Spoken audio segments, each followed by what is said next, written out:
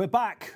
Racing Post Live in conjunction with the Betfair Exchange. The half-time whistle has been blown. Hope you've all had your oranges because we are raring to go. Whatever you make of a Thursday, it's going to be a cracker. I reckon it's pretty much sort of even Stevens, isn't it, at the moment? Punters versus bookmakers. How will that change today? Dave Orton back with you for the entire day. Delighted to be joined by a stellar team as well. Sandro Di Michele sitting next to me, former Sky Bet, now a big owner.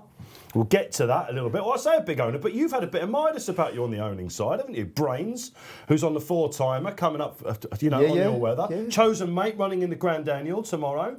Touch wood, he's running in the Grand Annual tomorrow. We'll get to that. Bruce Millington, a man that used to be behind enemy lines with the bookmakers. You've been in the trenches so far this week. How's it been? First day was spectacular. Yesterday I knew I'd good. You always give some back after a good day. Thankfully, I managed to not completely hemorrhage. I tried to play a forward defensive, but I couldn't help dancing down the pitch and having a cut at one or two. But it's been good so far. Love the racing and so far in front. And how's the Racing Post team holding up down there? Yeah, good. There's a big house down there in the Cotswolds, in the middle of nowhere, big farm.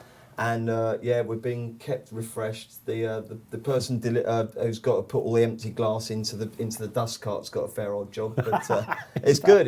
We're loving it. Yeah, fantastic. brilliant. We're great to have Bruce and Neil Hubbard joins us. We're on to sort of pro level at the moment, aren't we? We are. We've gone up from amateur. We've been doing this all week. Neil from Betfair going to keep us abreast of all the markets. You've had a couple of winners along the way as well, haven't you? Yeah, it's been a pretty good week so far, I think. Probably could do a little bit better, but onwards and upwards. And looking forward to today, actually. No matter how you're watching, Facebook Live, our YouTube page, let us know you're out there, all your comments. We love to hear. We had some fantastic, thrilling feedback actually so far. Real-time action, real-time analysis, that's what you're going to get. And wait till you see us through the first couple of races. It's going to get lively today. Neil, we're talking about going through the markets, and Bruce, I'll bring you in on this as well a little bit, Sandro. Will racing go ahead tomorrow? I think a bit of an elephant in the room at the minute for a lot of people. Well, here we've been talking about it a lot. We'll give you news as it breaks if it comes. Neil, there was obviously a lot of talk about this market all of a sudden. Yeah, there's another market up on the exchange. So obviously all the talk pre-festival was will racing start on the Tuesday? Obviously it has, but now we're back again with another market of will it go ahead tomorrow? Not quite at the levels of match that we of money that's been matched that we saw pre-festival, but at the minute, as you can see on the screen there, yes for action tomorrow is 1.3, so 3 to 1 on 1.34. So short and odds on that it will go ahead tomorrow, but the fact it's not shorter suggests there is a little bit of doubt out there, I'd say. And it's been volatile, hasn't it? I mean, it jumped up to about 1.7 15 minutes ago. There's time for it to get crazy. We're expecting a Cobra announcement very shortly. Scotland has already said 500 max crowd for sports events. Ireland has taken action, so we'll have to wait and see. But I've got to say though, Dave, I mean, I'd be amazed even if they do say, look, all the football's got to be with no crowds. I'd be amazed if Cheltenham can't go ahead, even if no one's allowed in. Take the French model, for example. For the last, I think it's 2 weeks now, you've had the vets on site, 2 people per horse, and the commentator's been remote. It's been working. They need it for their bull betting. We need it as an industry. Sandro, as an owner, how's that making you feel with Chosen Mate tomorrow in the Grand Annual? Live chance. Yeah, live chance, third favourite. And this, I was saying to Bruce earlier, this is what you dream of. This is why you get into the sport. This is why you become an owner. So to have a Cheltenham runner and one with a really lively chance, if you weren't allowed on the track, I mean, if racing was cancelled, that would be horrendous. I think it's going to go ahead in some form, would be my take on it. But if you couldn't be there to have a runner at Cheltenham, it would be pretty disappointing, because at the moment you think, it might never happen again. If you go to the top of Cleve Hill and get yourself a telescope. Correct. And at the moment, there are still telescopes on the shelves of supermarkets. Yeah, we haven't had panic buying on telescopes yet. Good. Very well, until now. OK, we're not too far away from the opener, the Marsh Chase. So let's have a little look at the market, if we don't mind for that. We can get a full market up, as if by magic on the screen it will appear. And this is a race, lads, isn't it, that has been some feverish market activity in the last 24 hours. It's been one of the puzzles for me, Bruce, of the whole entire festival, where I keep changing my mind a little bit. I've come down on itchy feet because I just think he's solid. I don't think he'll mind the ground. I think festival form in this is very, very important indeed. I thought the Irish would get over Bet, but just looking at that, Samcro's going out a little bit now. Who do you like? Well, the money's for Faheen. All for Faheen. And the vibe was, did he leave? Was that race at Leopardstown his final swan song? And everyone's thinking, he might not bring him over, but he's racing him, and he's been really, really well backed. So I mean, fingers crossed, because this would be the fairy tale of all fairy tales, wouldn't it? He's just a fantastic horse. And you think, he's 17 from 25. I mean, he's got the most fantastic record, £1 million in prize money. I would love to see him win, and I think he can at his best. I've actually gone, you talked about festival form. There's a horse in here that was second in the Supreme, just got beat. Second in the Champion Hurdle, just got beat. Second in the Champion Hurdle, did get beat at fairway, but 2-2-2 in the festival, Mellon. You're passionate about this. I'm not particularly passionate about it. But I've never heard you speak so quickly about a horse. You would boom, boom. But if you look at it, I think festival form is huge. I think the way they race at the festival is completely different to the rest of the time. They race hard from the get-go, and I think you either can cut it or you can't. His chase form isn't superb. He's got a bit to final ratings, but he comes alive at the festival, and I just think, he's 17 for a win. I think he's about 5 for a place. I take a chance with Mellon in a very, very fascinating and difficult race. I take the festival form. They're putting cheek pieces on for the first time over fences. He has won them over hurdles. Before we get a line from the other chaps, let's go to our socials. We've already got a question coming in from Thomas Crocombe. I tell you what, you've got to be careful with these names, lads. We had a couple of anagrams yesterday. No Suffolk and goods here, please. 14 going to cost a lot of people money today. It's one of those, isn't it? Lots of people betting with their heart, I think. Sandro, who do you like in this first and foremost, and then line of 14? Boringly, I agree with you, Dave. I'm with Itchy Feet. I like it. I think the form's solid. I thought it was a good win at Sandown. The second horse to beat that day, Midnight Shadow, the C. Smith horse, is an interesting one. A few people who know a bit more than I do have been putting that up. I was there at Leopardstown when Fahim won. It was amazing. You know, that's why this sport's so great. It's a wonderful story. If Fahim won, then brilliant, fair play. But for me, at the prices and as a 12-year-old novice, it wouldn't be a bet for me. No horse older than 9 has ever even tried this race, but he's just ripped up all the rule books, hasn't he? Neil Hubbard. Well, it's 2 for Itchy Feet and it's 2 for Mellon. I'm firmly in the Mellon camp. I really like the step up in trip. I think his run last time at the Dublin Racing Festival wasn't great, but they just went too quick for him. And I think this step up in trip will really suit him. I like the angle that he likes to be prominent in his races. I think on the new course round Cheltenham, front runners are a little bit favoured around there. And I think at the prices, as Bruce says, he's 17, so 16 to 1 on the exchange. In a race where I think you could probably pick holes in most of them for whatever reason, at the prices, I'm happy to row in with Mellon. I just think he's the sort of horse that if he wins and you'll go back and you'll say, well, look at his festival form, it's actually fantastic. He hasn't done too much wrong this season. Nearly beat Bouvedere in Champion Hurdle, of course. And if you go back to his chasing debut, when a lot of people criticise Paul Talon for not giving Fakir more of a race, that form's been nicely advertised, hasn't it? He's keep freshening up. He is interesting. Are you with him for a place, or are you totally against his horse? The reason why I'm going for this is because we've been having team bets on. I think this is going to sound like a really weak answer.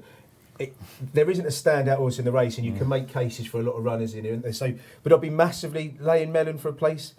I don't think so. But if you want, for the purposes of having a bit of rivalry, then let's lay it, Dave. They are in the prelims at the moment. Neil, can we get a look at the market and an update and see exactly? I mean, Forheen having it looked like it was going to be him and Samcro fighting it out. Itchy Feet has now been all of a sudden really solidifying. Yeah, well, this time, like last night, it was Samcro was around the favourite at 5.1, so he's drifted a little bit, but not massively. But Forheen and Itchy Feet couldn't be separated last night, but Forheen has gone clear favourite now at 3 to 1 on the exchange, and as we've already said, he's the one for all the money.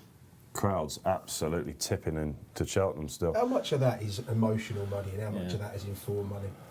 I don't think there's much emotional money affecting the market these days. I mean, I just obviously, you know, if you love Faheen, you might have a friendly fiver on, but that's not really going in a market with this much liquidity. That's not really going to touch the sides, is it? Samcro's really interesting, isn't he? Because, you know, he's been the second coming for 2 years and never quite actually turned up.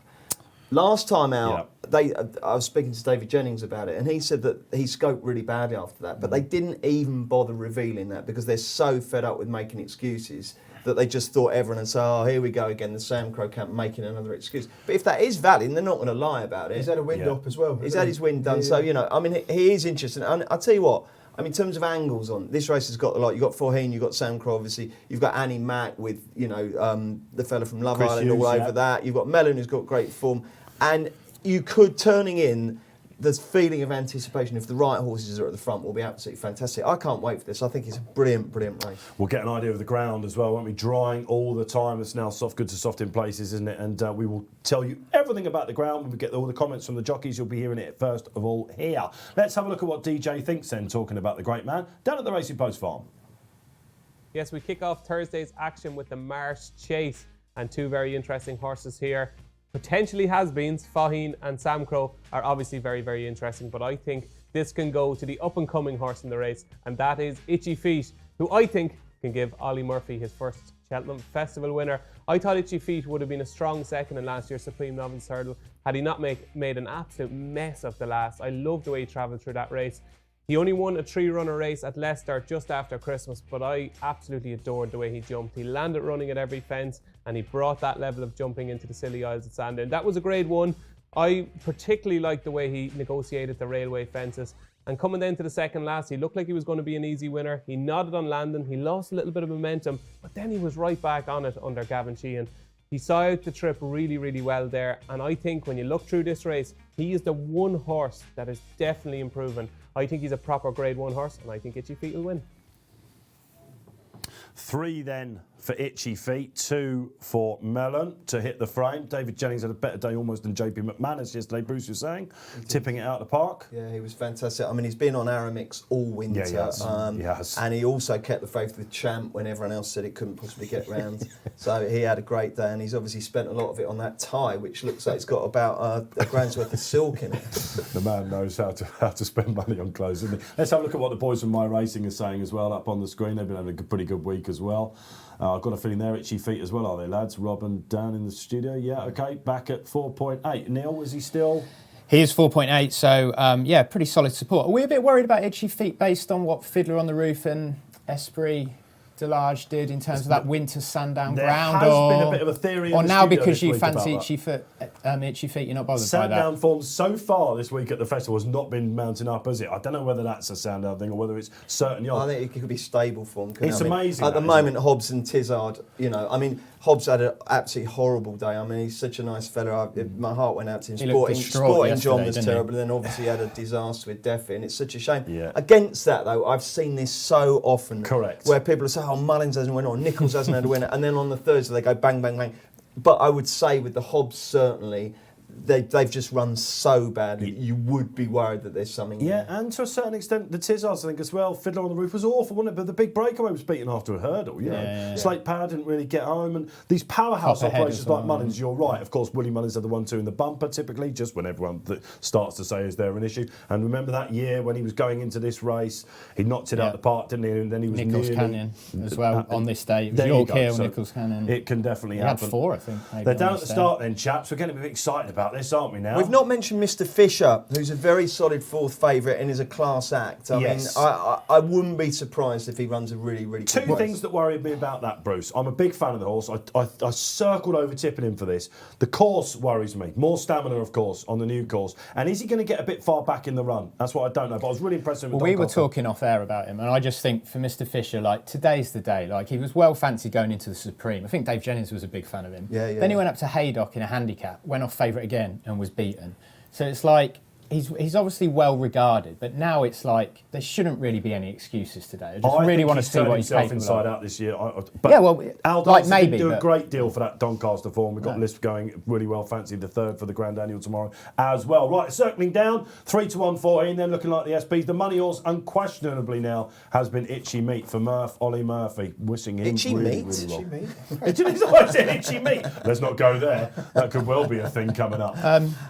Yeah, just speaking of stable form and Colin Tizard there, Reserve Tank's a bit of a steamer here. He was sort of around the mid-20s last night, and he's into like 16s now. Of the rags, he's the one that you thought, well... Into 15s now, and he'll be on the front end, won't he, really? You'd expect him to maybe be... I don't know, I couldn't be with him. I don't think I could be with him. It's just a bit of money for him, though, into 14s now. Beat Chosen Mate, didn't he? Was that the race at Aintree last year? Yeah, over the 2 mile 5. Yeah, we didn't quite get the trip. You didn't. Brewing up a storm beat us in that race as well. Yeah, it was disappointing as well earlier in the week. So, yeah, I'm not sure. And we also should mention the other Rich Ritchie horse, Pertemps, who Tom Siegel and Paul Keeley have both put up at a big price. Went horribly wrong last time, didn't it? But at the start of the season, lots of people talk about him for the Arkle. Yeah, I was actually quite, in terms of your angles for the Arkle, you want to be looking at horses who are good hurdlers and things like that. And he's one of the best. He'll be one of the best in here, probably along with Mellon, to be honest. Good point, and Neil. Samcro, Yes, absolutely. maybe. I think he probably would be. Him and Mellon, absolutely. Okay, all right. So let's see how they're lining up then. Mr. Fisher, surprisingly near the front rank for me. I'll tell you what, lads. don't get excited yet, because there's obviously going to be a full start. Don't go there, Bruce. What on earth? I think after the first 3 races, people have forgotten the 2 words standing and start together, but then it crept its ugly head back in. It's up to the jockeys.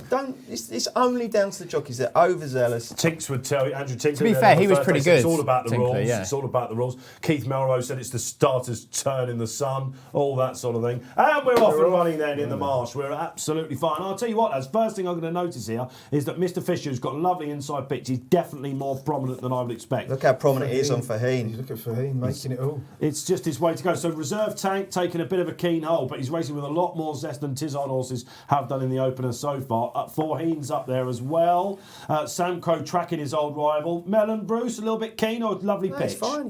It's exactly where you want to be. I mean, there has been nothing here in the market that says anything's had a great start or a bad start. It's very much as you were. Will you be doing some in-running punting today, Bruce, as we go along? To be honest, but within running, I'm so clumsy that I just hit the wrong button all the time, and I'm just useless at it. So it's emotion for me, as we're about to see. I just get carried away. What are you taking from the start? How quick are they gone, do you think? I think that it's a fair clip, isn't it? Faheen obviously want it run at a good pace, and he seems to be making the running. Obviously, being on itchy feet, I'm a little bit concerned as to. I don't know, he's on the inside. He's not too far back. There's probably only about 6 lengths covering the field. You get the feeling actually that that the jocks who do read the spotlights, do read the tips, do speak to each other, of course, in the weighing room. They're all conscious of not getting too far back, aren't they? I think there have been plenty of jockeys so far this week that haven't given themselves the best opportunity of having a good run. Just by snoozing at the start. I would say the one horse the market does like is probably Samcro at the minute. He's got probably a lovely just nudged pitch, ahead. hasn't he? He has got a lovely pitch in a minute. He's settled beautifully. And itchy feet's out a couple of points because he's out the back there on the inside. Which I have to say isn't ideal. It just looks like, for me, he's running a little bit too enthusiastically as well, but we shall see how that pans out. Just look at Midnight Shadow there. He's jumping well on the outside. We've seen a split opinion, haven't we? Certainly yesterday, a lot of jockeys wanted to be wider. Obviously, Davy Russell and Galvin in the Imperial Oral race got a little bit of criticism for switching out a little bit too late. Itchy's gone. Itchy has gone. He made a bad jump out the back. And they've got a circuit to go here, and now Mullins has kicked on. The Mullins duo have kicked on, and Mellon is forcing the issue. Are you happy with that, Bruce? Yeah, got no problem with that. I honestly, the one thing that I like is horses out the front. The most ridiculous phrase in racing is he's done it the hard way. It's the easy way. Get them out the front and let them come at you. You've got a clear run. You're never going to get brought down. Go your own pace. Absolutely, do your own pace. Doing it the hard way, yeah. Honestly, Samcro's lobbing along in fourth as well. They're about to hit the first one down the far side, and Mellon's going well in front with Faheen on his shoulder and Samcro moving into third. So it's all boiling up. Obviously you've had a disaster if you've backed itchy feet. Yeah, that's me. Because he wasn't going well, and then he took a tumble. But the rest of them going well. Yeah, I backed him each way as well, so I'm really feeling the pain. I'll tell you who is catching my eye here, Pertemps, who you mentioned, in the green cap of Ritchie's. Again, he's probably doing just a little bit too much because he's not, I don't know, he's one of those funny horses. What does he produce at the end? He's going in a lovely, lovely pitch at the minute. He's pulled Samcro a little bit out in wider, front. hasn't he? Reserve Tank still bang there right on the inside. He is. I will just one little thing that might come into play later. It's very sunny. I just wonder if we'll get some low sun issues later on. There's another potential bombshell cat amongst the pigeons. Samcro still firmly on the bridle. I think Paul Town has just steadied the pace slightly, hasn't he? Which they've been doing. In fact, he's been doing it in these colours a little bit. Asterion Falange, the big getaway. He also was able to get his own way up front. He's jumping nicely in the lead though, Mellon. Yeah, he is. Midnight Shadow's creeping into it as well as Reserve Tank begins to come off the bridle a little. Just getting chased along. He's back on it now. Samcro's still favourite at the minute in running. Is there any love for Saint Sonnet on the exchange market at the minute? He's just been hundreds. popping away out the back. Hundreds at the minute, Dave. And where's Mr. Fisher? He's still got a lot to pass, hasn't he? Again, he's sort of on and off the bridle a little bit on the inside. Keith Melrose yesterday, the betting editor from the Racing Post, he was in. He said, "It's like a snake pit." He said on the inside down there. You cannot be there from halfway. Mellon. This is boiling into some finish, you know, because Mellon's bowling along in front. He's got Faheen on his case. Pertemps getting into it and Samcro is lobbing. This should be absolutely brilliant. Is that still reserve tank? Here we come, the game downhill then. Still there as well. To this tricky third fence that they all worry about, the jockeys. Tornado Flyer's not out of this either. Used to be a very well regarded bump horse. Oh, we're all over it, fine. Reserve tank pot. Look at Samcro. Here comes Samcro looming up onto the heels of the leaders, and Midnight Shadow going really well on the outside as well. What is Ollie Murphy thinking right now? The horse he's beaten a couple of times. Midnight Shadow bang there. Saint Sonnet not out of this, Samcro, lads. Mr. Fisher now improving. Come on then, call it, boys. We've got Samcro versus Melon Bruce. Oh, I know. Faheen's still coming back into it. Don't worry about Samcro's that. The legs to go past Yes, them. he does. Of course he does. He gets up the hill better than any other horse. Melon. Samcro's taking it up. Go on, Melon. Samcro was Go on, Melon. Melon's coming back. Go on, Melon. Come on, switch then. to the It inside looks on like three Melon. Irish horses. Go on, the Melon. Come on. Come on, Dave. Coming to the What last. a He takes a fuck. little Go on, pull. ping it, ping it. Oh, Go on, get Melon. behind Will he it. outstay him? That's the question. It looks like it's between the two. Foreheen's he's gonna desperately get it, trying to isn't he? get back into it. Samcro sticks his nose in front. Melon crying. Go here on! he Go on! Oh, fuck, Samcro wins it.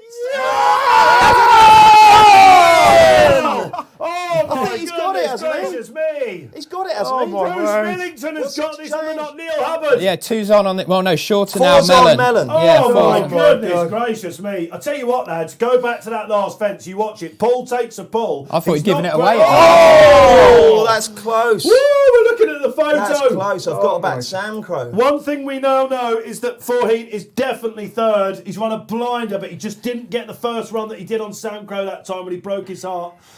Yeah, the Samcro exchange looks wants for me- Melon.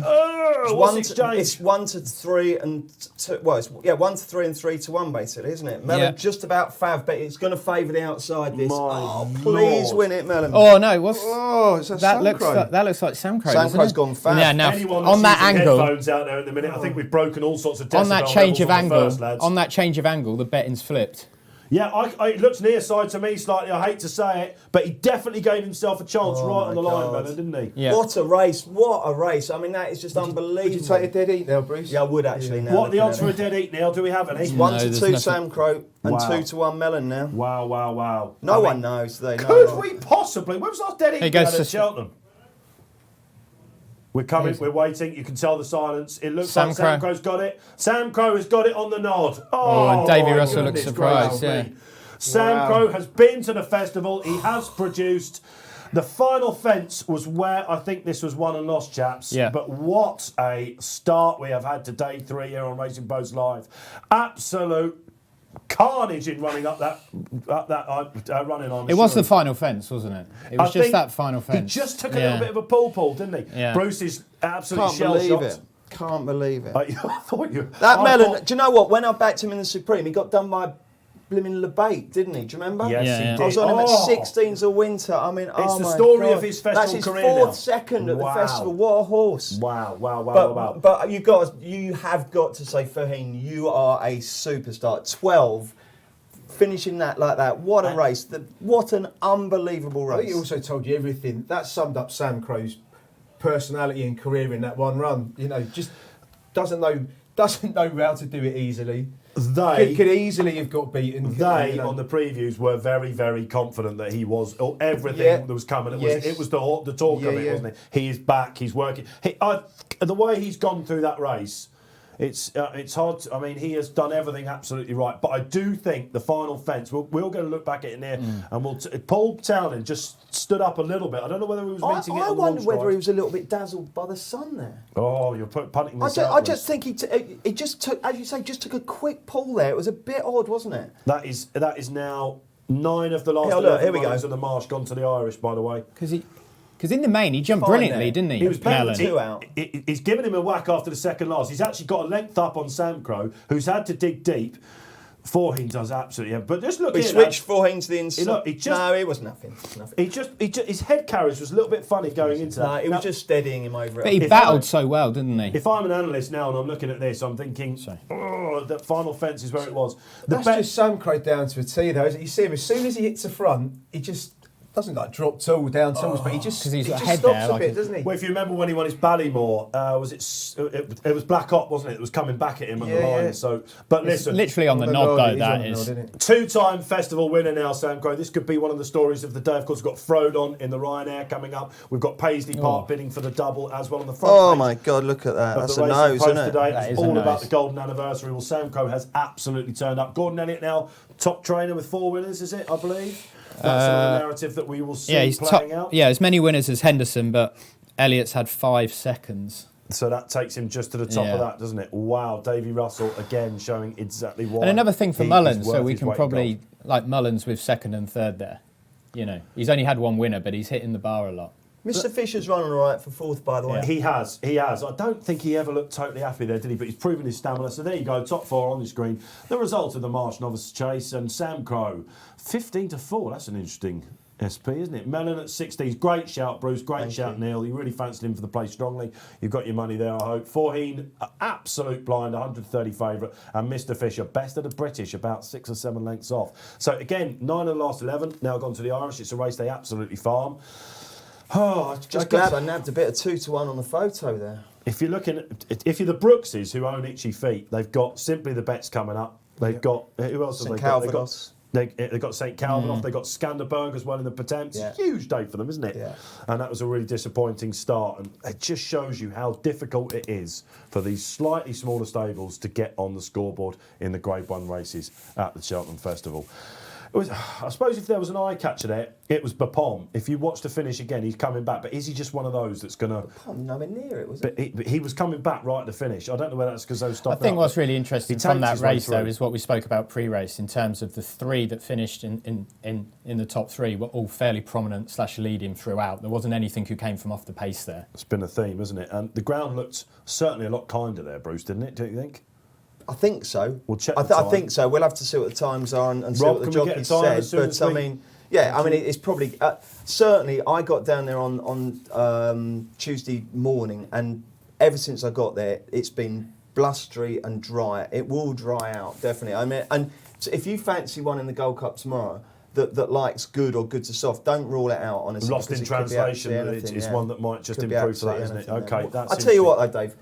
We will look back on that race in many years to come and say what an absolute, classic. truly great festival race that was. Let's talk about the form, if you think about it. That's a really, really good point because you've got Forheen, champion hurdler, superstar Forheen. There's been a lot of talk about whether he really took to fences. That's got to be nonsense, hasn't Jumped it? perfect. It's got to be nonsense. And you've got, like Bruce says, a horse that's been to the festival, been nutted 4 times. Okay, so we're roughly around about 16 seconds, as Bruce is pointing out to me, over. So that is indeed better than what we've been seeing. It was a truly run race as well, which is something we haven't had totally this week as well. But the ground, absolutely, looks like it's turning in the punter's favour, I think. What happens with Fahim next?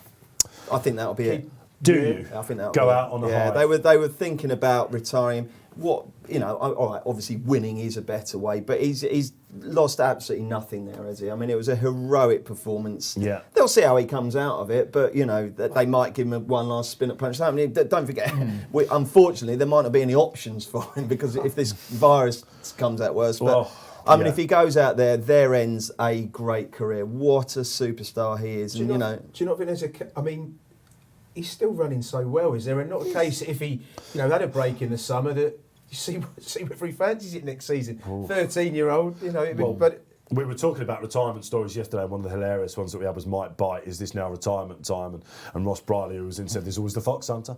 You never really know with what they might do.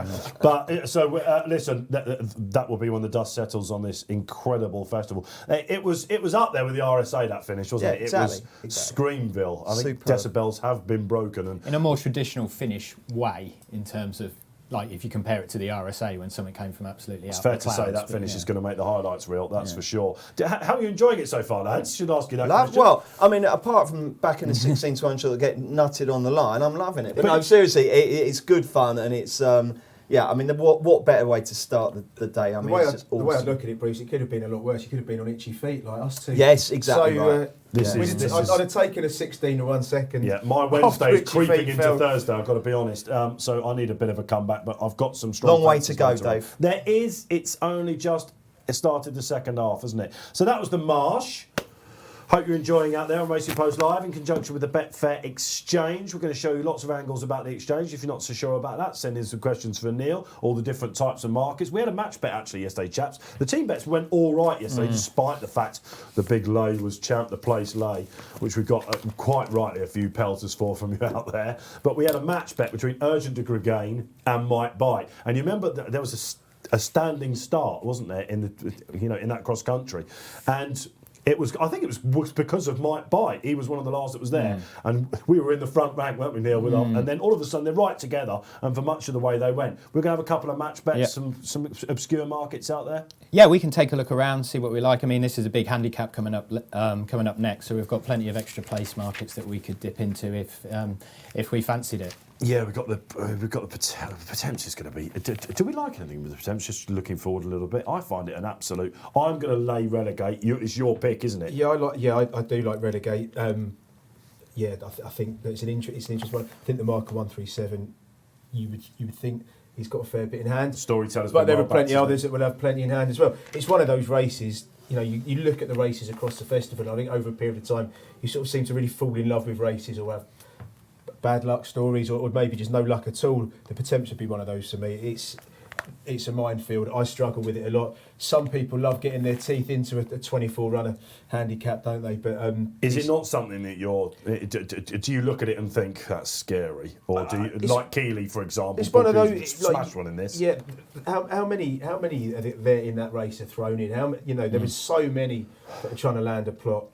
I think it's only 2 of the last 20 have arrived with a 1 next to their name. That was a stat that I had. I'll find them actually. Yeah, only 2 of the last 23 actually won a qualifier. There we are. That's what it is. Well done. Thank you, Neil Hubbard, for that. The storyteller creeping in by finishing 6th in his last run. Yeah, very handy 6th. He was massively eye-catching. I've got to say, I watched that on the train in again just to remind myself and see. Of course, that would be a quick double if it comes off for Gordon Elliott and Davy Russell. And when I was with Elliott last week, we were sort of, is it Sir de Burley who caught the iron, in his qualifier at Warwick. Garrity's on. He's having a sizzling week, isn't he, for McManus? First time blinkers for that. He wasn't. It was. It's interesting, though, isn't it? Because that's what he did. That's what he did with Sir de Burley 12 months ago. Was finish 6th and then won the race. Against that, though, if you actually look at the stats in the 10-year trends table in the Racing Post, you kind of get the impression with this race, because of the ludicrous qualifying system where you can get in by finishing 6th, and it almost encourages horses not to run on their merits. I hate the whole thing about the potential. But when you get to the actual race itself, if you look at the form and figures of the horses that have won it, they come into it with a lot of low numbers by their names. I know Sir de Burley not so much last year, but previous to that, they've all come in with 1s, 2s and 3s by their name. So in actual fact, while it is a race that kind of fundamentally scares me that there's something with a bunch of duck eggs that can't put, that it's going to come. When was the last winner you backed in it? Can you remember backing a winner in it? Was it Buena Vista? Hollywell. My goodness gracious me. But it's not a race I like. Unfortunately, I have to admit, I'm not going to make out I'm Paul Keeley or David James. I don't spend long enough with my snout in the form book to be able to have a handle on this. Actually, just to back up Bruce here, the worst finishing position of any runner coming in here is 6th. Of its last start. But I mean, that's partly to do with. I mean, that's the nature of Cheltenham handicaps. Said about the qualification process, hasn't it? Over there's been a few darts thrown professionally between a few people. It's ridiculous. But the fact is now, if you want to get into a Cheltenham handicap, you have to be running well. You can't fiddle your way in anymore, because it's everyone wants to run in this ticket. Check out your replays in the members club of that storyteller run when he comes 6th. I mean, I'm not sure exactly who was on him when he rode that. I'm assuming it wasn't Russell. If someone could tell me. It was Davy Russell. Well, it was Russell, was it? It was executed if you wanted to qualify to perfection. Hands and heels 6. Is it? It was. Very hands and heels right as well, wasn't it? I'm not even sure Davy had a whip on him. And we are talking about a festival handicap winner here, so he's been there and done it. Stones have got 2 in here. Of course, they've got Guitar Pete, who's got lots of Cheltenham form as well. Well, should we talk about Wells Saint, who Nicky Henderson put up as his charity bet when Kills was doing a bit of money for him overnight. There's been loads of money for him because Keeley put him up, I think, as a really strong selection for this. We'll see what David Jennings is saying in the diary room down at the farm, of course. Don't forget that. My way of looking at this, guys, and we'll go down the panel. I just think Relegate jumps terribly. Yeah. I know she's a bumper winner, and when I saw all the money come in, tell me if I'm wrong, Sandro, I didn't think it was that eye-catching, the 4th and the return. First run for Cole Murphy, we should say as well. Well, yeah. No, I suppose it wasn't, maybe not that eye-catching, but that obviously wasn't the goal, was it? You know, sure. Today's the goal, and it is well handicapped. I think Paul Townend, interesting booking as well, isn't it? Teaming up with Cole Murphy. I think you can make a case for many in the race. I think the fact that it won the bumper can only be a positive, but that Cheltenham form and festival form in particular is key. I appreciate the bumper is a different race, but it is a bloody rough race, the bumper, isn't it? And Pertemps is going to be a rough race as well. So it shows it's a pretty robust horse. It'll stand it in good stead. From a handicapping perspective, she was one of the horses, Bruce, wasn't she? The connections that were happy with the Irish mark being above because it meant she got into the race. Absolutely. Whereas that Dame de Compagnie, how much was talked about that yesterday? The £2 that they got off. So the handicapping, there's a load of handicapping stories here. Bruce, have you got one in this? Well, we talked earlier about Mr. Brooks and how he's had a bad festival. I think Skanderberg will give him a great run. Like I say, it's not the sort of race where you're ever going to turn around and say he's a good thing, he's a certainty, etc., etc. But, you know, if you can get as many places as you can on this, then I think Skanderberg, who's in form, fits the sort of profile that you like, likes the course, etc., etc., he'd do for me as much as any. But I'm fully prepared to believe that there's a number of these with a bit up their sleeve, and none of us is going to know about it. Murphs needs to bounce back, doesn't he? And Gav Sheehan, of course, it was on itchy feet.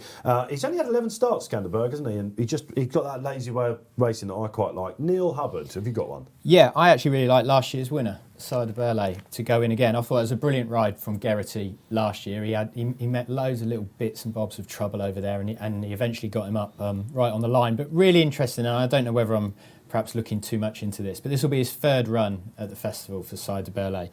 So he was fourth in the Martin Pipe when he was fitted with a first-time tongue tie. Then he won this race last year, fitted with first-time cheek pieces. Mm-hmm. Now he's back again today in first-time blinkers. So the first time that they've ever ran him in headgear has been at the festival. He's finished fourth and first, and they go again with that same angle here. It is a real positive, isn't it? You can win back-to-back. I just think there's clearly a horse that maybe I'm joining dots that aren't there, but every time he's had the headgear fitted, he seems to have improved a little bit. He's up £7 based on last year, and yeah, I'm happy to go in again. But with also, him. you know, again, we say time and time again, look at Mellon there. He's Yeah.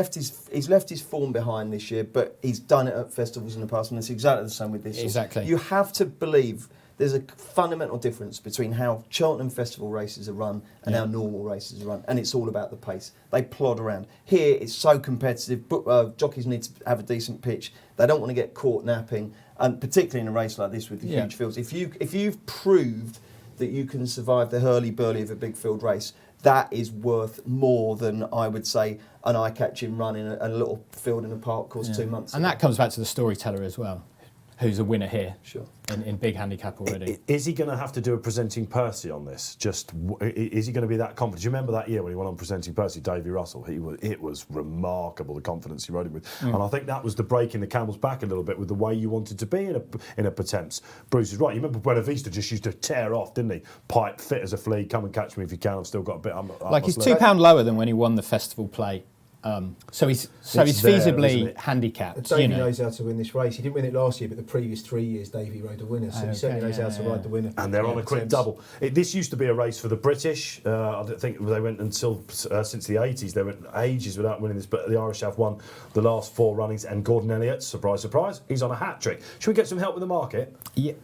So Storyteller See if we can get it up on the screen. Yeah, let's wait up there. But Storyteller is favourite at 7, so that's 6-1. He was slightly shorter last night, so he's drifted out a bit, but nothing of any significance really. Bit of money for Welsh Saint, who was 7-1 last night, and he's into 6-1. Relegate is being backed. She's actually favourite now, so people agreeing with what Sandro has said there. So I'm not quite Relegate. sure that's why it's being backed, but I'll take that as a compliment anyway. Yeah. Well, she was always going to be the one, I think, wasn't she? And it goes a little bit to what Bruce has said about this festival form, isn't it? They turn up. So listen, I'm prepared to, but I just think I think she jumps terribly, and I would be looking at this as a place lay, I think personally. But that's all about opinions. I'll tell you what, if you want one at a big price, go on. Paul Keeley, and again we're talking about festival form. Guitar Pete, I think, was 3rd in Tiger Roll's Triumph. Yep. Blimey. Okay. Yeah, rings a bell. He's 10 now, so that kind of should count him out on the trends. But he's got that Cheltenham festival. He's won a Caspian Caviar. He's won a Caspian Caviar. He's not too sad at all. And he might, if you want one at a ridiculous 140. 140 to win, and he's obviously going to be commensurate on the places. It'd be lovely to see Nicky Richards get back on the score sheet, wouldn't it, at Cheltenham? Yeah, you forget about Nicky a little bit now, but he has had some monster horses over the years. My Racing, the boys at My Racing, no good with itchy feet. They've gone for Dreamberry in this. He's got young John Joe O'Neill Jr. on for his dad, Dreamberry. One of these horses, Dreamberry, forget about him because he's a bit of a sick note, isn't he? He just goes completely missing. And indeed, I had him marked down as one to be interested in, Dreamberry. He's got some course form without winning, hasn't he? Yeah, he was 7th in a Martin Pipe as well, so coming back to this previous festival form angle as well, and he's £5 lower today.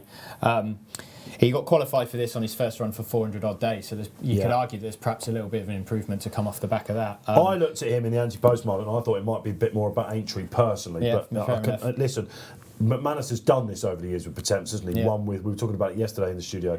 I can't remember who it was. He said that he had a throwaway 500 quid on it. I can't remember the name of those, but it was a John Joe like fourth string. Keith Melrose' point is don't ever be afraid of a John Joe and a McManus second or third string at all. It's a bit like the O'Briens, isn't it? It's not just you who has £500 throwaway bets. He wouldn't miss it if he lost it, which was a comment yesterday. I certainly would after the Wednesday I had. I'm just about level at the moment. Are you up after Mellon and the place? Yeah, I'm doing okay, but that was annoying because I love Mellon. I really did want to win, but like I say, and they just put the freeze frame up again there, and it's a centimetre at most. Never mind. Yeah, well, you're closer than me and Sandro, that's for sure. So let's have a reminder of the selections. I'm laying, and I wouldn't put you off a place lay for relegate, unlike Sandro Di Michele, who probably is one of his handicap good things of the week, and we shall see how that goes on. So a little head-to-head there. Bruce? There's no such thing as laying in this to me, because they're all bit... Because it's a juicy price, All right, you might have one of the front runners that you don't fancy, but, how can you really rule out any of these three? They're all so solid, aren't they? So I'm going to go Skanderberg, but obviously very small stakes. My view with Cheltenham is always the conditions races and the championship races. You can get stuck into the handicaps. You have to accept they're a different type of race. You just aren't privy to as much information. Throwing a few darts potentially as well. Yeah, you could do exactly. And I'll have a silly bet on Guitar Pete as well at a massive price. Following in kills, no problems there. Neil Hubbard, remind us. Yeah, side of Burley for back-to-back. Although we've got co-favourites as 3 on the exchange. So the Storyteller, Welsh Saint and Relegator are all 6-1 on the exchange. I actually do think, in terms of the one that I'm looking to be and the horse that I'm thinking I need to finish ahead of to win this race is the Storyteller. I think everything's in his favour, and I was expecting him to perhaps be a little bit shorter here. So 6-1, I think, is actually perfectly all right price, really. Before we go back to the market, let's go back to the diary room, see what DJ's saying. Yes, moving on to the Pertemps Final. It's always a tricky puzzle to try and solve, although it's been a decent race for punters in recent years, especially with Sire de Burley last year. I don't think he's going to repeat the feat, and I think it can go to a stablemate. I think it's going to go to the Storyteller. He's a former Cheltenham Festival winner. He won the Burn Group Plate a couple of years ago, and I think this is a really shrewd move by Gordon Elliott to map him out for the Pertemps Final. He finished 6th in that qualifier at Leopardstown, and you know who finished 6th in it last year? It was Sire de Burley. He got a mark of 149 in England. Of course, that's £7 higher than his Irish mark, but he's a 156 rated chaser, and he's got that touch of class. He's contested 9 Grade 1s, so that tells me that he's the best horse in the race, and he still doesn't have top weight. To me, he travels really nicely for a race like this, which is going to be competitive. There's going to be hustle and bustle for positions. He's the one that's going to have the natural pace to hold his position, and I think he's the best handicapped horse in the race. Yes, the Pertemps Final can go to the Storyteller.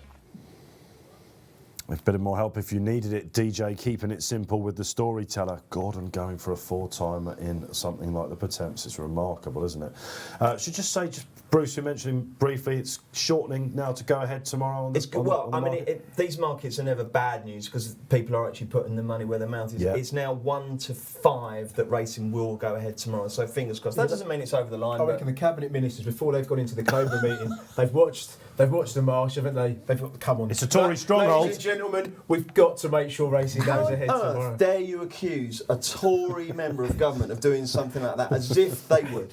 Yes, indeed. And as Keely's been saying to anyone that wants to listen, it's a Tory stronghold, lads. Cheltenham was always going to be good. OK, so we're approaching rapidly. They're in the preliminaries now for the ultra-competitive, fiendish puzzle that is the Pertemps Network Final. Of course, top 6, you had to qualify for this, a Storyteller, who we thought was going to be outright favourite. Neil, can we go back to the market now? Yeah, so Relegate is still holding her position at the head of affairs, so around the 11-2 mark. Storyteller's still really solid. He's the one that's not actually moving too much, while Relegate keeps being backed and then drifting back out. The same with Welsh Saint. The Storyteller's just incredibly solid there at the head of the market at 6-1. Elsewhere, we'll just go a bit further down the page. Kilbrickan, is he interesting? Kilbrickan Storm, Albert Bartlett winner? Yeah, Trip will be fine, won't it? Is the ground perhaps drying up a bit too much for him? I don't know. I'll tell you who is interesting in terms of, there's just been, if you look at his graph, it's come down, Harry, former superstar stayer. Yeah. I mean, again, he's one of them horses that if he won, you'd be like, hang on a sec, this horse in his pomp would pick these up and carry them. The trouble is, I think he's 12 now, isn't he? Again, go back to your front page, Golden Anniversary, 2-time winners. He, of course, has been missed out a little bit in that, absolutely. And we're talking about veterans as well. Aidan Coleman, who's put the kettle on, that was one of your highlights, wasn't it? Saw you on Watch Out, giving it a large about that. I was on Fakir. I was so certain to pick it up. I'm still living about that. But anyway, that was a mighty bet for a lot of people. I had it backed, of course, in the novice handicap, didn't I? Yeah, of course, you had the double, in the novice handicap with Damder Company in the Coral Cup. He got the wrong race, in other words. Yeah, so that is never mind. And that's a good point, actually. Let's just get a quick social before I ask the guys about Tales of Woe anti-post-wise. Young Thug. I'm going for Welsh Saint in this one. Scared about the storyteller, though. So following in, Henderson was quite keen about this, wasn't he? And I'm trying to think about Henderson's record in the Pertemps, but you think about these colours, William Henry, or Di Walters, that sort of thing, and could this be one in which gets up on the line there? Tales of Woe anti-post-wise. Do we have any? How long have you got? Do we have any? That's a yes. That's a resounding yes. I'll get mine out of the way. The big breakaway I've been backing since pretty much his hurdling debut for the Ballymore. Each way, fourth, running on into fourth. He never looked happy, did it? But that was fourth. That was a stinger for me. Well, I'll tell you what. Shaq and Post-Swab would be. There's some. I was just about to say, there's some lads out there sitting not 20 yards away from us in Racing Post HQ who got wind that this horse was an absolute superstar before it ran at Punchestown last year. They were backing it at 60s, at 40s, 50s, 33s. They all went down yesterday, rubbing their hands, and I was with some of them in the bar at about 11 o'clock. And there was no announcement. All of a sudden, the screen just flicked up, said non-runners. Number 2, Chacun Poursoir. Obviously, Altior and Chacun Poursoir. Yeah. And they're like, what? It was absolutely, I felt so sorry for them. Seismic anti-post knock. The horse knock. probably would be all right to run today or tomorrow as well. That is up there with one of the worst. That is one of the worst anti-post stories ever. Let's hear about your multiples, your doubles that have gone down with one horse. There's always one, isn't there? It's like the football hackers. You get 7 in, you're waiting for the 8, or whatever you're doing. There's always one. On Tuesday, I was delighted with myself because I'd backed Put the Kettle on at 20s. I thought, what a great judge I am. But I'd also had an each-way lucky 15 on Shishkin, the conditional, Imperial Aura, and Fakir Doodery. So, in actual fact, in hindsight, while it's paid a few quid, the money I've made on the 20s is pales into insignificance. If Fakir had won, it would have been an absolute crown jewel. So you had the 2 come out. Were you remembering that as they came clear? Damn right. Yeah, damn right. It's amazing how many people forget about these multiples, little fivers that they put here and all that sort of thing. I'm getting all sorts of messages every night about I've forgotten about this and that one. Third Wind is quite interesting here. I want to mention him quickly for Hughie Morrison. Definitely been targeted at this. Won the EBF final last year, and I think if you like some of the others in this, he's tied in very closely with the form. Whether he'll get home or not, I'm not sure, but Tom Segal likes him. He's put him up price-wise. Don't forget to check him out. Tom's had a pretty good week so far as well. It just shows there's so many angles here. Dingo Dollar's one to mention, isn't he? Fiendish this would be. Yeah, he's going to be on the front end, isn't he? You'd imagine he's going to be a bit of a pace angle in here. He's one of those sort of Marmite horses. People go for him in Grimthorpe's and things, and he always runs into Hennessy and that, but he never quite pulls it off. Yeah, Skybet Chase last year, I think he probably was one I backed in that because he ran in the Ladbroke Trophy quite well in that, and then went to the Skybet Chase and didn't. Who do we like out of our picks here for for a place? Could we potentially get a team bet off the market? I thought Sarah de Burley for a place might be.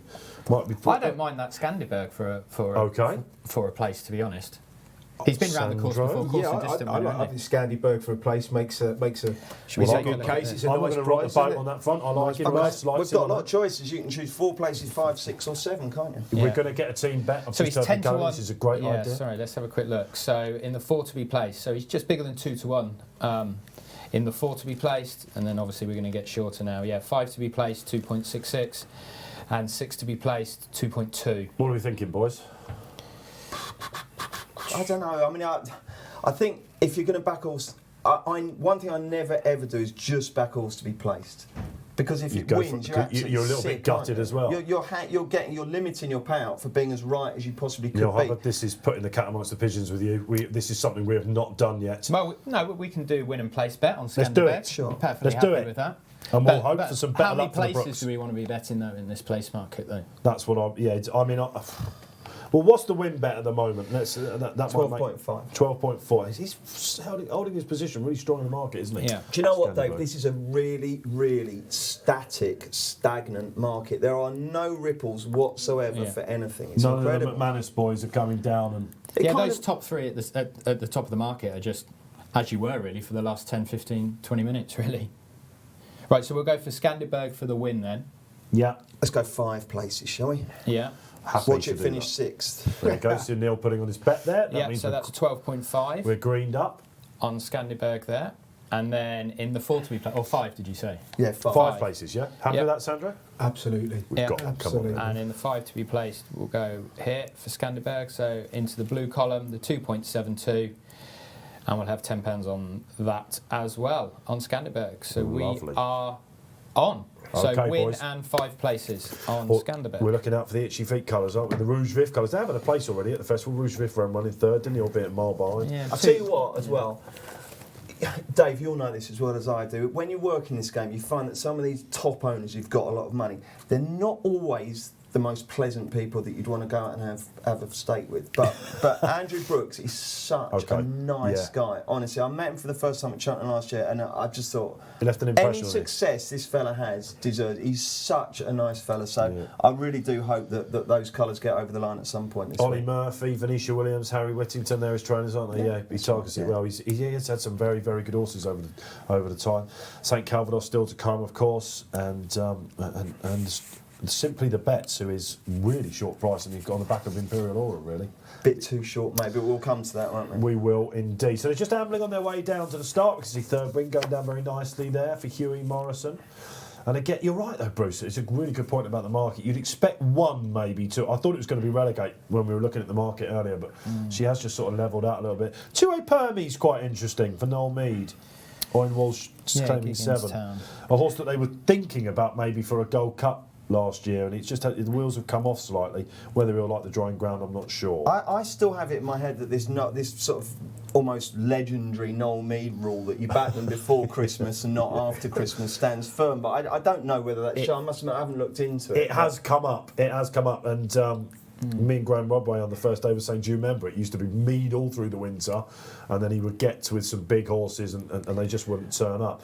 I was trying to work out why that was, and I remember James Pyman, who's our brilliant analyst, used to write the Pyman's Theory column, and he had a theory that there were a particular type of tree or some sort of crop near where Mead trains, and that potentially when it harvested or something, the blossom or the something like that would affect the horses. I mean, it was the maddest thing I've ever heard. Which was borne out, wasn't it? But if you think about Mead's winners, they were party poopers, we were saying, weren't they? Yeah, exactly. Sausalito Bay, one of my memory bets at Cheltenham, won the 2000 Supreme, beating Best Mate, who shot Bambi's mum. And of course, Nicanor beat Denman. Yeah. So when he does go so for a long time, wasn't he? When he wins big. In other words, and of course, Road to Respect was the most recent one, wasn't it? But yeah, Noel could do with the winner. How do you feel about the ordering of the meet? A slight sort of dry point, but I just think that race we just had there was too good to be the first race on a card. It's a good shout. I don't know what. This is going to be it's going to be a bit of an anticlimax on the drama and the narrative, isn't it? Slightly. How do we bet on a full start? Oh, God, just the 24 I would runners. say with all of the talk about the festival, being extended to more days, adding in more races, I think that first race has been one of the best additions to the festival. That 2.5 mile novice race. I know it's been around for 9-10 years now, but some of the winners, some of the roll of honours. And it shows there should be a 2.5 mile championship hurdles race. Scrap the mares. Well, there's your 5th day. That's something to put in, isn't it? There's a lot of love for a 5th day. Just quickly, Bruce, isn't there? Well, I mean, commercially, look, I'm only in favour of it if it makes so much money that it makes the sport more healthy. Whatever happens, the final day of the festival should be a Saturday. There are so many people who can't take the day off. Slightly different issue with self-isolation. But look, there's a lot of people jockeying to get to the front here. I mean, I hope they get away first time, because you'll have the devil's own job to get 24 horses away off a flat start, won't you? Yeah, a bit of a last-minute drift here on Welsh Saint, back out to bigger than 8-1 here. And let's hope that could be well because of his acting up in the preliminaries or something. I'm trying to get a look at him now to see if he's sweat up or something. One thing that's for certain, Relegate is going to be ridden cold, Sandro. Yes, yeah, absolutely, yeah, out the back there. Very cold. Let's see who's up front then. Who's going to be making it? Kansas City Chief, Noel Mulholland for Tony Bloom. Tony Bloom's yet to have a say on this festival, isn't he? Yeah, you'd think Dingo Dollar's up there. Is that Dingo Dollar on the outside, I think, in the pink Kilbricken up there, predictably as well. Burrows Park for Venetia Williams. Fairly quiet for her so far. Sapage won a big one in the Ultimate, didn't quite see it out. Looking for the Storyteller. Typical Davey. Got his position, hasn't he, on the 9-year-old in midfield. Middle of the pack there. Yeah. Welsh Saints up there in the front rank as well. Stony Mountain, not sure about the grounds. Henry Daly, we're hearing about this. Still waiting for some quotes, lads, about 14, if we don't mind. See if we can get... jump off early. What will he do next? Jawite? Jalowith? Yeah. I don't have no idea how to say the Maxwell horse there. But he's in form, isn't he? Jatalouis? Yeah, he's in form, though. He's not without a chance here. It's quite a big price, 20s on the exchange. I remember Anthony Bromley saying in his picks, the high flyer, Bloodstock Supremo, that would be his pick of the festival. OK, the flag is up. Here's the start going to go. It looks like... Good. We're away. Wow, hold your breath. We are absolutely off and running in the Pertemps. Fred the Foot right out the back for John McConnell. He's a complete rag. Burrows Park setting what it looks to be a pretty breakneck pace as expected, chaps. Bruce. Yeah, I mean, they're all got away well. There's no hard luck stories. One of them's been ridden very, very quietly out the back. I think that is Fred the Foot. I think it is. Is it not Rocket Lad? Oh, God, it could work. Looks like number 5, Rocket Lad. He's wearing headgear, isn't it? They're both wearing headgear. It is Rocket Lad. Yeah, I mean, that one's got to pass 23 horses to win. I mean, it's got 3 miles to do so. It's not that. I mean, Relegate's not that far ahead of Funny enough, with Storyteller, the grey has only got 2 behind him, and Relegate is one of them. And he was just being niggled rousted a bit there, but he's okay now. Yeah, Relegate's it's actually third win. Oh, sorry, Guitar Pete. Yeah. Relegate's on the inside. Yeah, pardon me, false alarm. Sandro, a word on Relegate. A little bit. That head carrier's not doing a great deal for me. And she's not the best jumper. Would you want to give her a bit more sight? I mean, she's Paul Townend on her. I always like them. I think when horses aren't the best of jumps, I think it's important to give them a bit more sight. I know some people don't like horses being ridden wide, do they? I'd always lean towards riding them a little bit wider and giving them a view of the fence or the flight. But yeah, she's jumping a little bit better than I thought she would. We'll see what happens under pressure. Third win, definitely not going well for Tom Segal, his pick, and Huey Morrison. Let's have a look for some of the big players. Welsh Saint handy on the inside in about 6. If you've backed him, you are delighted with that. I think you'd be delighted with the Storyteller as well. Davy Russell's just buried him away in the middle of the field there. And Neil Hubbard, you must be happy where Sided Burley is as well. Barry Garrity, typical Barry. Yeah, not too dissimilar from what I remember from last year, because he came around the inside there. But yeah, I'm quite happy, just settled in midfield there. Where's Scandinburg? I was just about to say towards the rear a little bit. There it is, next to Relegate. Well back, isn't he? So you've got, it's like a little peloton out the back there with a lot of fancied runners there, including Relegate and the Storyteller and Scandiburg, and then there's a few midfield and there's a couple up front, and probably the fancied runners, the one that's in the nicest position, I would say, is Welsh Saints at this point. Look at, you know what I mean, Harry, widest of all, you know what I mean, Harry, but he's in a fairly prominent position. Looking for who the Jigginstown in the white cap, Royal Thief for Henry de Bromhead.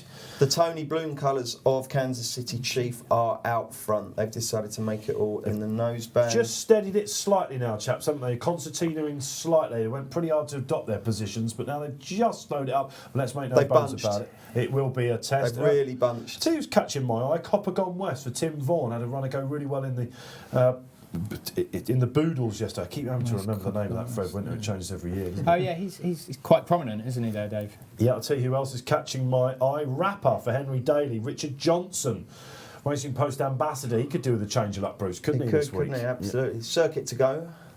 Yeah. Renegade's got to be a big price on the exchange now.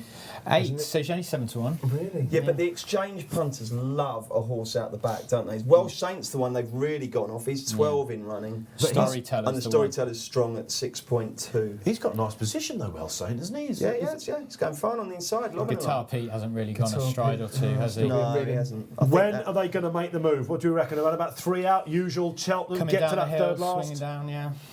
The chicane, David Maxwell making up a bit of ground on the unpronounceable Jatalouis. Who's the gig standing third? I've been 5 times now. Put me under pressure, and Royal he made a Thieves. terrible mistake there. Royal Thieves prominent on the outside. Skanderberg's off the second bridle, lads, but gig stand. we were sort of expecting this. He is a bit of a lazy runner. When he won there in his qualifier, he didn't look likely at halfway, did it? Wouldn't totally worry about that. Slight mistake by Kilbrick and Storm. Someone was hampered there. That looked like Cider Burley, didn't it? You're right about Rapper, Dave. He's in about 5th, going really, really nicely. And who's the two-tone blue as well, making... Oh, Cop Gone West, yeah. Well, whatever happens to our bet, if Richard Johnson is there 2 out, I'll start screaming for Dickie. Okay, who's in the blue cap for McManus? Sunset Showdown. First time nicely win, in Doc. about 8th. Yeah, that's very interesting. And again, the narrative of the race hasn't really picked up yet. You have to think, if you're on You Know What I Mean, Harry, which of course Aidan Coleman is, you're going to want to start to make a move sooner or later, aren't you? And the two fancied runners who have been held up out the back are Relegate and Skanderberg. Relegate is, he's still only got one behind him. This is cool hand Luke stuff, this. Wow. I'm just not convinced the horse is travelling that well, to be honest, Bruce, is it? No, he's been really good now, isn't No, he's not. And so Skanderberg is really running poorly I'll as tell you well. what, That would be a miracle if that Ollie was. Murphy's kicking the cat, isn't he? But he Storyteller 4.2 now. Wow, okay, so Davy Russell creeping closer. We're coming up to the third last in the Pertemps, and it is starting to get very, very interesting indeed. Kilbrick and Storm, the Tizard horses haven't all run brilliant, but he's tanking along in about 5th. Yes, I'll tell you what, I've been with him a couple of times this season. He hasn't quite seen out his races, so we'll see how that goes. The Storyteller's absolutely lobbing, isn't he? Perhaps we were expecting this to happen. I like Rapper. What price is he on the exchange? He's Stony going Mountain's really not totally out of nicely. this. Rapper's 5.6, and he's probably leader as they begin the turn. Cider Burley still there next to the The Storyteller. pace is holding up at the moment, but the big guns are mounting. Look at 2A Permy making a rose on the outside. Owen Walsh, third wind is 6 coming. to 4, the Storyteller. 6 to 4. Davy Cider Russell Burley. not Look at moved. Davy. He's going to need a run, lads. Is he going to get through? I don't know. He's come stand He's side. evens. If he gets the run, he looks the Dickie strongest. Johnson approaching the last in front. 2A. Oh, look at the Storyteller. He's absolutely on the bridle. Come on, Sire. Who's the story? Here comes the Storyteller. Cider Burley, the other side as well. The Storyteller and Sire. Are This both is the going Irish. well, They've gone aren't close. They've gone clear again. 3 jumping the last. Storyteller in front. Cider like- Burley, Cider we Burley. know he loves this hill. Go on, It's the 2 Cider Elliott Burley. runners Go coming on, clear. Cider Burley. What a Cider race. Burley, Barry. Neil Hubbard, come on, Barry, Cider get up. Burley. Neil Hubbard, let's see you. Cider Burley. Oh, well done, Neil Hubbard. Pulled out the 5. Back to back in the Pertemps Final. Cider Burley goes Barry Geraghty. 1-2 for Gordon. He is absolutely flying. 4-timer So in the the 1, race. 2, 3, Cider Burley. Hang on, let's get the front 3 for everyone. Cider Burley, the Storyteller, and 2A Permy. Am I right? I think Coming they're the clear front of 3. third win from what I could see, who ran a big race considering the pace is pretty much held up there, lads, hasn't it? The Storyteller and Cider Burley had the ideal sits through the race once again. 2A Permy, because he's come so wide, has run a biggie. But third wind, that's a big eye-catching one for me. Great shout, Neil. You were right onto that one, mate. Well played. Back to backs. First time blinkers, first time cheap pieces, first time tongue tie at the festival, and he's had a 4th and 2 winners. And you called it with the headgear changing angle as well. Hats off to you, Neil. And hats off to Gordon Elliott, 4-timer in the race. How many's that now for JP this week? Well, he had a 4-timer yesterday. So 6? 6. 6. My goodness gracious me, for birthday boy this week, JP McManus. Wow. Who Alistair Down called the greatest jumps racing philanthropist of all time. I think that's pretty fair, isn't it? I suppose so. You can't really too far off, is it? It's certainly in our day and age it is anyway. He's getting some of it back now, though, isn't he? He's not really philanthropy this week, is Memories of Deffy quickly being erased, I think. Sunset Showdown ran quite a good race for a long way, didn't it? And the first time window. You can pick all sorts of eye catchers. Rapper, a bit too much too soon. Ran well. Ran really, Ran a really big well. race, didn't it? A big price. If you were on the Storyteller, I can tell you that he touched 1.12. Whoa, in Davy running. Russell, I lot mean- of love. And of course the jockey's narrative, the 2 great Irish boys, but again, they come clear, haven't they? Gordon Elliott, he's having a Cider Burley time. hit 65 in running. Which I think when they were going down the back for the second time, he missed a couple. That wasn't late, was it? No, That was a long time, yeah. I think he just missed a couple and got shuffled back, and Geraghty had to chase him back up into that position because actually where the front 2 were, again, if we talk about position in a race, they were pretty much nicely positioned the whole way, just buried away, sort of midfield, but prominent in that midfield. But they would have had a little bit of a scare. Certainly, the winner, and it looks like he might not get a run. The door's been closed. Yeah. Davies had to switch to the outside on the storyteller, I just don't think hasn't he? I was looking for a stride outside of Burley at the last, and he didn't really get it, and I thought that's where it might cost him. I think the storyteller jumps the last slightly better than So the Pertemps actually jumped the last just about in front. Look at Relegate here as well, chaps. She had all sorts of ground to make up, didn't she? She's absolutely flown home. And actually her jumping was a lot better than I was expecting. She's actually finished 5th in the end, if she's not grabbed 4th, actually. The trouble with that, though, Dave, is that, you know, if you've backed Relegate, you accept that tactically they're going to have to come from behind, but do you have to sit that far off it? I mean, that annoys me, because I just don't feel like I've got a run. As it happens, it's not like he's come storming up the hill. But yeah, I mean, she has finished pretty. She just missed out on 4th there, from what I could see on the photo when I was looking.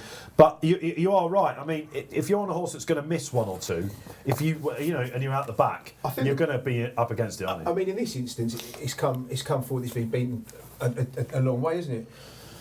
It's far worse if you get beaten a length or half a length, and you're going, why have you made it so difficult for yourself? There's a happy medium, isn't there, between running a style that likes to be held up but giving yourself so much to do you almost can't win the race. But yeah, and again, that to me is winning the hard way, coming from miles off the back and having to pass them. That is how you win it the hard way. It's nonsense. There's a racing post flying up in the air. So I do love that. In the old days, Gordon Elliott giving it the 6, wasn't he? When everyone wore hats, they used to say that everyone chucked their hats up in the air, but now it's racing posts. They're too expensive hats nowadays. I've got a flat cat, don't dare lose it. Mrs. would go absolutely potty. Some people would say the same about the racing post. That's not really on brand comment. Yeah, quite right.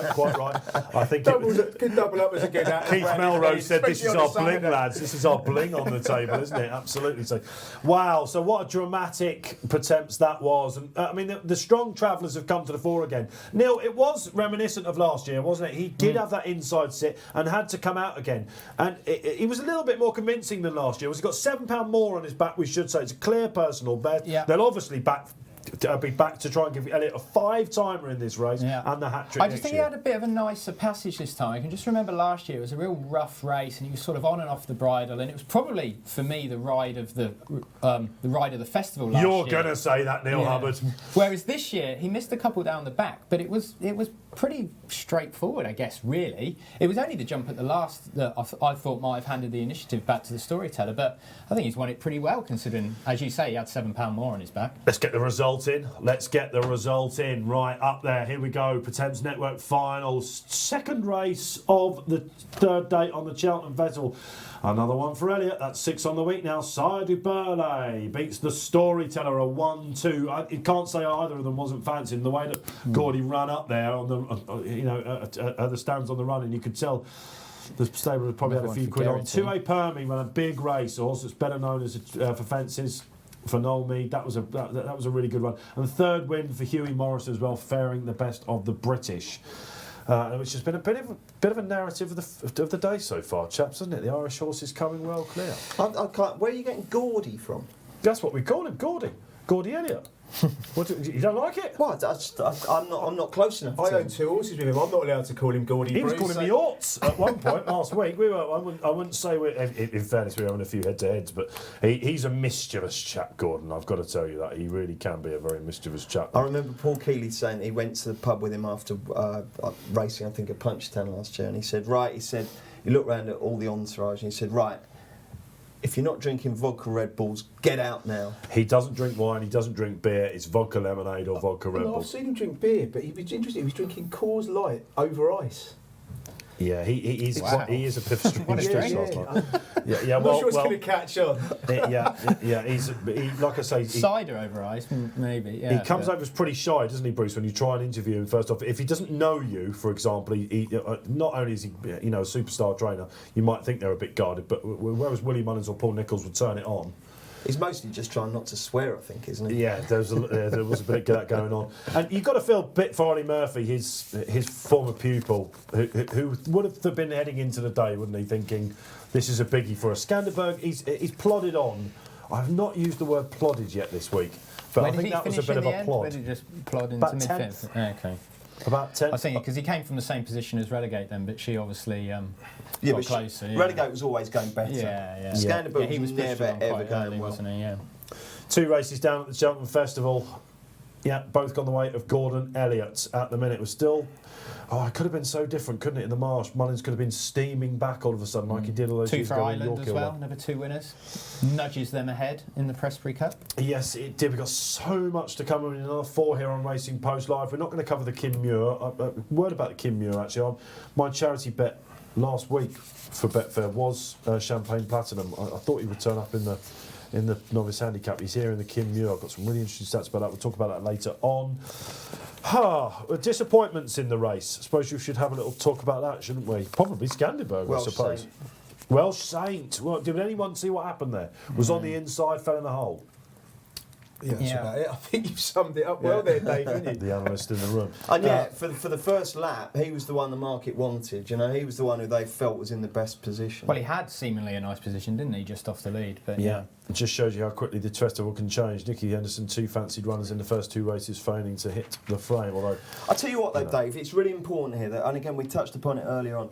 Everyone gets a little bit carried away by stable form and festival form. You're going race by racing. Elliott's had 2. His horses are in form. Mullins hasn't had any yet. You just can't say that. It's just too isolated. We were sort of keeping half events. an eye on Huntingdon just in case Philip Hobbs had a winner at Huntingdon, because you get so focused on Sporting John's been awful, but then if he goes in as a winner at Huntingdon, it's, you know what I mean, you get in this bubble, don't you? Yeah, I think there's like Mullins is just getting beat, so there's nothing wrong with them. Yeah. It's when they're getting beat like Sporting John and Deffy did yesterday that you do have to have legitimate concerns. hard to call out yards, isn't it? I agree with that, but would you not say Elliott's horses do seem to be running unbelievably well at the moment? You know, he's had the first 2 there. He had 3 out of the first 4 in the Boodles yesterday. You know, of course, he's got more runners than most trainers there as well. He's still unbelievable, though, isn't he? I mean, this is the thing with these. You know, there's a growing amount of resentment among these super yards, but they get there because they're absolutely superb trainers. They're just brilliant at what they do. I mean, Gordon Elliott is absolutely incredible. And, you know, the thing with Gordon Elliott, he's no silver spoon job, is he? He's not like a posh kind of guy. You know, he's the most down-to-earth. Pipe, didn't he? You know, learnt the hard way. He's the most down-to-earth fella, and yet he's the one who's attracted all the owners. And obviously everyone's saying, well, let's see what Gordon Elliott does now that Gigginstown are pulling out. Well, the fact is, he's not just it's not just all about Gigginstown, is it? So he's an unbelievable operator. He's had 2 winners and a second from the 2 races for 3 different owners as well. Let's talk about the knock-on then of what this is going to mean for prices looking forward. The one that springs immediately to mind is Column of Fire in the Martin Pipe race, the aforementioned Martin Pipe, the one that he's desperate to win every year because, of course, that was his old boss. He said that, you know, when I met him last week. Column of Fire, I think, was it was supposed to be the stable number 1. Yeah, but I mean, everyone's saying that's going to, in the market, that will come as a showdown between that and Front View, surely. Front View, for Joseph O'Brien and McManus. God, that's the way the festival's going, isn't it? Mm-hmm. The 2 big powerhouses, the trainer and, of course, the owner. Front View, speaking to Kevin Blake about that, who does all the entries with Joseph O'Brien. I'm slightly worried about his jumping, but he couldn't hide how well handicapped it was. Is that more Envoy Alan form as well? Yes, it is. Yeah. Again, just the rubbing off, isn't it? Yeah. The shine, the gold, the Envoy Allen gold dust. It was 2nd or 3rd behind that. Hang on a second though. I mean, it was a very interesting point there because obviously Envoy did win, but did he win so easily and so impressively that all of a sudden that form is now officially franked and everyone's got to go nuts for it? Keith Melrose would tell you yes. We had this yesterday in the studio and he said he's just comfortably by a mile the best horse in that race.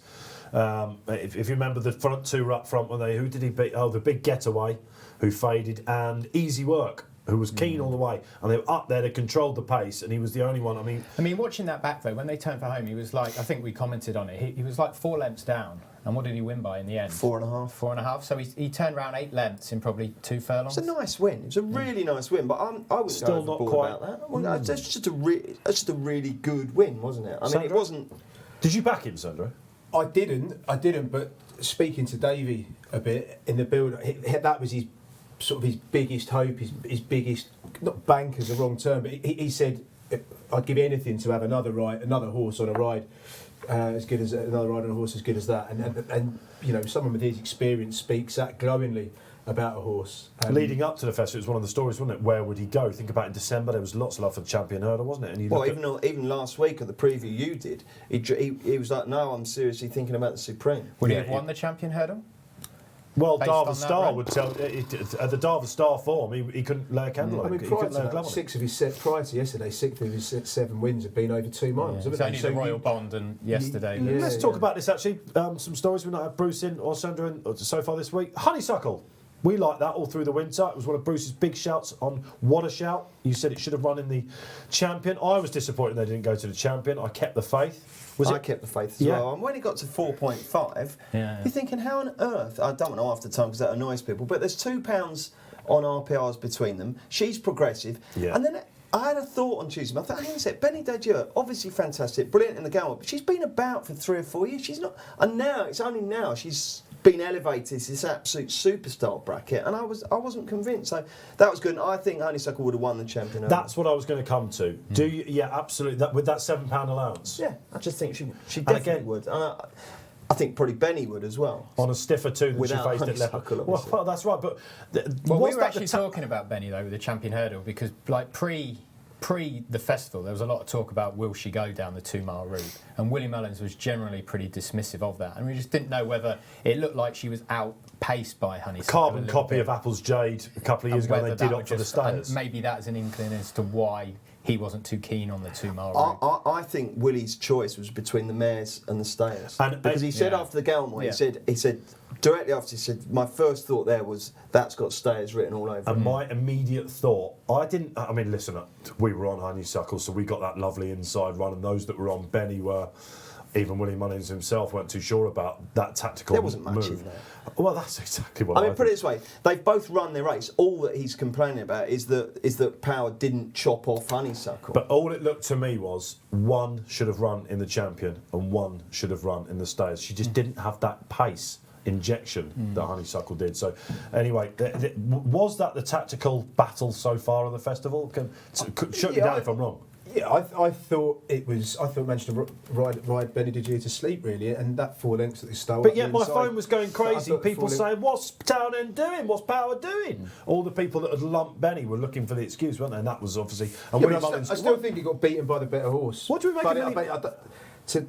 It's basically lost about 4 lengths there on that bend, and I just thought it that much. What did you make of Mullins coming out afterwards and saying maybe Robbie? I mean, what did he throw him under the bus a bit? I'm very surprised. Well, I mean, I'm all for people saying what they think. Yes. Football managers, anyone. I just think it's pathetic the way that if a football manager criticises players, he's throwing him under the bus. No, he hasn't. He's done what we're all doing in the pub. So I've got no problem with that. I'm merely very surprised that Mullins would do that, because it's just not like him. I mean, he's the greatest poker player in the world. He never tells you what he's thinking. So for him to say that, I thought was extraordinary. Yes. I mean, and I've got to say, my first thought when they turned in and she got trapped behind the others is, what are you doing, Rachel Blackmore? But obviously she got a little bit lucky. She did. But then she held it together brilliantly after the last. Gave her one crack, but then it was hands and heels and a beautifully balanced ride. The way that Neil's been coming in beautifully this week is that the exchange, we've all got our opinions, and that was, I think, the one race so far of the week where maybe Envoy Allen as well, did he hit a flat spot? The exchange often tells the story of, it tells you your opinions. Yeah. Honeysuckle went big, Envoy went big. Yeah, I'm trying to think. Let's not even go down the champ route. Yeah. What was that, 720?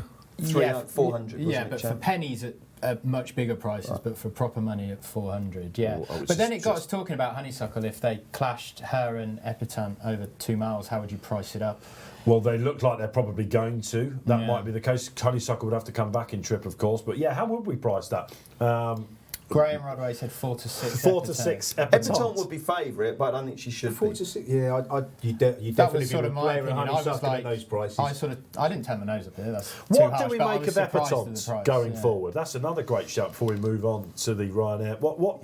You don't want to be disrespectful of a horse that's won a Champion Hurdle, because a horse that's won a Champion Hurdle is clearly a very good horse. But you've both said it. You think Honeysuckle would have won the race had it run in it, and I think as a result, I think we're probably proving time that it wasn't the strongest of Champion Hurdles, and it'd be great to see Honeysuckle go there, wouldn't it? And whether it does or not, I don't know, because there seems to be this obsession that if you have a really good mare, you go and run it in the mares race because it's your best chance of a winner, and it's just a little bit. It's a little bit like, well, surely you dream of winning champion hurdles more than you do winning mares. I think with Honeysuckle, Sandro, I think Kenny Alexander was all he wanted to do was win a Cheltenham race. Absolutely. Okay, now he's done that. Absolutely. I think she'll be campaigning a little bit. Made a massive investment for mares. He's got Minella Melody coming up later on, of course, in the mares race. Pertemps was a good winner of a bad champion hurdle. So is it a bit of a classical dream, which we saw with last year's Supreme? All of a sudden, everyone's forgetting that what such a weak division it was, and classical dream, it's been borne out since. Again, maybe a bit of aftertime in there, but I think the industry knew that wasn't a very good Supreme, and all of a sudden he goes into the winter as the anti-post champion hurdle favourite. If you remember that, I think people were fairly unimpressed with the field when Boover won his first champion, didn't he? And he went on to prove himself. I think she'll be fantastic. I think she's obviously really, really good, isn't she? She got youth on her side. But you know, it wasn't a great. It just wasn't a great champion hurdle, was it? I haven't seen the RPRs yet, one thing we should say, Dave. I would love to know what last year's champion hurdle winner would have done. He obviously lost his life in the summer. On that note, I'm sad to say we lost Copper Gone West in the Pertemps. I missed that fall actually, but Tim Vaughan's mare, really consistent, was running a big race for a long time.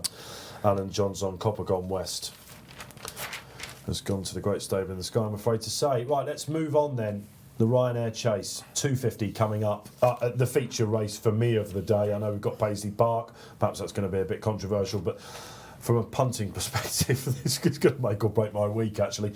Because let's have a look at the market if we can, get ourselves a reminder, as if you need it. Yeah, so A Plutard, favourite, 2.88, Min, 3, Frodon 7.4. In terms of where the money has been going here, A Plutard was a lot shorter than, well, I say a lot shorter, 2.74 last night. So the drift has been there on A Plutard, whereas Min was 3.6, so he's come the other way. So they've just got closer together in the market overnight. Frodon is a little bit weak. Interestingly, on A Plutard, though, beat Chacun Poussoir last time, despite hitting a in-running high of 10-1 in running, so that's potentially just something to bear in mind for how the race might unfold. But yeah, he obviously brings that Chacun Poussoir form to the table here. Okay, let's just remind ourselves of selections before we go and see if there's any other love for anything other bar the first two. As I said, Min. I seem to remember at the top of the show, Sandro, you weren't going that way. I'm not going. I like Frodon.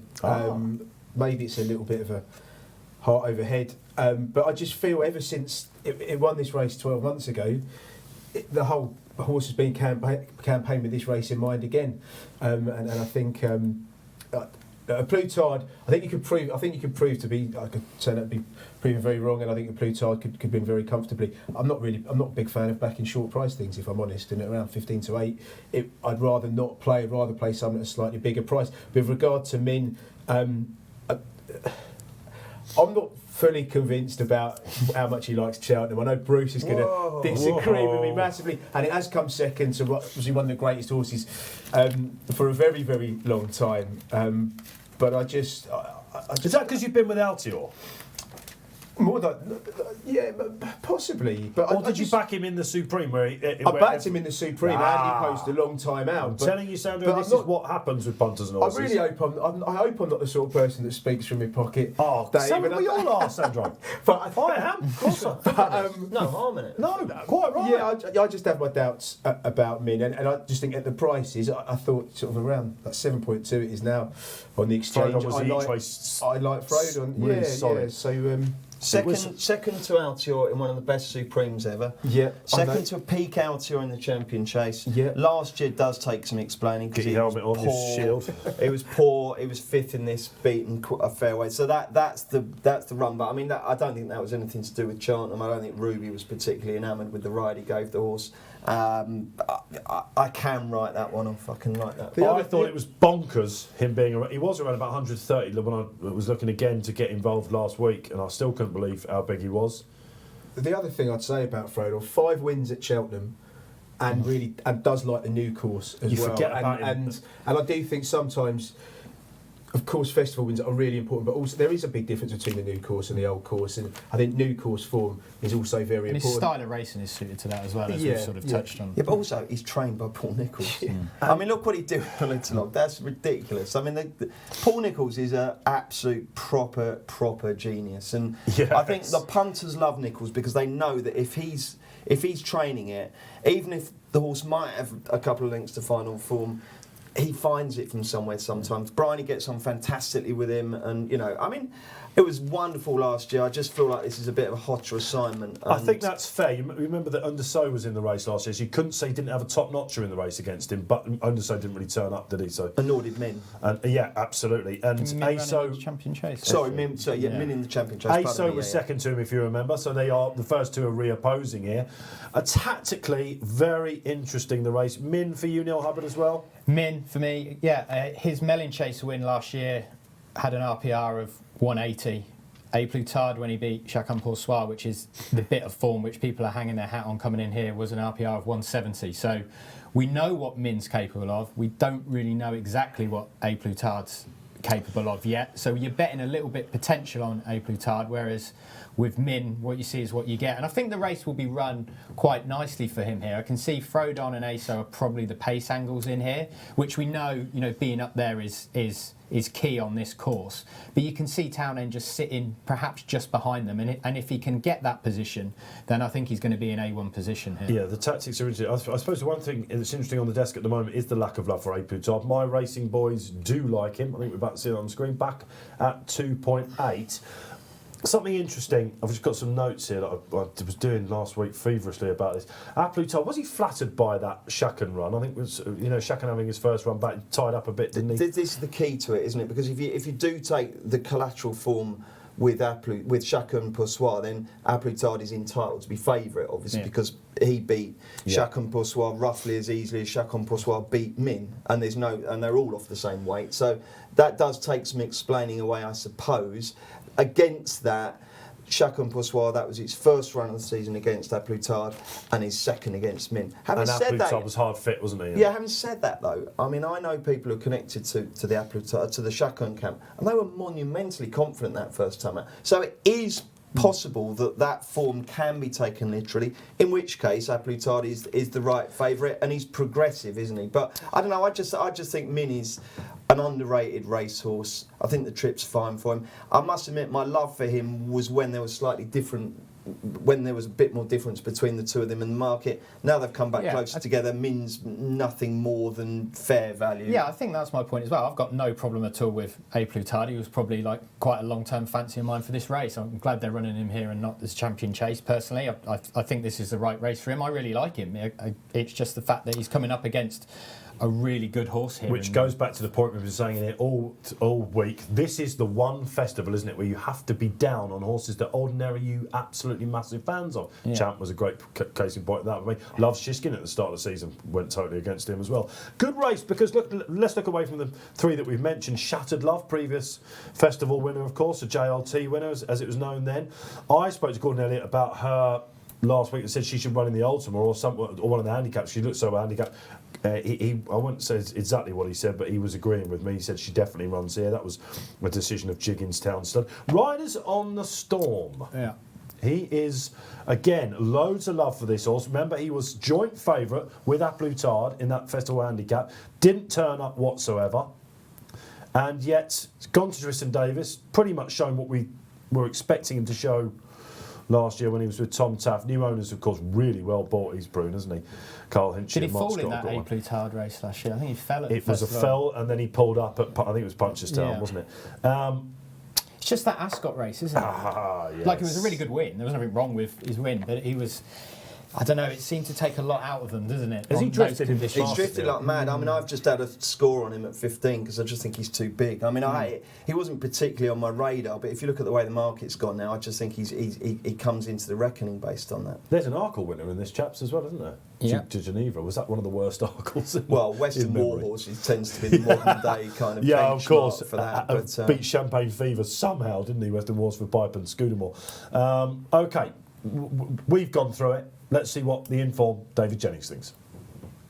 The Ryanair Chase is always a fascinating affair, And it looks like a 2-horse race this year. Well, I say that. I do think Riders on the Storm will run a massive, massive race for Nigel and Sam Twiston-Davis. But I just wonder, is he going to be quite good enough to beat Min? Yes, I think Min should be favourite. He's rated 175. He posted a Racing Post rating of 180 in last year's Mellon Chase when he beat Politolog by 20 lengths. That to me is the best piece of form in the race. If this race was anywhere other than Cheltenham, if it was anywhere else other than the festival, I think Min will be a much shorter price, and I think he'd be favoured. He's got the potential to run to a level that I'm not quite sure A Plus Tard can. I thought it was a perfectly respectable effort behind Chacun Persois in the Ladbrokes Dublin Chase at the Dublin Racing Festival. Over 2.5 miles, he's 4 from 5. The only time he's been beaten was by Politolog in the 2018 Mellon Chase. And to me, Min ticks all the boxes. It's Min for me. Another tick for Min then. Will he go off favourites? Looking like the punters are still keeping faith with A Plus Tard, isn't it? They're going down to the start. We should say the parade is on, just the 8 runners, so we're getting close to Ryanair time. Tactic-wise, a lot of people are expecting Min to do what he did at Aintree, aren't they, and just boss these races. He turned himself inside out last year when he was doing that. I don't think he has to do it. If you watch him back in the John Durkan, I don't think he minds being taken on or anything like that. We're expecting Frodon to try and get the better of him early.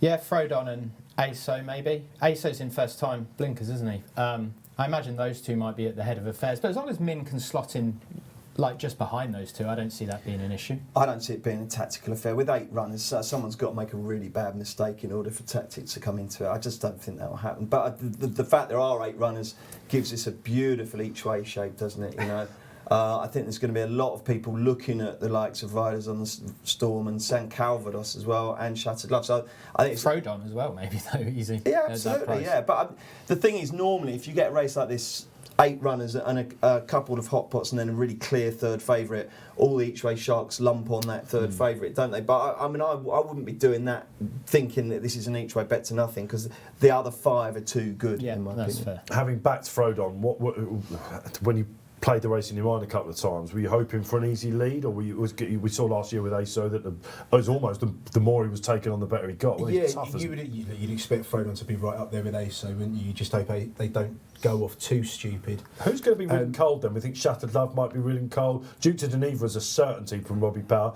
That would be a story, wouldn't it? Robbie Power on the same colours as Stormy Island. If he pulled this off for Willie, all is forgiven, Robbie. There's a few quid for ASO, you know, and he's really interesting, isn't he? Because he's got form in this race, and unlike most Venetia horses, he's not like just this absolute mud addict, is he? You know, Alistair Jones gives him some love in the spotlights. Just reading that, if all 8 run first time blinkers. Yeah. What about St Calvados then? I mean, like on official ratings, he's only at £1 behind Riders on the Storm.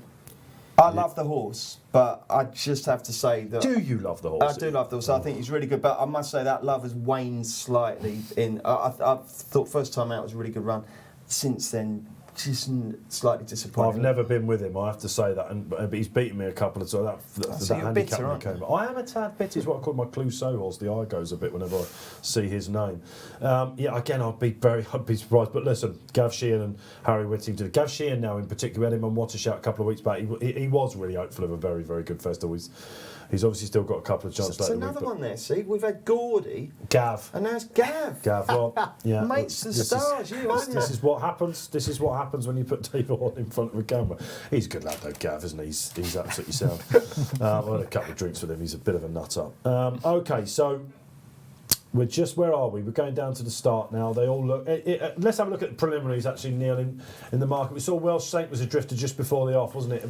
We didn't see, actually, what he did. They're all taking the head in. I mean, bit of a keen old down there, Duke to Geneva. A Plus Tard has sort of tightened up at the top of the market now, 2.76. Min, I wouldn't say drifting as such, but is a little bit bigger than when we first started previewing this race. There was a question mark, actually, about who was going to be favourite at one point, wasn't there? But I don't think there is no, I think it's pretty clear that A Plus Tard will be the one that goes off favourite. Riders on the Storm, as we've said, is still pretty friendless, out to 14-1. Frodon is getting back to be more the sort of price that he was overnight. I guess he's quite an in-running angle, really, I suppose, because if you presume that Bryony will try and do the same tactics as before and get on the front end, then it's not hard to see him trading a little bit shorter in running. Neil, I wonder with the market, I wonder whether the fact that Riders on the Storm's on the way out and the home trained aren't really, getting well backed, is that punters get it in their head now that Elliott and Gigginstown and JP and Mullins are just dominating and will continue to do so. It can sometimes, people get that recency bias, really does contaminate markets, doesn't it? Yeah. I just wonder whether people are just thinking, look, this is just an Irish benefit from now on. Yeah, well, if you think that they won the first two today, they won the bumper. Prestbury Park, we've not mentioned that. No, the Prestbury Cup or whatever it is, yeah. But they won the storming clear in that. No, they won the bumper. Paisley to come, don't forget, for the Brits. They won the bumper, which was the last race yesterday. What was the penultimate race yesterday? I can't recall, but they've at least won and it was the Boodles, yeah. So that's 4 in a row. Yeah, there's now one. So let's have a little think about the bookmakers now. They're hoping for a result here, aren't they? Let's face it, probably not going to get one, but they're certainly hoping for. I mean, we've got Samcro, extremely well backed. Okay, drifted before the off, but even the Betfair SPs, that's been boosted. I don't suppose Sidebole would have been a terrible result, though, just simply because of the money that was for the storyteller. Okay, there's the each way angle there, but the storyteller, remember, relegate. I guess first that got 4 home in that, first 5 home in that. Well, that's the trouble. They didn't get out of any. They didn't get any respite on the places, did they? And of course, you've got the each way multiples building. Other than Welsh Saint, which we touched on, but yeah. I thought it was pretty level. New Devils sort of coming into today, no matter what they say about. It's interesting as well, doesn't it? Because remember the old days when I was on that side of the fence. You never really minded having a bad day the first couple of days. You knew you were playing a longer game, and it always built up nicely to Friday. And ultimately, usually what happened the previous 3 days, it was all dictated by results on the Friday anyway. Yeah. Is that because of the Gold Cup betting, or Gold Cup betting? Punters generally like to bet a little. The recreational punter would like to bet more racing on a Friday anyway. But also, of course, it's a day people will take off. They might not go racing. We did a story in the build-up to the festival, and 7 of the top 19 races with one particular bookmaker were those 7 races on the Friday. So it is the betting day. I find it a graveyard the Friday as well. So tomorrow, big Gold Cup day, of course. Looking like it's going to be 1.35 to be on. Happy days. Okay, all right. So look, it's again, like Bruce says, it's not over the line, but. It's better than what you want to see. When would you start worrying about that? 1.5, I suppose. 2's on. Well, it has been as big as 1.7, but it did very much this morning have the look of a market that nobody really knew what was going on. But it does seem to have stabilised a little bit now. That would mirror the whole situation when no one knows what's going on. Min's coming back in now, 2.9 at Apritard, 3.1. Yeah, they're getting closer again, aren't they, in the market here? They're circling round at the start then, boys. How are we feeling? There's no team bet here. I was just saying, there's a lot of team love for Min in the room. What was your selection, Dave? On Frodon. I'm all over Min. Don't worry about that. Min, yeah. Is this your bet of the week, Dave? This is one of my bets of the week. Album photo is the all-in. I've got to be honest with you. Well, you just told me how much you pay for your Watford season ticket, so you're going to need a couple of results, aren't you? Cut that bit for the wife, please. Yeah, absolutely. Yeah, quite right. I might get a refund before the end of the season. You never know. If it does win, will you be in the director's box next season? It depends. Well, the way they're going, it'll be in the back 4. Might be owning it. You never know. Yeah, quite right. Absolutely. Moving on. Almost off. The flag is up. Looks like the wind's slightly behind them this time, which is quite interesting. It was blowing a right hoolie in their faces. Start in the middle of the course. Let's hope for a nice start here, boys. In their face when they come. We have one. Do you think the starter was someone had a word with him after days 1 and 2 because. Very different starts. Well, it's not the starter's fault, it's the jockey's fault. We're off and running, and ASO is taking it up. Sorry, Frodon. Interestingly, ASO's every right to think he would be up there. They've to go wide and a little bit nice position further back than him. So we've got Frodon up front. We've got Min, as expected, taking a prominent posse. Not totally in love with Aploutard's. No, joint favourites on the exchange now. Min's fav now. 2-1 Min and 9-4 Aploutard. He wasn't great there for Myler. Over they go in the third. Min's absolutely staggering them, isn't he? He's definitely jumping better than Aploutard over those first 3 fences at least. ASO taking the wide route. St Calvados, he's absolutely full of himself in midfield, as expected. Duke to Denis for the Arkle winner, up in trip for this. And again, Willie Mullins has said a few positive words about him coming in. He's more of a spring horse, etc. But it would be a big shock.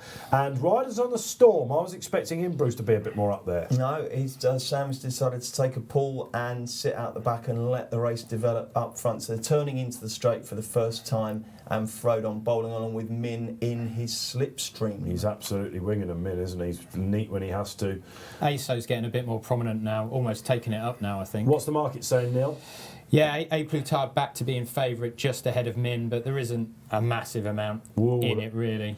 San Calvados has shortened a bit. He was about 24, 25 beforehand. He's now 16, so they like the way he's doing it in the early stages. Rises on the Storm hasn't looked particularly fluent in any of its jumps. There's a slight change for the leads here, lads. If you're a commenting running writer at the Post, you'd be 4-way disputed almost now. Min takes Frodon's measure. Frodon's taken a massive, 38 now. 38. It was 20 seconds He ago. gave up the lead quite easily there, or she did, Bryony potentially.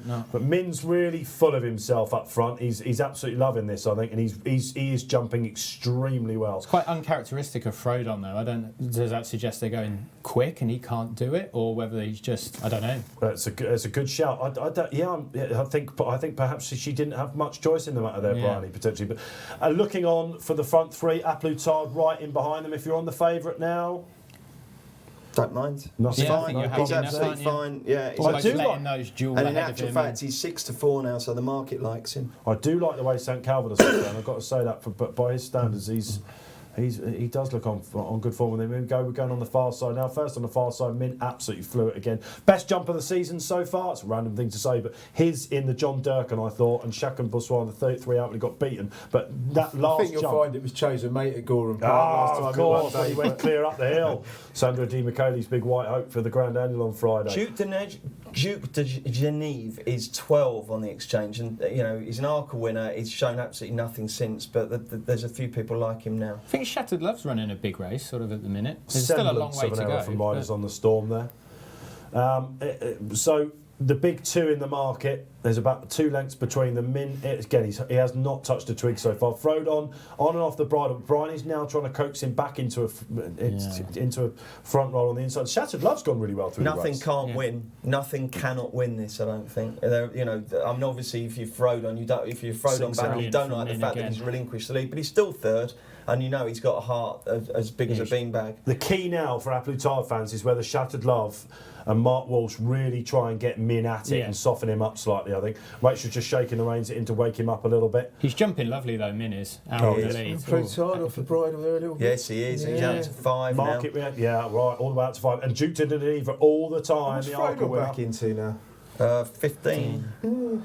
But Min's got they're just turning down the hill now, and Min is 2 lengths clear of Shattered Love. A Plutard in third. Frodon struggling in fourth, and making ground is Riders on the Storm on the outside. ASO falling in the hole. I think we can say his chances probably evaporated. St Calvados down the inside there's been ridden cold there. Here we come then, lads. We are up to the third last, the tricky third last. Min has been jumping like a stag so far. And A Plutard's back on the bridle and Over back into joint favourite. He's gone. Riders on the Storm has gone. Riders on the Storm just St Calvados cruising on the inside there. This is a narrative, and look at Duke Geneva now warming up under Robbie Power. What has Min got left up front? Paul Townend not moving a muscle. Here comes A Plutard ranging up to him. They are sprinting off the home bend. Go on, Min. Coming up to the second. 2 to go. Go on, Min. He's on the bridle still, Min. San Calvados is absolutely cruising in third. Frodon's trying to fight on but can't get there. Duke de Geneva still. Go on, Min. Get up and over. He's flown it. Come on, Min. Get up that hill, boy. St Calvados is a big player, I'd say. St Calvados is flying up the inside. Come on, but Min. it's still Min Keep the one finding, to buddy. be caught.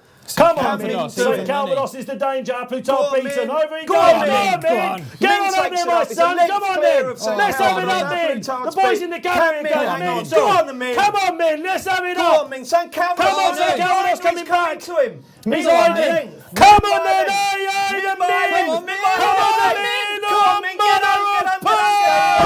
Yeah. What a race. Happy days. Min wins by a neck from St Calvados, and A Plutard runs a great race in third. That was absolutely superb. The racing today is different class. Bruce Millington, pulsating veins coming out the side of your head. That was brilliant, wasn't it? I'm doing it like a Michael Stipe, mate. Yeah, that was absolutely superb. Oh, Gamble landed if you're on Min. He's finally broken his duck at the festival. The boys in the gallery are all jumping up. I can hear them in my ear going absolutely mental. Robbie Power congratulating Paul Townend. What a cool ride. And wasn't his jumping something to behold? I mean, Sandro Di Michele, let's bring you in. Frodon, not the performance you were expecting. A lot of humble pie being eaten here. Well done to Min. Unbelievable run. Jumped brilliantly, didn't it? led from the front, and it just allowed it to get into a brilliant rhythm as well, didn't it?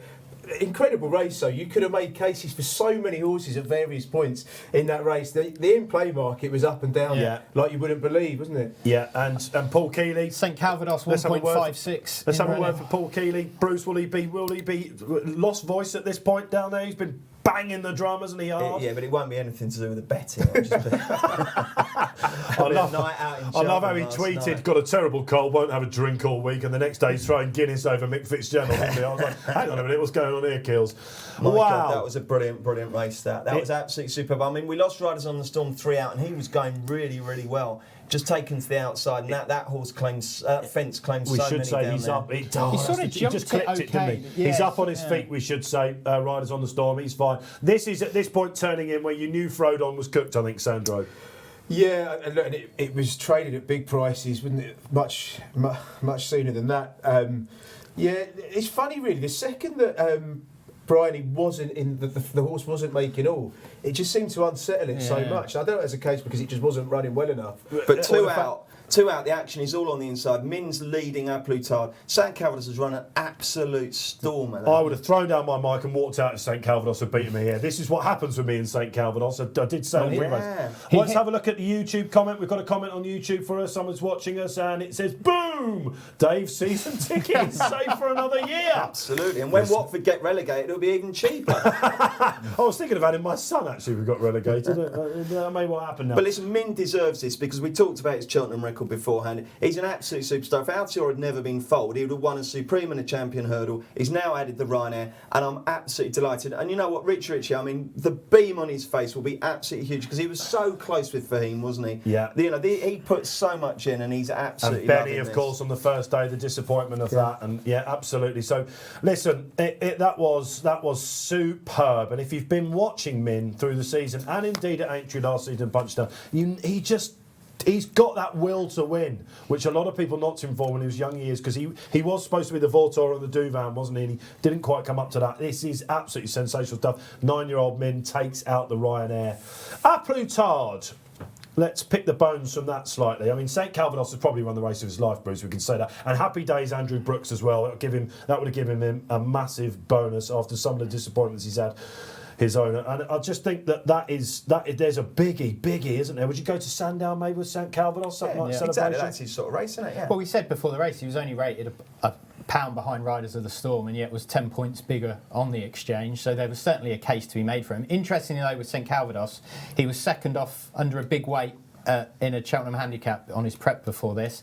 The horse that beat him, Old Grangewood, that runs in the Festival Plate later this afternoon. Neil Hubbard, a great shout. Neil, what did the market tell us through that race? There must have been madness. Yeah, so Min was always one that was kept on side. He never traded bigger than 4.0, so he never hit bigger than 3-1 in running. St Calvados as low as 1.56. A Plutard never shorter than 2.1. So he's never gone on son, has he? No, he's never gone on son. Shattered Love hit 13. And Frodon only as short as 5-1, which goes to show that they didn't really have enough time to get into a rhythm out there in the lead. But Neil, doesn't that show that fundamental thing that the Betfair punters love a traveller in behind? Yeah. And I honestly fundamentally think that there's value in the horse in front. He's got less ground to travel. Yeah. They all come off the bridle in the end, don't it's they? It's that strong travelling type in behind that's so deceptive in terms of how much he's got left. But you've still got to get past the leader. Yeah. And there's no saying that even when you pull level that the other one won't find a bit more as well. What I love about perhaps Min's, what we saw there a little bit. Min's performance there, I think if you're analysing this race, you've got to take into account that they all came and had a little go at him, didn't they? Yeah. It wasn't like some of those novice hurdles where Paul Lattone's been able to get a breather in. They all pulled up. There was a 3-way, 4-way tie for the lead. ASO soon cracked. Shattered Love cracked. Shattered Love dropped right away there to Duke finish. to Geneva came and had a little go. Yeah. He didn't quite get home. Duke to Geneva probably. I think what was quite interesting in terms of how we thought the race would play out would probably be as much as everybody else. In terms of, is this what's going on? They have come up a little bit closer. Yeah, they have come a little bit closer. He's edging outside. That's right in the line, though. That's right on the line. That's $1 million to get reversed. But he actually had a nice position again. Prominent runners on that new course. We saw it in the first race. We've seen it again here. I know St Calvados has got involved, but ultimately the winner is what we care about ultimately. And he's been front rank, if not leading throughout. So, and again, what price does that make Simply the Bets if you're looking at your, not track biases, but the run of the race? Simply the Bets was up there, wasn't he, all the way when he beat Imperial Ori on Trials Day, and hot favourite for the plate for Gavin Sheehan, bidding to go one better. And just watching that again up the running, he doesn't. If you're watching, Sheehan on St Calvados, he's throwing the kitchen sink, isn't he? Balltown didn't obviously went for him, but it wasn't absolutely getting stuck in. He must have had some thrill there on this chap.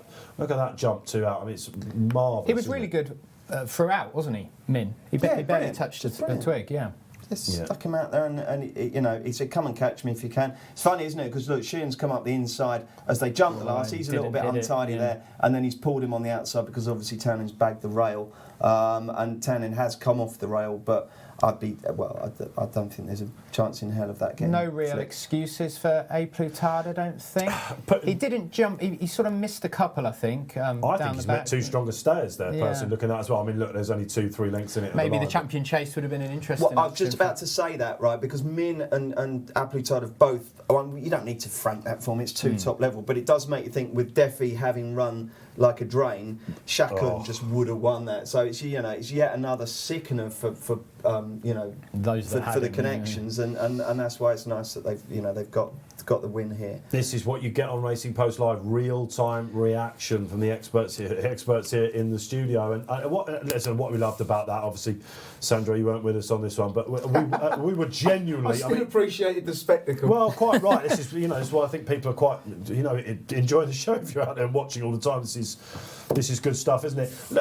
Going forward, that's the future. Where do we go with these horses? I mean, assuming that we're going to be okay, Min will probably avoid entry. Do you think if where it's he put up one of his best ones? We'll all be avoiding entry. Yeah, exactly. Yeah, it'd be wise to avoid it. But I think they'll probably go Punchestown. I don't know. Well, he put up one of his best performances in the Melling last year, didn't he? And it is a valuable race, isn't it? So they'll keep their options open. Where are we with entry this year? We did get it's either 3 weeks or 4 between them. I think it's 4 this time. Slightly more, isn't it? Yeah, because this is a very early Cheltenham, isn't it? Yes. So you're actually getting a lot. You're getting 4 full weeks. You might actually get a proper rematch between a lot of them. I think Riders on the Storm would probably want another thrash at some of these because he was going all right. A Plutard, if they fancied Aintree, there'd be no reason to think he wouldn't, like it round there as well. Min, we know, likes it round there. It could be set for round 2 with a couple of the key ones in here. That's 2 goes at Cheltenham, is it, for Riders on the Storm, and 2 Fs next to his name. That's true, yeah. So punters will hold that against him. Again, I just think St Calvados has run an absolute worldie, hasn't he? Are you going to forgive him now? Are you going to let him off? I'm now feeling a bit better about him, Bruce. He's a fantastic horse. And Harry Whittington was interviewed after the race and he had a big grin on his face. He would obviously have loved to get the W there, wouldn't he? But I mean, I think he was really proud of that. Sometimes you can get beat by a neck and you're absolutely pig sick, but there's other times you think, do you know what? That horse, I absolutely love him. He's the apple of my eye, the star of my stable when he's run a cracker there. And that's what Harry Whittington looked like. Yeah, Ireland and Britain going head-to-head there, of course. Yeah, I'd say that Gavin Sheehan would probably just want the last fence back, maybe, to try and get a better jump out of it. But ultimately, he's ran over and above, perhaps, expectations there, really. It was funny, wasn't it, with Frodon? Because she's popped him out, and for the first half mile or so, he's all gone to plan. He's being very Frodon-y, and then all of a sudden, they jumped what would have been the last second time round, and he just relinquished the horses just relinquished the lead for whatever reason. But they're not like the jump there was from about 7 to 38 on the machine, and you thought, well, that's it. But she's actually probably 4th, 2 lengths off them, jumping the last. Just getting in the ears that she's been interviewed on TV now and saying they took me out of my comfort zone.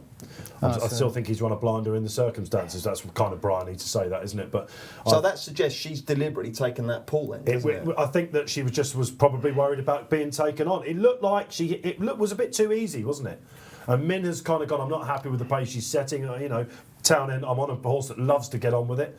Probably the story He was of the race proactive there. It's you could probably upgrade the ride a little bit if he did felt they were going too soft. It's interesting, isn't it? I mean, I must admit, sectionals can bore the liver out of me, but I think in that race, I would like to see just how hard they've gone for that first half a lap there compared to normal. Because for her to actually say, "Look, I wasn't comfortable here, and I had to take a pull," it's quite a gamble. You'd like to compare it back to last year's race as well, wouldn't you? I just wonder whether I know she said he wasn't comfortable, but you do wonder whether the horse almost looked like, as she dropped him back, he just looked a little bit more timid at his fences, and you know, I just think he is more suited to going in front and bowling along. But is that making too many excuses for him? We said it was a deeper race. Well, this is it. We're saying it's a deeper race. They probably went half a stride quicker. I don't know. We'd have to have a look at the times, but I think it is really significant that Frodon couldn't or didn't feel like he could lead at that pace. We're just watching it back from sort of halfway now.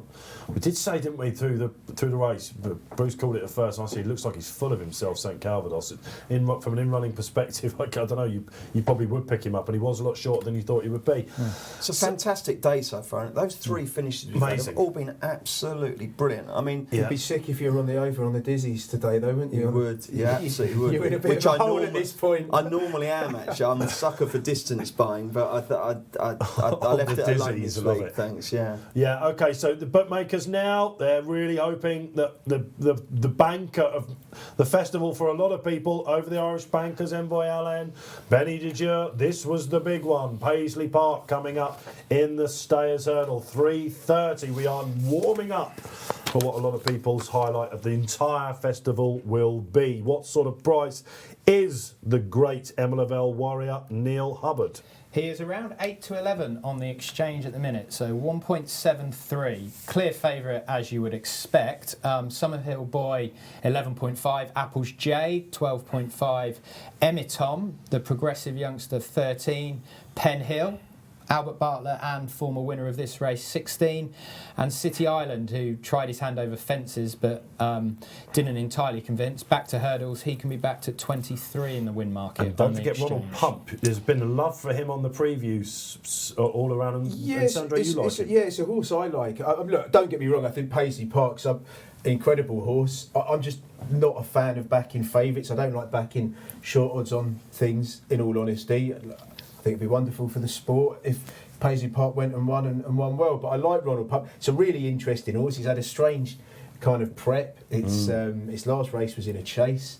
It's probably not the most kind of straightforward approach. Without markets and things like that. Yeah, but I think it's an interesting one. I hope you've been watching Sam Hansen at the end of every day. The postscript we're calling. He's had Tom Kerr joining him on the first 2 days. Yesterday, Richard Johnson joined them, Racing Post ambassador. He gets to ride on Apple's Jade. Let's see what Dickie thinks about her chances.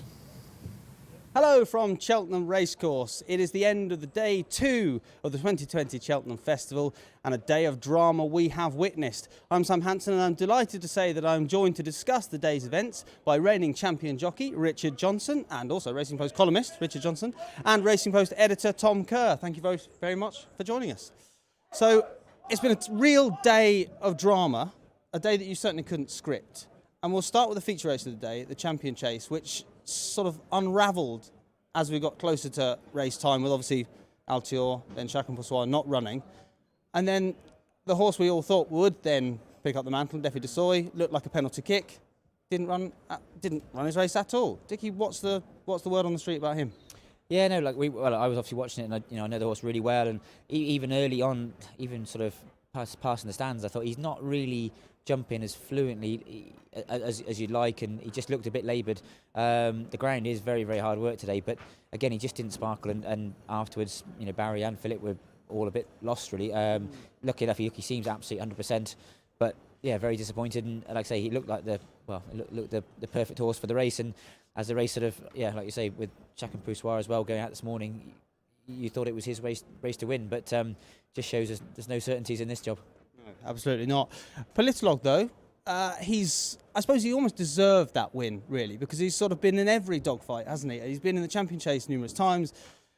He's so frequently the runner-up. He's had his day, and a great day for him. It was, yeah. This is his 5th time coming to Cheltenham and his first win. He seems one of these horses been about for years now, and it was great to see him run around with real vigour and zest. But it frankly was a result nobody expected. The race cut up. We didn't get the three-way clash that we hoped we would get. And Duffy just didn't run his race, and that really left it open, and Plitterlog has come through, scooped the prize for Paul Nicholls, who of course didn't have a runner yesterday. Astonishing to say that at Cheltenham. Paul Nicholls didn't have a runner. Spent the day in the Hollow Bottom pub, I think, or maybe back at Ditchy. But basically he's had a great day today, and a good one for Plitterlog. He certainly knows how to prepare a horse from a race, doesn't he? Like he's a master with that. And actually I went down to Ditchit a few weeks back for one of the preview events, and he was absolutely adamant that Plitterlog would run a big race. He's a great judge, isn't he? Yeah, like I think he's a great judge, and like I say, it's having those old horses sort of come back year after year. And it's not easy. Do you mean we know they're all animals and they get knocks and bumps. And like we saw with Denman, Cater Star, all those sort of horses. To keep them at that level for so long is very difficult. And he's fantastic at it. And I think today as well, Plitterlog, he jumped and travelled at that ground. He really seemed to thrive on the conditions where, like I say, some of the other horses just couldn't go. And Barry Geraghty, of course, on Défi de Sceaux, you could see from a long way out, probably from his body language, that it wasn't really going to happen for him.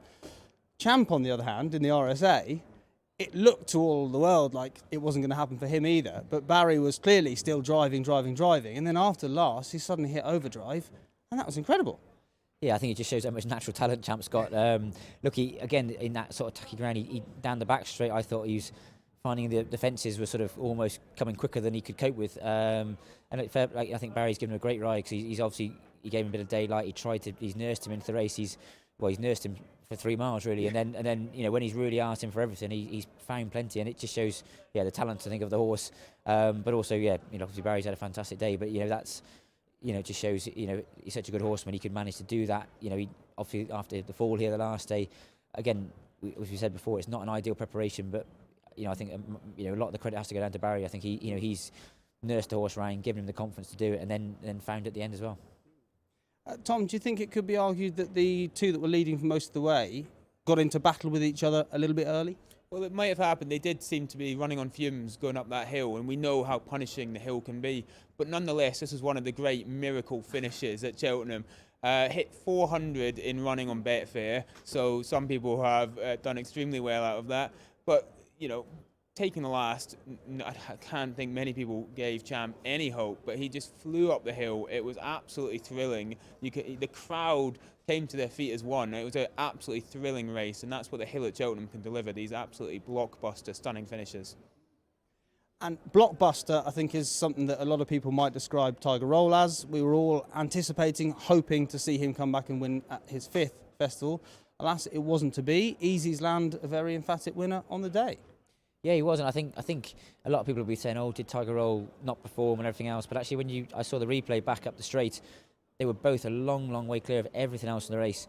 And Easy Land has actually been a very good winner. He jumped and travelled fantastic through the race, and he's only a 6-year-old. He it sounds silly, but he could actually be just a very, very good horse, and we all underestimated slightly how good he was. So I'm sure they'll all be disappointed that Tiger Roll didn't win. I think it's hard not to love Tiger Roll because the horse he's been, but I don't think that should put anybody off Tiger Roll's challenge in the national this year. I think he's still run a decent race. He finished tired, but again on those conditions, I think perhaps we should just almost give a lot of credit to the winner as well. Tom, could you still fancy him for the national? Well, Connection said Tiger hated the ground today, so I think you can potentially just chalk that down as him not firing at 100%. But of course, as Richard says, the winner was fantastic. The two of them went a long way clear, and you take Easy's Land out of that race, and Tiger has won very impressively. So Connections will do what's right by the horse. They'll take him home and see how he is. But they seem to be still enthusiastic about running in the national. If Tiger is up for it and comes home sound, then obviously we'd all love to see him turn up at Aintree for that historic attempt at the 3rd national. Keep our fingers tightly crossed for that. And of course, if Tiger Roll was perceived as a bit of a banker that got beaten, one banker who certainly wasn't beaten is Envoy Allen. A very, very impressive performance from him.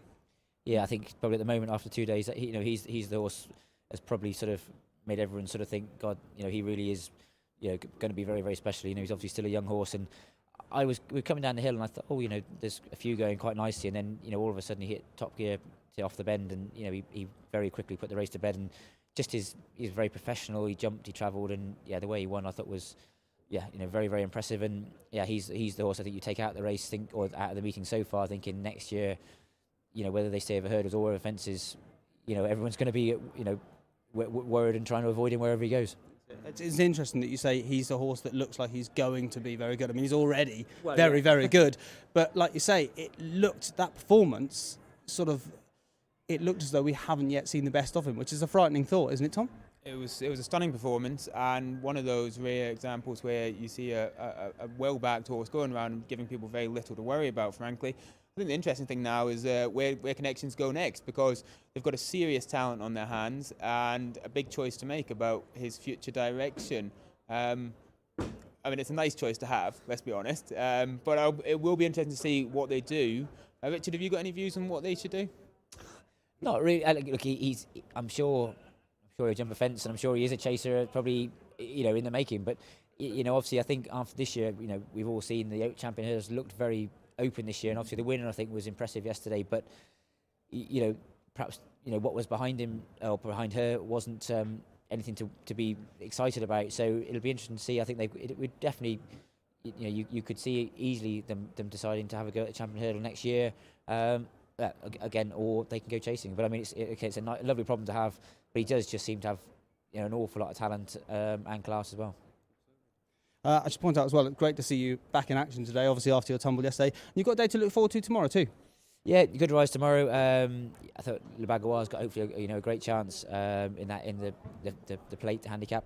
And obviously, it was great to pick up the ride on Apple's Jade. I've never ridden her before, but obviously Gordon Elliott's horses seem in great form as always. And again, whether they're just trying to change as much as anything else for her, just to because she's sort of been a bit hit and miss this season. But obviously, if she brings her best to here, she's got a fantastic chance. Let's hope you're the man to bring out the best in her. I hope so. There we go. Okay, wow. So whatever you think about it, we're coming up to the biggie. For a lot of punters, is there a horse in there to beat him? Could it be Apple's Jade? Historically, on RPRs, there were only 3 horses, in the whole of the decks that could have beaten him. They were all mares. One of them remains. Have we ever thought that Apple's Jade really likes Cheltenham? Do we buy into this doing? She is a course winner, of course. She's won the mares. Bruce, have you ever been with her at Cheltenham, for example? Yeah, I think I've done. Yeah. I mean, I can't read her. She's a tough one, isn't she? But she's been well back. The first thing to say about this is that there is confidence behind her, but there has also been confidence behind her in the past when she's run poorly. I mean, she's becoming a bit of a kind of binary 1-0, 1-0. That's not quite true if you look at the form. But she was brilliant when she won that time, and then pulled up last time. So hard to read. I don't know whether these punts for the Irish horses are because Irish horses are doing so well and have won the first 3 and are 4 or 5 on the 5 on the spin now. Yeah, and Elliott in particular. Or whether because there's a huge amount of stable confidence. But there's also talk today that if she doesn't run well today, she'll be retired. So you don't really start talking like that if you are supremely confident. My personal view is, I love her, so if she wins or runs fantastically well, that's great, but she's not going to carry my money. Okay, Neil, let's go to the mic before we get away from Sandro. Apple's Jade, what does the graph suggest? The graph, as Bruce says, she is being back. So last night she was around, 22, 23, 24 sort of mark. She's 13.5 now, so there's plenty of support behind her. Paisley Park's still solid and actually being backed in the market. Interesting though with Paisley Park though, he's won 8 times in his career. All 8 times he's actually traded bigger than what his SP has. So, would I back Paisley Park now? But coming back to when we were talking earlier in the week, what price would you back Paisley Park at? If he was even money, would we be saying that he's a back? I'd back him at this. Yeah? Yeah, I could back him at this. So, are we thinking about a team bet in this race? I mean, I was thinking about suggesting who can't we have, and do we put up a place lay for one of them, or do we put an in-running back on Paisley? I'm thinking you might get closer to even money about Paisley Park. Obviously, if he doesn't hit that mark, but he still goes on to win, it'll just be a void bet and we'll get our money back, so we won't lose anything in that regard. But I'm thinking, based on his previous, which we know, that we could probably place an in-running back here. So we can see that he's 1.7 here on the exchange now. We can change this and we can probably take this up to, so even money is 2.0 on the exchange. Go to 1.98 or something, because that evens is a bit of a psychological thing, and you get a lot of people. Is this your thing, Sandro? Are you learning, or is this? Would you be keen to do I've this? Used the exchange a lot, from a personal perspective and from a perspective of working for a betting company. But no, I like this approach. I think it's a very this is the key bit though. Studious approach. Yeah, so we're going to place the bet. We'll confirm the bet, but the bet's obviously going to be unmatched because that's not the price that he currently is now. So we just need to go down to edit the bet, and then you'll see a couple of options come up. Do we want to cancel the bet when the race starts? Do we want to keep the bet, or do we want to take the SP?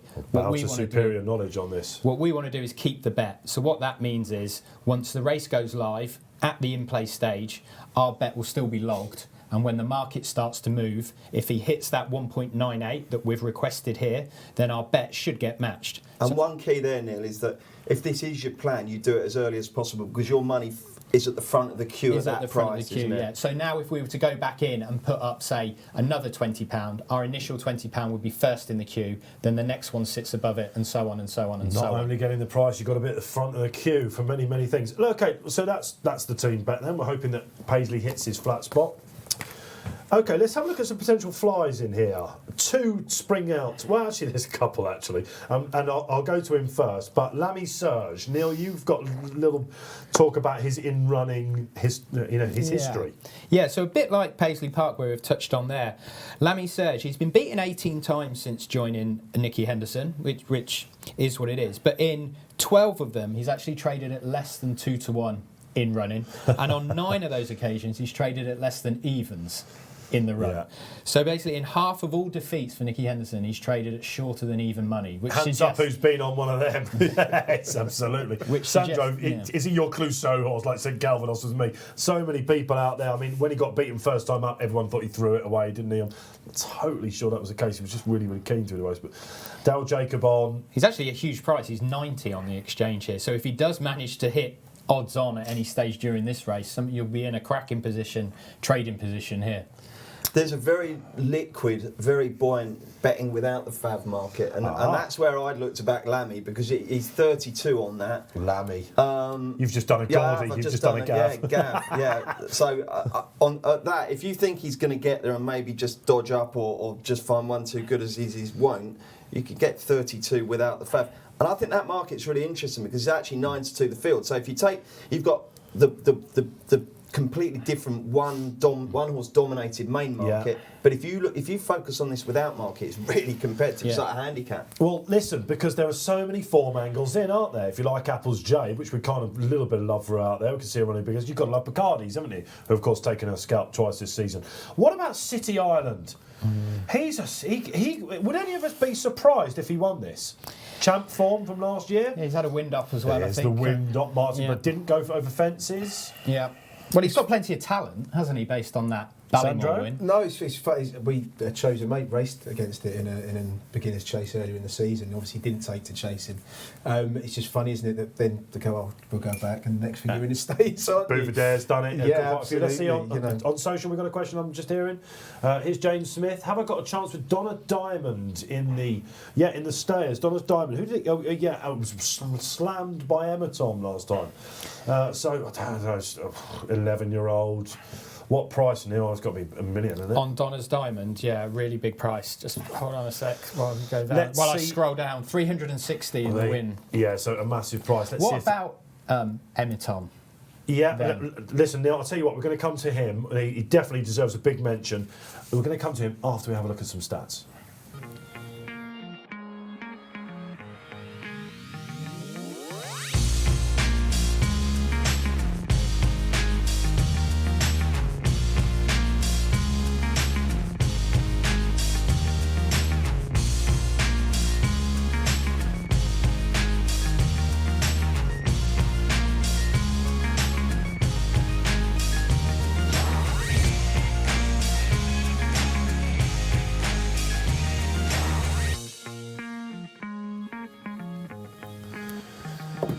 Right then, stats there. What I was talking about Racing Post ratings. Only the mares get near Paisley Park in the Apple's Jade. David Jennings having a sterling festival so far. How does he po in this Stayers Hurdle? The Stayers Hurdle, well, what can we say that hasn't been said already about Paisley Park? Of all the shorties this week, I think Paisley Park is the hardest to find holes in. How does he get beaten? He's been there, he's done it, and is this year's race any stronger than last year's? I'm not so sure. I thought he did really, really well to win on his most recent start at Cheltenham. They went slow there, they tried to catch him out. He quickened twice. It's going to be a faster run race here, and that's going to play to his strengths. What we need to do here is find something that potentially could chase him home or something to back each way. And I think City Island can be the one to do that. He's the forgotten horse of the race. Don't forget, he won last year's Ballymore. Yes, his campaign this year over fences has been a tale of woe. He just hasn't taken to it, but he has loads of natural ability. Speaking to Martin Brazel in the lead up to the race, he's pretty confident that he's got him back to the level he was at when he went into last year's Ballymore. He thinks he's a definite stayer too, and he's got that touch of class. So I think City Island could be the one each way. Yeah, if Paisley falls in the hole, DJ, I agree. City Island's going to be one of many that are queuing up to take his scalp. Bruce, let's have a little word about the favourite just as they're circling around down at the start. Well, yeah, I mean, we talk about the price. Do you back or do you like? I could back him at 1.72. I think he's absolutely bomb-proof. I did a preview with Aidan Coleman last week. I said, what's the big danger? And he said, me falling off, and I've got no plans to do that. Unsinkable boxer stuff, yeah. But you have any concerns about Emma Lavelle's form over the last? I think she's only had 2 winners since sort of February, and I mean, as a bookmaker, or previous bookmaker, you look to take on favourites and you try and look for reasons why I always can't win. That would be the only thing I think that you can maybe hold on to, clutch onto, if you wanted to lay. I haven't become aware of them running unduly badly. I mean, she's having some winners. I just think this horse is a joy to watch. I love all the connections. I think the jockey's great, the owner's fantastic, and Emma's an absolute beauty. So, I just think they're fantastic people, and I really hope this horse wins, just from a racing point of view. He's the pin-up boy of the festival, isn't he? He's just out the back now, just having his girth tightened up. Hopefully there's no problems there. And I did also say to Aidan, are you going to be nervous? He said, no. He said, I've been a jockey 14 years. I've waited for horses like this to come along. I'm just enjoying every second. And he's had his winner this week as well in the Racing Post Arkle. So, yeah, he does look pretty relaxed there. It is a race that also does throw up multiple winners, doesn't it? Yeah. Your English Drivers, your Barracuda. You'd imagine Thistlecrack would have done as well had he stayed over hurdles. So it's not like, we talk in the Gold Cup about returning champions, how hard it is to defend your crown. That's not necessarily the case in this race. I know that doesn't necessarily affect, will he or won't he, but it wouldn't be, he hasn't got that against him. Who fills the places then? Dave, who are you going to be on? I think City Island's going to run a biggie, Bruce, and I can see Apple's Jade also having a big say. Sandro for the places, good shout. I like Ronald Pump, awful name, but an interesting horse. Ran in a chase last time out, but his one run over hurdles this season was a Pertemps qualifier where it came second at Leopardstown, I believe, and it was carrying night. Bundles away. I think horse it got beat by was given 2 stone to, and I just think it's really interesting. Obviously, hasn't taken to chasing. They've gone down this route. Brian Cooper takes the ride. I think could be an interesting one at a price. Maybe to back as a place back at about 10.0 in the first 4 market. Neil, if you were doing forecast trifecta time? Yeah, maybe Bacardi's. He fell in this 2 years ago when seemingly going well at the final flight. Yeah. And then he came back last year and I backed him anti-post for it last year and he just didn't run any race at all. But at the price, I could probably take a chance on him, perhaps running into 2nd or 3rd. Is there any love out there for Emma Tom at all?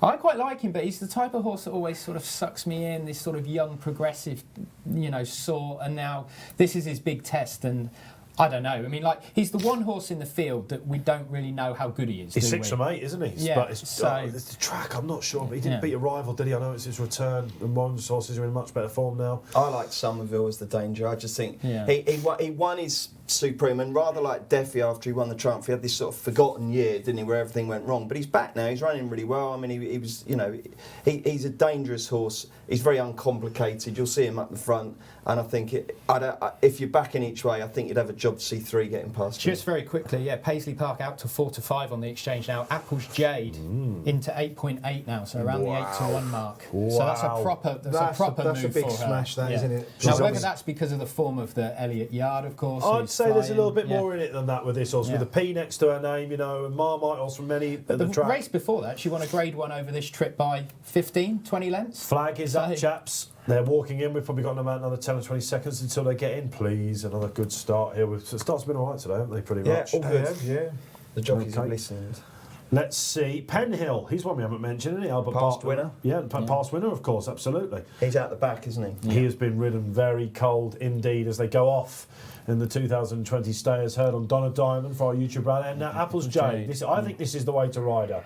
Get out and go hard up front. She's dictating the pace, Bruce. Yeah, she is. I mean, that's really encouraging, isn't it? It's a very positive statement by the connections. We're going to go out and we're going to try and make you catch us. Somerville's up there as well. Yeah, and Paisley just looking for the big yeah, that's a nice little position for him there, just in midfield on the inside. I mean, probably if Aidan Coleman wanted to be in a position, he perhaps wouldn't have chosen a better one. The position adopted by Barry Geraghty in so many of these hurdle races, side of Berleo, of course, when he won the Pertemps, very similar to that. City Island just taking a bit of a keen hug out of the back. I don't think that's a bad thing with him whatsoever. Emerton being ridden a little bit cold, West Who's approach. that being pulled up at the back. That looked like Penhill. Yeah, unfortunately looks like he's gone lame there. So Penhill out of the race after flight 3. Picardi's being nursed along out the back, ridden cold by Patrick Mullins, of course, and Lammy Surge just looking on, observing. Now, it's interesting, isn't it? It's like 3-4 length, 5 length lead there already by Applejade, really trying to stretch it out. She's enjoying it out there. Taking advantage of the £7 mare's allowance. Where do we sit with this mare's allowance? A lot of people,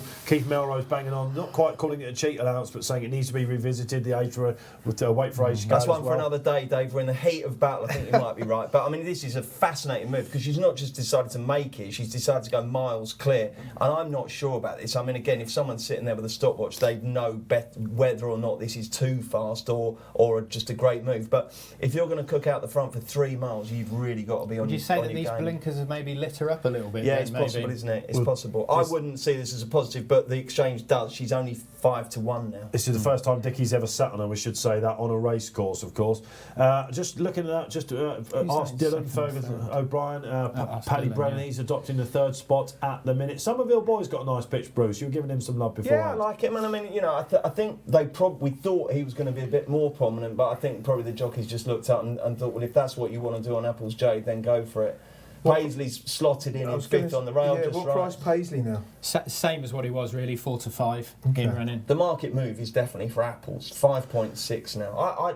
I don't lay at those massive odds-ons because if you've got the 5, why do you need the 6? But I'm not sure about this. This price in a circuit time could collapse, or she could be out to 1,000. It's fascinating. Well, the in-running bet that we've placed, of course, the team bet, just to remind you, was just under evens for Paisley Park. You'd think if she kicked, that's where the spike may potentially happen. Because if there's suddenly an injection of pace and he gets caught a little bit flat-footed, then he might spike it around that price. But I'd say she already has kicked. Just looking at Dickie's, looking at Dickie's body language. 10 lengths with a circuit to the go. last couple of flights as well, she's just gone to the right, jumped a little bit right, hasn't she? Yeah. I don't think Dickie's very happy with that. I don't. Having looked at but the exchange is happy, 4-1. Yeah, wow. Even shorter now, yeah. Let's look out for some of the other players there. Where's Ronald Pump at the minute, Sandro? At the back, were you expecting at the back, this? probably about Even 3rd last, just now, next to Lammy Surge there. It seems to be doing all right, just travelling along quite nicely. Donna Diamond just coming off the final Paisley from Park, YouTube 1.86. 1.86, getting slightly bigger then. But again, it's almost like the peloton, Bruce, isn't it? They're just ignoring the leader at this point.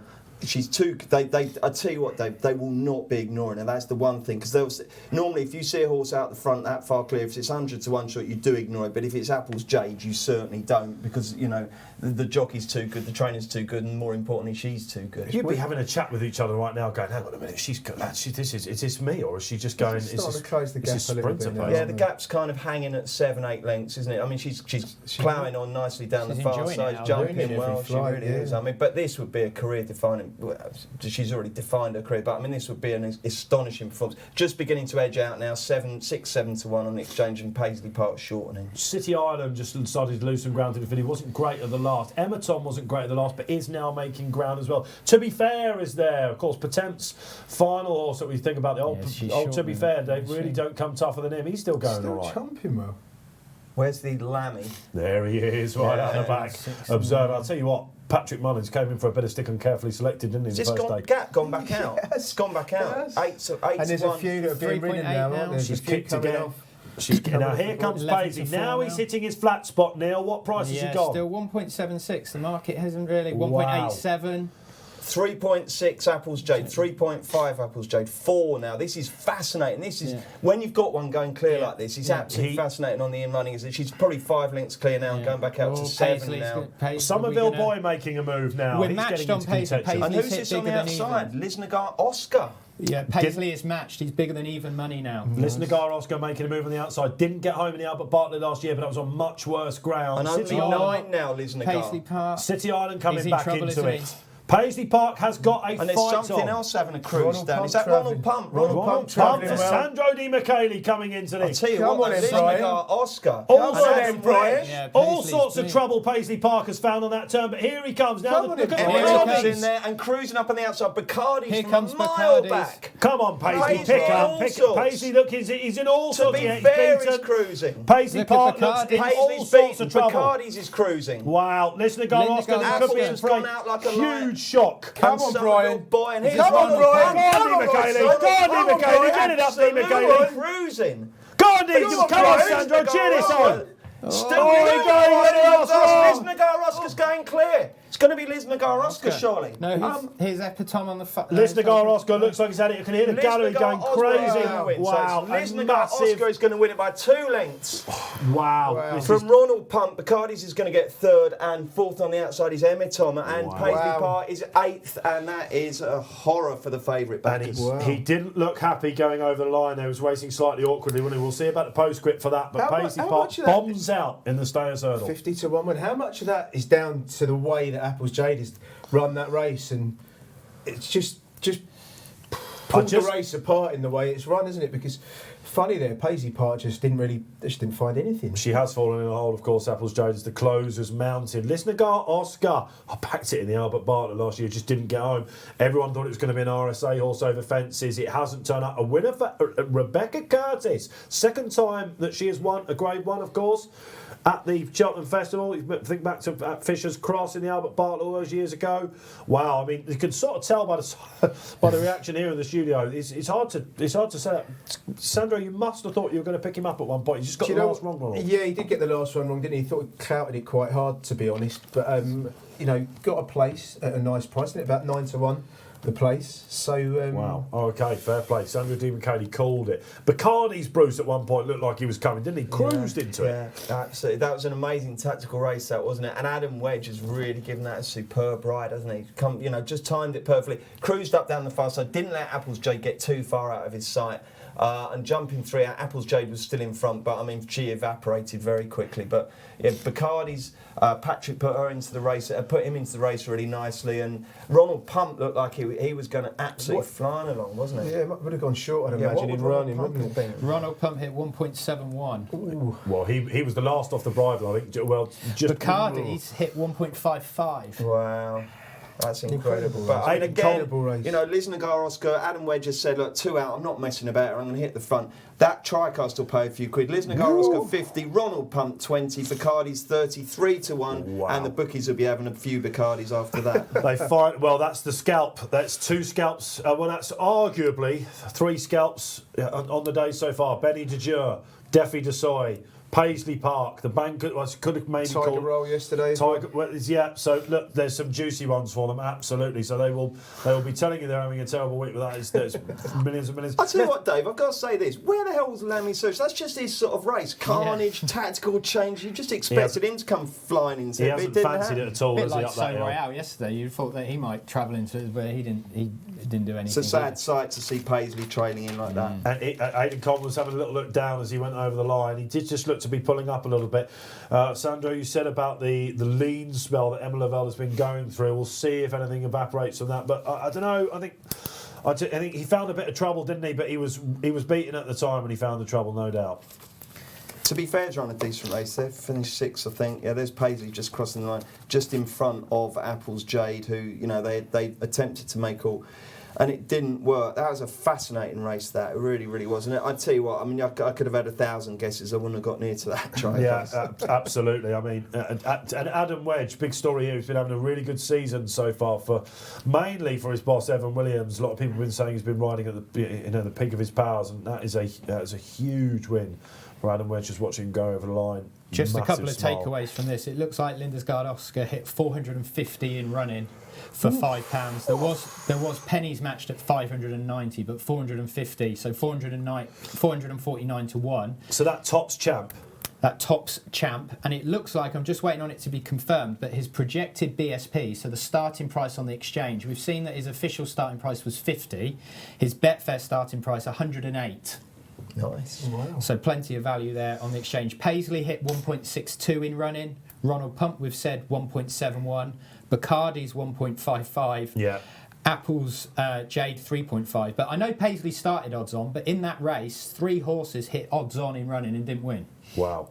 And the fact that he's gone that big, is it because the market is concentrating solely on Paisley? We know he hits a flat spot, but because I was saying to you, surely we've got matched, and we hadn't quite, have we? Because the market is... It took a while to get matched on Paisley. It was only when they sort of came down the hill and swung for home. But yeah, Lindersgaard Oscar 450. But I mean... I don't know. I wasn't aware of him being in any great trouble in the run. Paisley? No, Lisnagar. No. But it was just weird, though, because even when we went through the race and like who could run into a place, we said Ronald Pump, we said Bacardi's, we sort of got them right. I mean, as you say, we didn't get anywhere close to Lindersgaard Oscar, did we? No, absolutely not. So listen, Rebecca Curtis, it's been a lean couple of years since that Fisher's Cross took his place in the podium on the Albert Bartlett. How many years ago was that? He was a staying hurdler though as well, wasn't he? Staying hurdler as well. Yeah, but it's been a lean by our own standards, but back in the big time. Dave, the Cleve Hurdle's the interesting line of form there, isn't it? Because Paisley obviously won it. Somerville was second. He's run really well there to finish fourth. Lisnagar Oscar was only beaten 4.5 lengths by Paisley Park there in receipt of 3.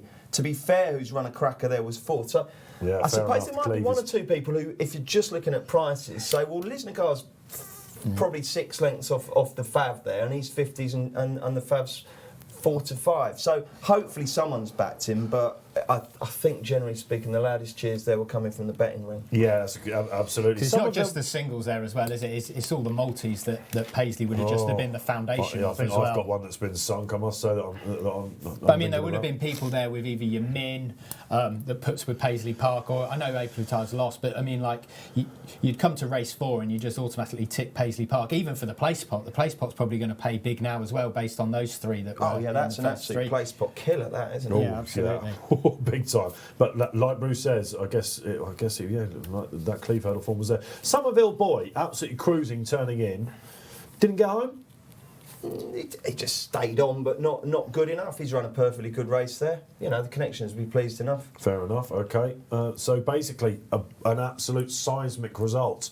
I'd say probably the trifecta of the week so far. You were getting notably excited, quite right. Yeah, you run up there. Yeah. Do you think it was the final flight that made the big difference? I was if you caught me wincing, that was probably because I was watching the replay back, to be honest. And he looked, from the side-on angle, he looked like he was travelling slightly better. He looked like he was about to go past the eventual winner, but he clobbers this last. Yeah. And unsurprisingly, it slows him down considerably. I think Emma Tom's run well there, lads. He's still a little bit babyish for me, this horse. He's running around a little bit, but he made a mid-race error that I picked up, and he's proven himself at Cheltenham here. He's one to look forward over the fences. If they don't send, I mean, I don't know what the plan is for him, but I mean, he could come back and have another go at this next year with a year older. He's a 6-year-old, yeah.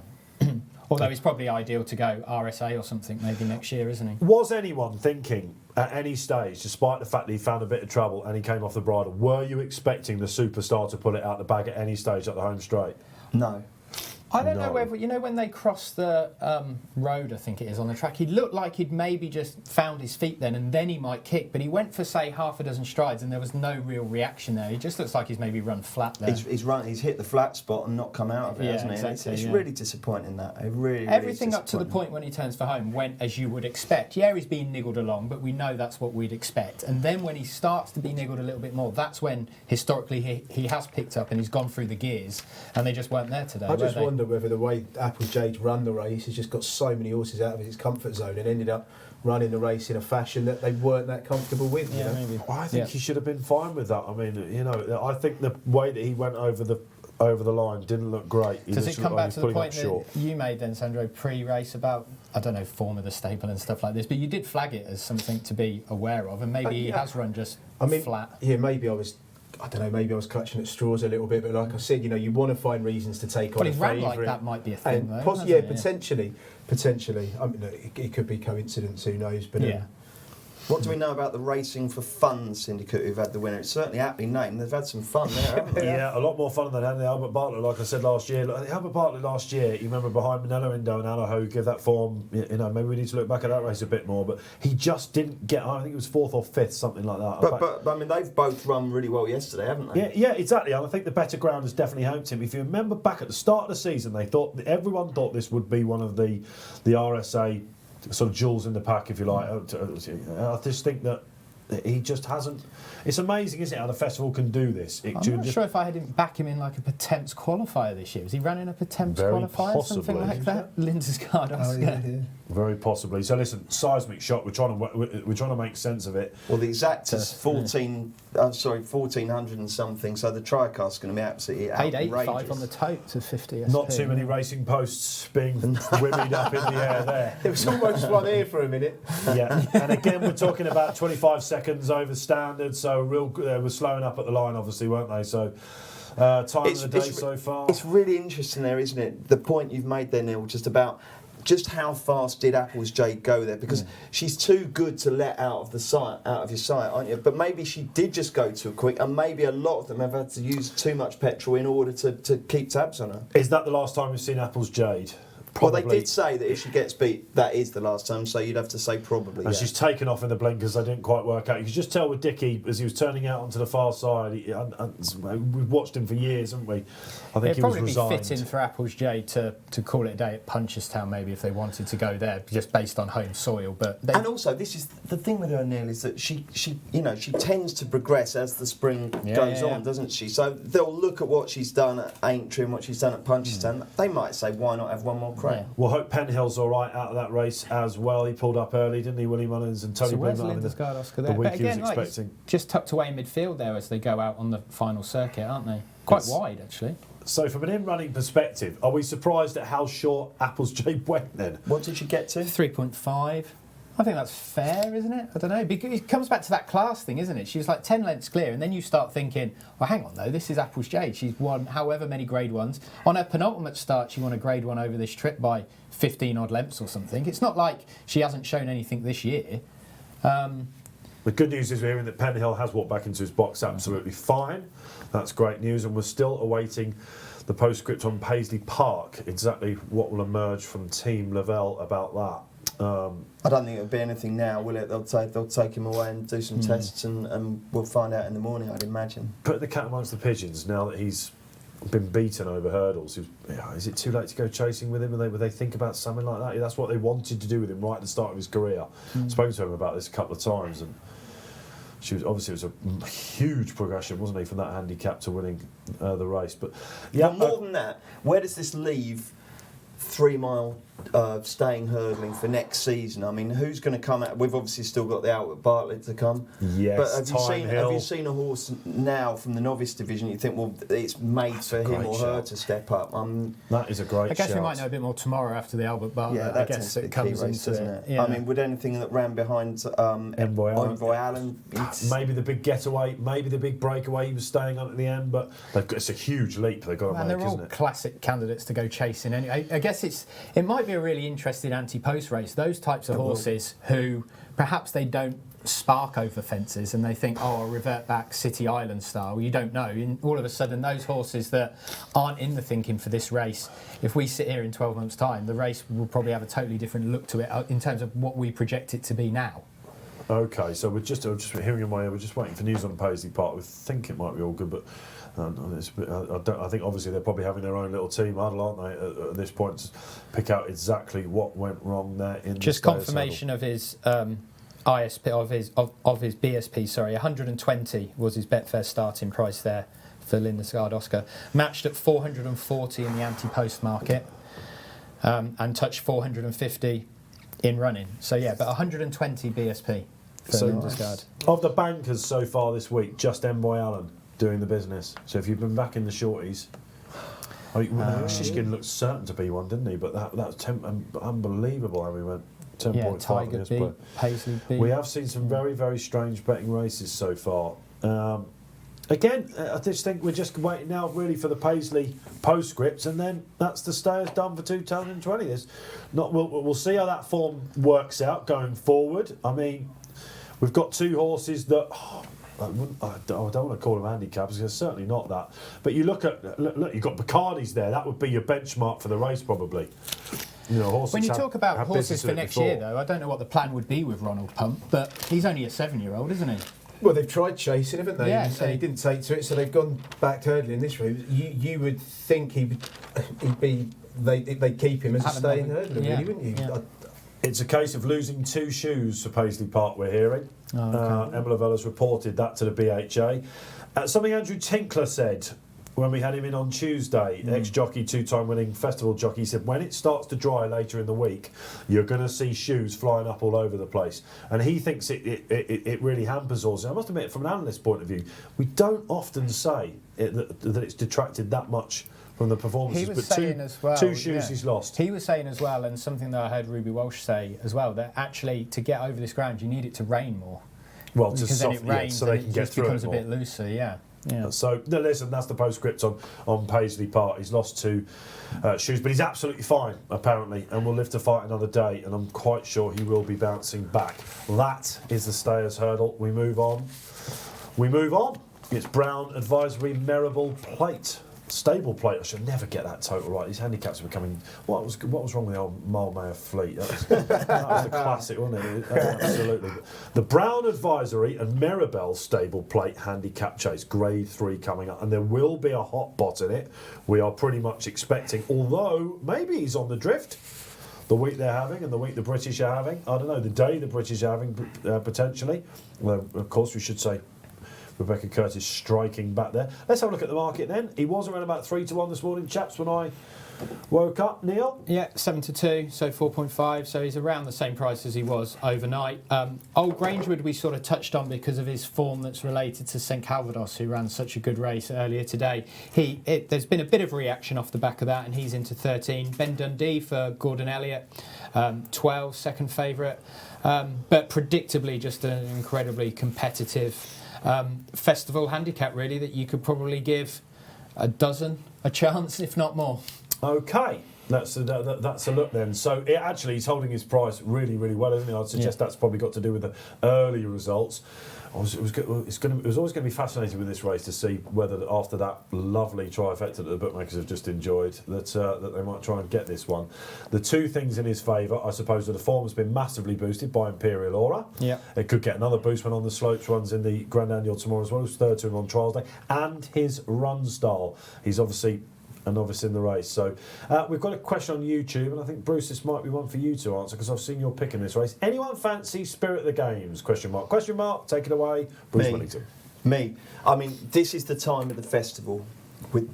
If you're not in front now, you're like a cyclist in a stage of the Tour de France who gets to the bottom of the mountain and you're already on the limit, and you look up and the road just goes sharply uphill, because these 3 races are brutal back to back, massive fields, wide open. Very, very difficult indeed. Yeah. I'm going to go Spirit of the Games with minimal confidence, but comes into it in good form. Love Dan Skelton. I think Bridget Andrews is a perfectly good rider. If I look at the form and I look at the prices, I just think this is a horse. You have to respect simply the bets, obviously, but I just think sometimes these fads can get dreadfully short. Everyone homes in on one particular thing. Imperial Aura form, franking it like he did. And it's very rarely that simple. So I'm going to take a chance on a bit of value, and I think Spirit of the Games has got a great chance. To counter, Bruce, you do like the Fav. I do like the Fav, yeah. Look, not an original selection. I backed Imperial Aura on the first day. It was the only winner that I'd had. Following the form. Yes, absolutely. And Harry Whittington, he had a good second, didn't he, earlier in the day? Yeah, these colours, yeah. Yeah, and I think it's probably... I think it's pretty solid. Its running style will also suit the race. We've already said on the new course you want to be up on the pace, but really specifically in this race, runners that are up in the van have got an unbelievable record. And it's the stats. I wouldn't be able to give you the exact numbers, but they're so compelling. It was also a race that we considered for Chosen Mate. It was either this or the Grand Annual. We felt 2 miles was slightly more suited with to the ground as it is. Yeah, absolutely. But it's the reason why we liked it is also because the novices have a decent record in the race, probably not as good as the Grand Annual, but decent. And again, horses running style, you want to be up in the van. All of those things considered led me to simply the bets. It's a very strong handicap. I think 9 of the last 10 have carried under, it's 10-13 or less. However, Imperial Presence, number 15 in the race cards, who is sitting on that 11 stone mark, he was number 31 when the 5-day decks were out. So it shows you what sort of class it is.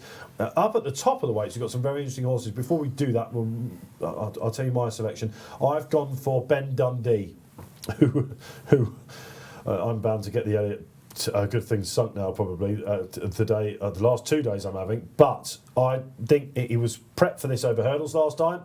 He's finished well. He ran well in the novice handicap at the meeting last year, and if you go back to that second at Navan, he cruised, and he got mugged on the line. I'm pretty sure this is going to be a Davy Russell special, and the day Gordon Elliott's having. Not surprised he's short in the market. So Ben Dundee for me. Neil Hubbard. I actually like. I've got a short list of 4 for this. Ben Dundee is on the list. If you like Ben Dundee, I think you've got to give a squeak to Live, Love, Laugh as well for Willie Mullins, because that form ties in there. Snow Falcon, the top one, is really interesting as well. But Blazer is the one that I'm going for. He was 4th in the Coral Cup off of a mark of 141. He was also second in a Galway Plate off a 139, and he runs here off a 143. So we know that he can run well in big field, competitive handicaps, albeit over hurdles, off a similar mark to this. His chase form isn't quite at this level, but we know he's got previous at the festival, and if he can, he's been off for a year, he's had 2 runs back, he looks like he's primed now, and I'm quite happy to row in with Blazer down at the foot of the weights. Yeah, for Willie Mullins, who's going to have to sprout wings, isn't he? If he's going to, and JP, of course, absolutely. You mentioned Snow Falcon there, the boys at My Racing. Have a look at the screen, they should come up now. I think they've gone for him. Top weight in this. Owen Walsh taking off 7. They ran really well in the Pertemps, didn't they, Noel Mead and Owen Walsh, with 2A Permi. Class horse in the race, sort of presenting like the drying ground. David, can I just quickly button and just give some encouraging news as regards tomorrow? Yes. Racing will go ahead. It's now 1.14. Marvellous news. So fingers crossed that market move looks very encouraging. Yeah, okay, brilliant, happy days. So yeah, and like you said earlier, Bruce, people put their money where their mouth is. That's where you tell the tale, isn't it? Let's have a look at this race. And there are some classy horses in this, aren't there? Death Duty, probably on back class, the classiest, the best handicapped horse of the entire week, I would suggest. He's just one of these. He would be not a shock if he won this, but I'm not exactly sure what he's been doing since he's come back off that injury. It's his handicap debut. They thought he'd be. Because he fell in the Albert Bartlett, didn't he? He was extremely well fancied. Yeah. Then they thought he'd be a Gold Cup. He just took a tired fall, didn't he? And Gavin Broder one of the top Irish boys, taking the weight off there. What about Le Bagawa? Tell me. Yeah. You tell me. So she was a Grade 1 winning novice at this trip. She hasn't been quite so good recently, but a couple of those runs have been over 3 miles, so she drops back in trip here and into a handicap. I mean, she's got, we were just talking about back class for Death Duty. Well, that's definitely her as well. And there's another mare as well just above her, and it's Happy Diva, who obviously, won the big handicap. Really consistent for Kerry Lee. Yeah, exactly. And that's just another one it's going to guts it out. So I'd give her a decent each way chance as well. We're going around in circles a little bit, lads, aren't we? Yeah, but it's that sort of race, though, isn't it? I mean, I think you either got a really strong view with or without the Fav, and it goes from there, doesn't it? I mean, I can totally get the case for Simply the Bets. Yeah. But do I want to be with him at such a short price in what is? I think one thing you've got to remember, David, you'll remember, and it's not that long ago, these Cheltenham handicaps, you get a lot of old, really regressive horses that have still got a relatively high mark, and the owners will run because they fancy having a run. But that took a lot of the field out. It doesn't feel like that anymore, does it? You've got to be on your game here, and there's a lot of horses that have got a decent chance, and I respect Simply the Bets, the likeliest winner, but as always, this is about finding value. If you just bet the likeliest winner every time, you just bet the Fav and you'd lose. Yeah, quite right. I must admit, I woke up this morning thinking, what price is Simply the Bets one of the first odds? So I looked at sort of 3 to 1 and thought, I'm going to look elsewhere. Let's see what DJ thinks down in the diary room. Disastrous news for me the other morning when I checked the runners, the final field for the Brown Advisory, and there was no sign of Bellamy the Pictons. I was devastated, so I've had to go searching again, and the one I have come up with is La Bagawa for Warren Greatrex and Richard Johnson. I just think she's got a touch of class. Yes, she might be a flat track horse, but I watched her most recent start at Leopardstown and she wasn't too far behind Delta Work coming down to the final fence. Maybe this is her trip. Maybe she's just not an out-and-out stayer. Now, for a mark of 149, she could be the one that has a couple of pounds in hand. If she gets into a rhythm, like she did in the early part of the Doncaster race, a crushing mistake up the home straight really caused her there. But she's a very good horse that's been competing in Grade 1s for most of her career. This is a welcome drop in class for Le Bagawa. And do you know what? I think when it comes down to it, if you look through all these runners, she's the one who you know could compete in Grade 1s. I'm not sure many of the rest of them could. So at the prices, I'm with Le Bagawa. Well, thank you, DJ. As you said there, Brucey. Did he take a breath? I don't know. He must have some lungs on him, DJ, because he just keeps talking, doesn't he? He's incredible. Yeah, if you've ever worked with him on any sort of postcast or What a Shout or anything like that, it's absolutely, he can wax lyrical. Talking of waxing lyrical, Paul Keeley has done it on one horse here, Bruce. Dejan Dekarjak. And Dekarjak, yeah, that's right. And I mean, there's another couple of judges who I respect very much who've given this one a big up. So for that reason alone, and this, I'm a real sucker for an Alan King horse. I always feel like at Cheltenham he pops up somewhere along the line, and this might be his one. But the market's not really mad on him. He's gone up to 19. 19 in the win market. Two things you mentioned there. I think the judges have looked at his form, followed home champ, didn't he, in that Black Op race, and of course he ran here. Was it Trials Day he ran here? I think last, wasn't it? My worry about him is his jumping. He had some really good. He looked like a natural in the season, but again at Newbury he missed a couple out, and certainly I watched that back the other day. I was teetering with tipping him, and he's just missed a couple, so he's going to need to brush up on that front. It is his handicap debut. He mentioned the Alan King factor as well. Balco was a big gamble yesterday. He absolutely fell in a hole, didn't it? I'm not sure. If you've got a website there, what is his festival form figures so far? I don't think has he had one hit the frame yet so far, Alan? I'm not sure. What about this Corto Rico, who I think he ran in the festival last year, or even at this race, and then he ran a really good race at Huntingdon, didn't he, to be second in that Grade 2 behind Top Notch, I think. Right. His last couple of runs haven't been great, but he's trading at I think this just shows the competitiveness of the race when somebody who's been placed at Grade 2 level already this season and has previous festival form is trading at 100 in the win market. That would have been the Peterborough, of course. Yeah, he was second in that, wasn't he, I think? Yeah. And he's getting £10 on the top weight. Sorry, there's a significant move here, Death Duty, into 12.5 from about 25. I must admit, I don't know a lot about Gavin Peter Brooder. He's probably Gav to you, David. Or Broods. Yeah. Broods. Quite right. The two brothers, aren't they? Kevin and Gavin, and they're both highly regarded. This is about the last three races now, where a Gigginstown horse has been absolutely smashed in, isn't it? Yeah, this is Apple's Jade, isn't it? Basically, it's exactly the same sort of move. Well, Death Duty, look, when you're looking at what we call wise guys, of which I can be on occasion. You look for the back class, because that's your point about other handicaps, Bruce, you're right, they have changed completely. Some horses, the class horses just having not such a day out necessarily, but you used to have some things running out the handicap, just doesn't happen anymore at the festival, does it? This is of course an open handicap, but that is one way to lay one out now, I think. Get a horse that was Gold Cup class.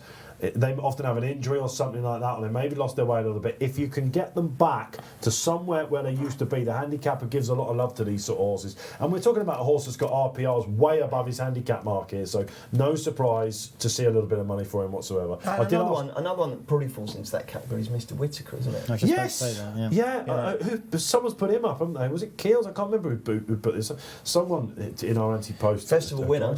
It might have been Keith Melrose, actually. Exactly. Last year when he ran in the Ultimate, he got a bit too far back, didn't he? Would we say this is his trip? I don't know. I sort of have it down as he might need. I just think he might need a little bit longer to get going these days. But I don't know. He's one of these. If there's a big field handicap at Cheltenham, you'll often hear the commentator called Mr. Whittaker, won't you, as they turn in. So I think you'll get a run, but I think from a handicap point, you're quite right. He has been given a bit of leniency, hasn't he? And don't forget, he bounced back. If you're looking at his form figures, he bounced back when signing off last year, so not beyond the realms. I'm trying to think, what was the name of the Radford horse for Shannon that ran earlier in the week? Oh, goodness me, that ran second for 2 for gold in there. Hold the Note. Hold the Note, thank you, Neil Hubbard. And he actually ran quite well, didn't he? Yeah, third, I think. Adrian Heskin behind Imperial Aura. What about Syrah Delac? That's another one that's been completely forgotten about. Had Lizzie Kelly on What a Shout a couple of weeks back. Yeah, won this last year. She said that I Did he? mean, Yeah, he did. Yeah. yeah. I mean, it is an extremely difficult task to come back from the prep he has sort of had. It's an awful prep, isn't it? Up But £9. they're still hopeful that he could make up into some sort of a graded animal. So. Well, he jumped lovely last year when winning it. I mean, you just got to take on trust that he's here because there's no problem with him and he's ready to roll, don't you? He's £9 higher, but he's still only a 7-year-old. He did have a bit of an injury, but like I say, she was speaking positively about him. And I like Nick Williams. He's another guy who knows how to get one ready, and he's, you know, it's a smallish yard, but he's not afraid to give the bigger stables a bloody nose, is he? Galahad Quest ran okay. He was one that I really liked in the Boodles yesterday, and he ran really well for a long way. I think he was just a bit too prominent and eventually got swamped, but he ran a pretty good race yesterday as well. One horse that I just can never get right, and I can't be alone here, is that Live, Love, Laugh for the Mullins camp. No, but he's one that I think ties in with Ben Dundee a little bit. I'm sure he finished behind him in one of those races, because I was going through it yesterday and I was like, right, yeah, I can see the case for Ben Dundee here. And then you look at the market and you're like, well, if I give a chance to him, then Live, Love, Laugh, I've got to, because he's been campaigned mainly over 3 miles of late, but some of his better form is all around 2.5 miles. If you are going to back him, you might just want to check he's still got 4 legs, because he's gone from 50 to about 90. So right. The favourite's drifted a little bit as well now, out to 4.7, having been 4.5. But like this Live, Love, Laugh, though, it comes back to festival form. He fell in the Close Brothers in 2018 and 12th in the Kim Muir. So, OK, he's been here, and I suppose you could look at it and say he hasn't liked it because he's fallen and finished well down the field. But he's back at a more suitable trip now and at nearly triple figures. I mean, like you say, it's a type of race where you could throw 3 or 4 darts at those sorts of prices and you just see how you get on. Tom Siegel's, he doesn't throw darts, he carefully considers his selection and puts a crossbar, and his cross is by not another muddle down the bottom for Gary Moore. It's interesting because he's 9, but he's not raced very much. And 5th in the Grand Annual. Yeah. Wasn't he a Keeley tip for a Grand Annual a couple of years ago? I think he was actually, yeah. Whenever I think of Keeley tips for the Grand Annual, I can only think of the thing of Next Sensation. Next Sensation, exactly. Went off like a scolded cat. because Richard Johnson was meant to ride him and he got injured, didn't he? And I can't think who rode him, but he just shot off. It basically turned. I mean, he would have won the Cork and Orrery that day, wouldn't he? For Keels, it was the second coming of the. He just went off like Apple's Jade-S like that, didn't he? And you're just like, he ain't going to last this. He'll thank us for remembering that day. We're around about 3 or 4 minutes away from this year's Brown Advisory and Mirabel Stable Plate. And let's remind us of our selections. Ben Dundee for me, Sandro Di Michele. The favourite, simply the bets.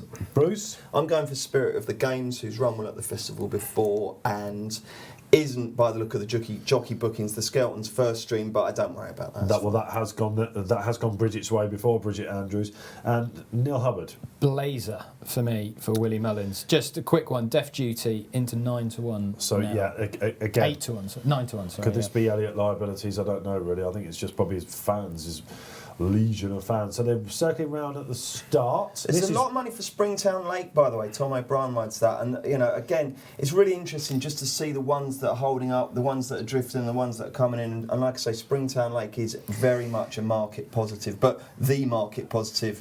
Apart from the favourite, he's very solid. He's It's interesting. There's a lot of money for a Philip Hobbs horse. Hobbsy needs Springtown a pickup, Lake. doesn't he? For sure. Okay, well, this is one race where we might be flirting with a stunning start. Simply the bet's on the drift a little bit now. What is he now, Neil? Well, he's out to 5, so 4-1 now. So not a massive drift, but if you think about the liquidity, which is the amount of money in the market, then that's a little bit significant, I guess. So, Spirit of the Games, Bruce, out the back, expecting him to ride cold, aren't you, and pick up the pieces late on. I think if I could see, I mean, he must have a strong chance of hitting the top 5. I think. How have you played this race, Bruce? Then, have you taken a view on him exchange-wise? I've just backed him each way, and I've also backed Happy Diva each way. Who gave a strong mention to Clondalk Castle's one we've not mentioned. There was a bit of love for him on the previews. He comes into it off a career I was best never convinced by him up at this trip, but he won nicely last time, didn't he? He ran in the Arkle last year? He did, yes, he did. Good shout, absolutely. One horse you can't have in this. Labago Wire's the one I can't. Sorry, Dickie, I know this is his last chance for a winner today. I think in a race like this, I just don't want to be writing horses off just because I just think that if people follow you in and they're laying at massive odds on, it's just not a way I like to do it. So I think with these handicaps, you'd have to be very, very bullish to say that this can't win or this is bad value because they're almost all big price. I mean, Death Duty on form looks a bit short now, but it's Gordon Elliott, and he's got all that back class. So I certainly wouldn't lay him, but I wouldn't back him. Opposition to Simply the Bet's now out to 9-2 now. Wow, big okay, drift, that is a big drift. Flag is up then. If you remember the race last year, Cheltenham was up there right from the start, wasn't it? So again, another prominent.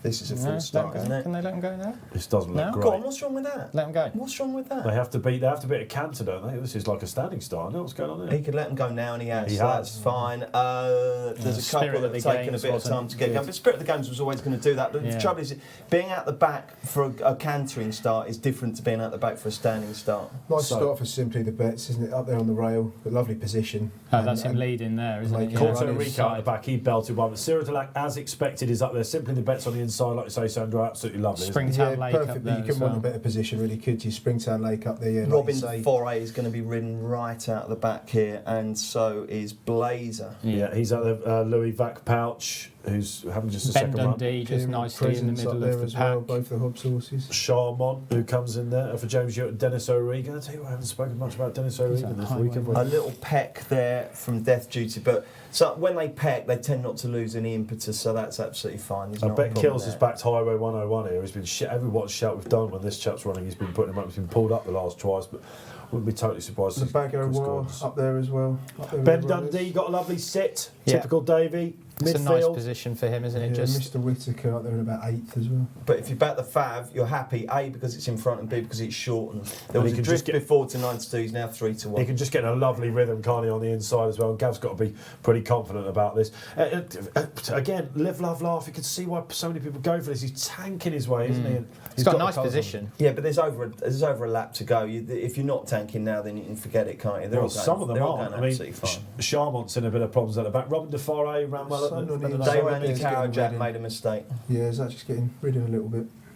Not another muddle for Tom Segal. He's just biding his time out the back. Yeah, they've really slowed it up now, Gav Sheehan. They stacked them up. Even the horses out the back are only 10 lengths behind. So Imperial Presence is up there. The Baggo War, we're expecting her to be up there. Yeah, Highway 101, as you say, for Chris Gordon. Imperial going Presence nicely. as well. Vision de Flow, he's a class horse, isn't he? We haven't really mentioned him. Team Tiz are desperate for a change of luck. Robbie Power, he's in midfield. Happy Diva going the short way round on the inside. She is in 6th place. So sort of as Not we a were, great jump gentlemen, there isn't from it? Simply the Bets. Went from 4.2 out to 4.8 after that fence. Okay. Just got in a little bit tight. And now Cyril Dulac has got to the front. Lizzie Kelly exactly where she wants to be. And another horse that's really gone out in the market because of an error is Dayran de Carjac. It's a tricky name, that, Bruce. It's a tricky name when you try and say tricky it. ride. When you try and say it at speed, it's a tricky name. Okay, so where are we? Who have we got here then? Lebago Wars, we mentioned. Yeah, Springtown Lake's got a nice position, Bruce. Yeah, in the Tim Sider colours on the inside. That's 5th. That's going well. And Philip Hobbs. Could Dickey have ridden Oh, Blazer. All something sorts of problems, and something's fallen in front as well. Is that? Is it Royal Village for Ian Williams? Yeah, I think it was in the red. Yeah, Yeah, but Royal really Village. did Blazer Royal absolutely Village is no gone. favours whatsoever. So Blazer's gone from around about 12 right out to 38, and so that's a massive, massive setback if you've backed that. Which Neil Hubbard has. As one has. So the finishing order as we go down the back is last year's the winner. Bagger's The Bagger's gone. Dickey, Dickey on the floor. Let's hope he's okay. He's yet to get up. Favourites in second, Highway 101 is 3rd. Who's that in the brown going? Imperial Well, that's Presence. Imperial Presence, isn't it? And Death then Death Duty was Duty in clever. 5th. On the inside is Happy Diva. Those are the front 6. Behind that, I think Springtown Lake is beginning to come under pressure, and the favourite Simply the Bet's 4.2. Mr. Whittaker is creeping close up with every fence. He's got an absolutely lovely ride so far for Adrian Eskin. Snow Falcon up the back. Ben Dundee's still travelling nicely in the middle of the pack there. He's 10.5 in running. Oh, it's a change of fortune that I need. Snow Falcon. Though last year's winner, Cyril Delac and Lizzie Kelly going great guns in front. On the outside, Highway 101, and Adam Wedge will be on the crest of a wave after winning the last race. He's going really well as well. So there's a group of 6 out front, and it's Cyril Delac in front, Highway 101 in second. Favourite on the inside is Simply the Bets. Then you have got in the brown is Imperial Presence. Death Duty looking ominous. Happy Diva going nicely. And in behind, they've got it to do to catch this because it's a high class group up front. Louis Van Patch is going quite well if you've backed him. Springtown Lake isn't going very well. And coming into it, those classic stripy Irish colours of Ben Dundee for Davy Russell, just beginning to creep into contention. The groan that I made there was because Dejan Dukajak absolutely whacked one. We were worried about his jumping. He nearly came down again there. Listen, we're turning into the home straight, lads. Call it, please. 2-1, simply the bets. He's Gavin Sheehan's just had a little look under his arm as well. Come on, Sandro. This could be you. This could be you. Second in the last race. Mr. Whittaker and Live Live Love Love Laugh is coming into it as well. The closers. Oh, Happy Diva. Look at Happy Diva coming up now. So it's still just about Cyril Delight, but he's under the most pressure. On the inside, the favourite is under the pump. Happy Diva absolutely cruising in. Come on, Russell. Come on, Davey. Come on, Davey. Ping, Ben. Carnage. Carnage at the last. Simply the best. Happy Diva in second. Happy Diva. It's Mr. Whittaker closing in third, and then Ben Dundee. So Chase going over the last. The favourite's in front. Happy Diva is battling back. It's Happy Diva taking it up. Come on, Bruce. Come on, Bruce. Come on, Happy Diva. But the favourite's not done with. Come on, Gavin. Bruce Millington and Happy Diva. Gavin Sheehan from nowhere. Gavin Sheehan is going to get his winner. Oh, wow, what a dramatic race. Oh, and he punches the air. Simply a windmill for Gavin Sheehan. Sorry, what am I talking about? Happy Diva in second. How many seconds am I going to back this week? The Oliver Twist over there. Unbelievable. Now, again, another race we had to be up there. Carnage 2 out, wasn't there? I thought it was the last. I was getting so excited about Ben Dundee. He was definitely badly hampered there, Davy Russell. You can mark him up, but the first two had it their way all the way out. Gamble landed. Imperial Aura form. What price now on the slopes? Third to them at the Trials Day meeting in the Grand Annual for Chris Gordon tomorrow. He's going to be capitulating, I imagine. Neil Hubbard, tell us about the in-running lows there for Simply the Bets. You said he went out at one point. Yeah, he hit a high of around 16.5, 17 sort of price in running. Ben Dundee was as low as 4, so 3-1. But Happy Diva, 1.45. Happy Diva. I mean, that's carnage watching it, and we were all chatting over each other, but there was so much going on, it was hard to pinpoint exactly what was going on. Bruce, you must have thought you had it at one point. So 1.45. I'm actually quite surprised she wasn't shorter, because she's taken out and gone half a length clear. She's run an absolutely blinding race, but look, the winner was just too well handicapped. Delighted for the connections there, he says with gritted teeth. He's shown a fantastic attitude, really, the horse. Gavin set out to make all. I think they wanted some more rain for him, so I was slightly worried about the drying ground beforehand. Remember what Gavin was saying on What a Shout. And they've had Rouge Vif place in an Arkle Bruce. They've had St Calvados go mightily close to beating Millington and Ryanair, despite the disappointments they've had with Itchy Feet and Skanderberg. This has been some day for them now. Yeah, I mean, they've come here with a lot of chances. He's invested fortunes, and this is a day where he's hoping to at least not go home empty-handed, and he hasn't. I'm delighted to see Lizzie Kelly on her feet there, because that was a hideous tumble. That really was a horror. I hope the horses are all fine, but Lizzie's walked back, but she isn't looking great shape, but at least she's on her feet. That was a horrible, horrible fall there, unfortunately. Was it a slightly... I must admit, my eyes weren't on him at the time. I was looking at Ben Dundee crawling in, obviously, from a punting perspective, but was it a slightly tired fall, do you think? Or was it just slightly medium? We'll have to watch back the replay, but we're hoping for positive news about Dickie Johnson as well, chaps, in the gallery, if you can get someone on that. Oh, Grangewood was cruising at this point. The closers are mounting. Yeah. I mean, Sidelac hit 5.4 in running before he took that fall. This is at the third last we're watching it. I mean, Simply the Bets is looking really happy here. Sandro, you must... Congratulations, by the way. You've got one off the board. He just did everything right, didn't he? Tactics were right. Run well. Look, I don't think he jumped amazingly well. There were a couple of sort of slightly questionable jumps at times, and he didn't put in a great jump at the last. But showed a huge amount of character and spirit, I thought.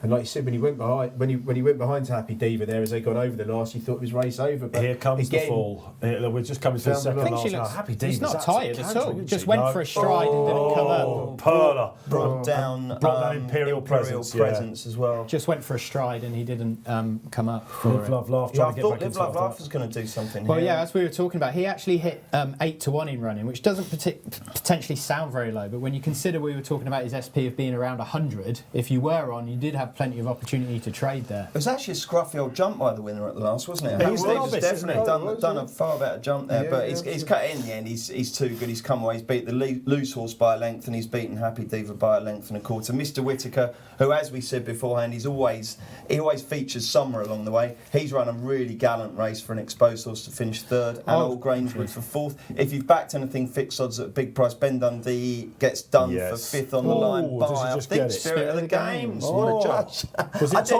I didn't even know that. I honestly didn't know that. I've got to check that I definitely got the 5 places. I think that Old Grangewood running into a place, though, if you had that collateral form with St Calvados, and that has, you have got an each-way return there at a double-figure price. It's another race, though, again, Simply the Bet's prominent throughout. I know some of the place horses have come from miles off the pace, but ultimately they've never got close to the front two, have they? They've never got close to the and the front two have just been nicely positioned throughout, especially the winner. So I know that horses have to be ridden a certain style. There are some horses who don't respond to that. Yeah. But when you look at the drying conditions and you look at the numbers in the race, it does surprise you. There aren't a few more who just try and get sort of up in the van there. Turns out that the Kate and Andrew Brooks horse, the only one that they haven't had success with, is the one that we backed today.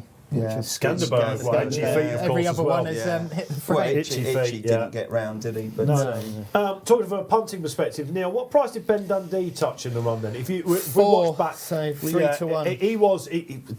He got meat in the sandwich as it got really tight at that second glass, and he did extremely well to avoid the fallout. And Lizzie Kelly, we should say at that point. Again, look for him. Racing, please. Coming down the hill, though, I suddenly saw those stripy colours and thought, "Hang, this is a proper Davy Russell." Just coax him into the race and kick on. Just perfectly positioned through the race again, wasn't it?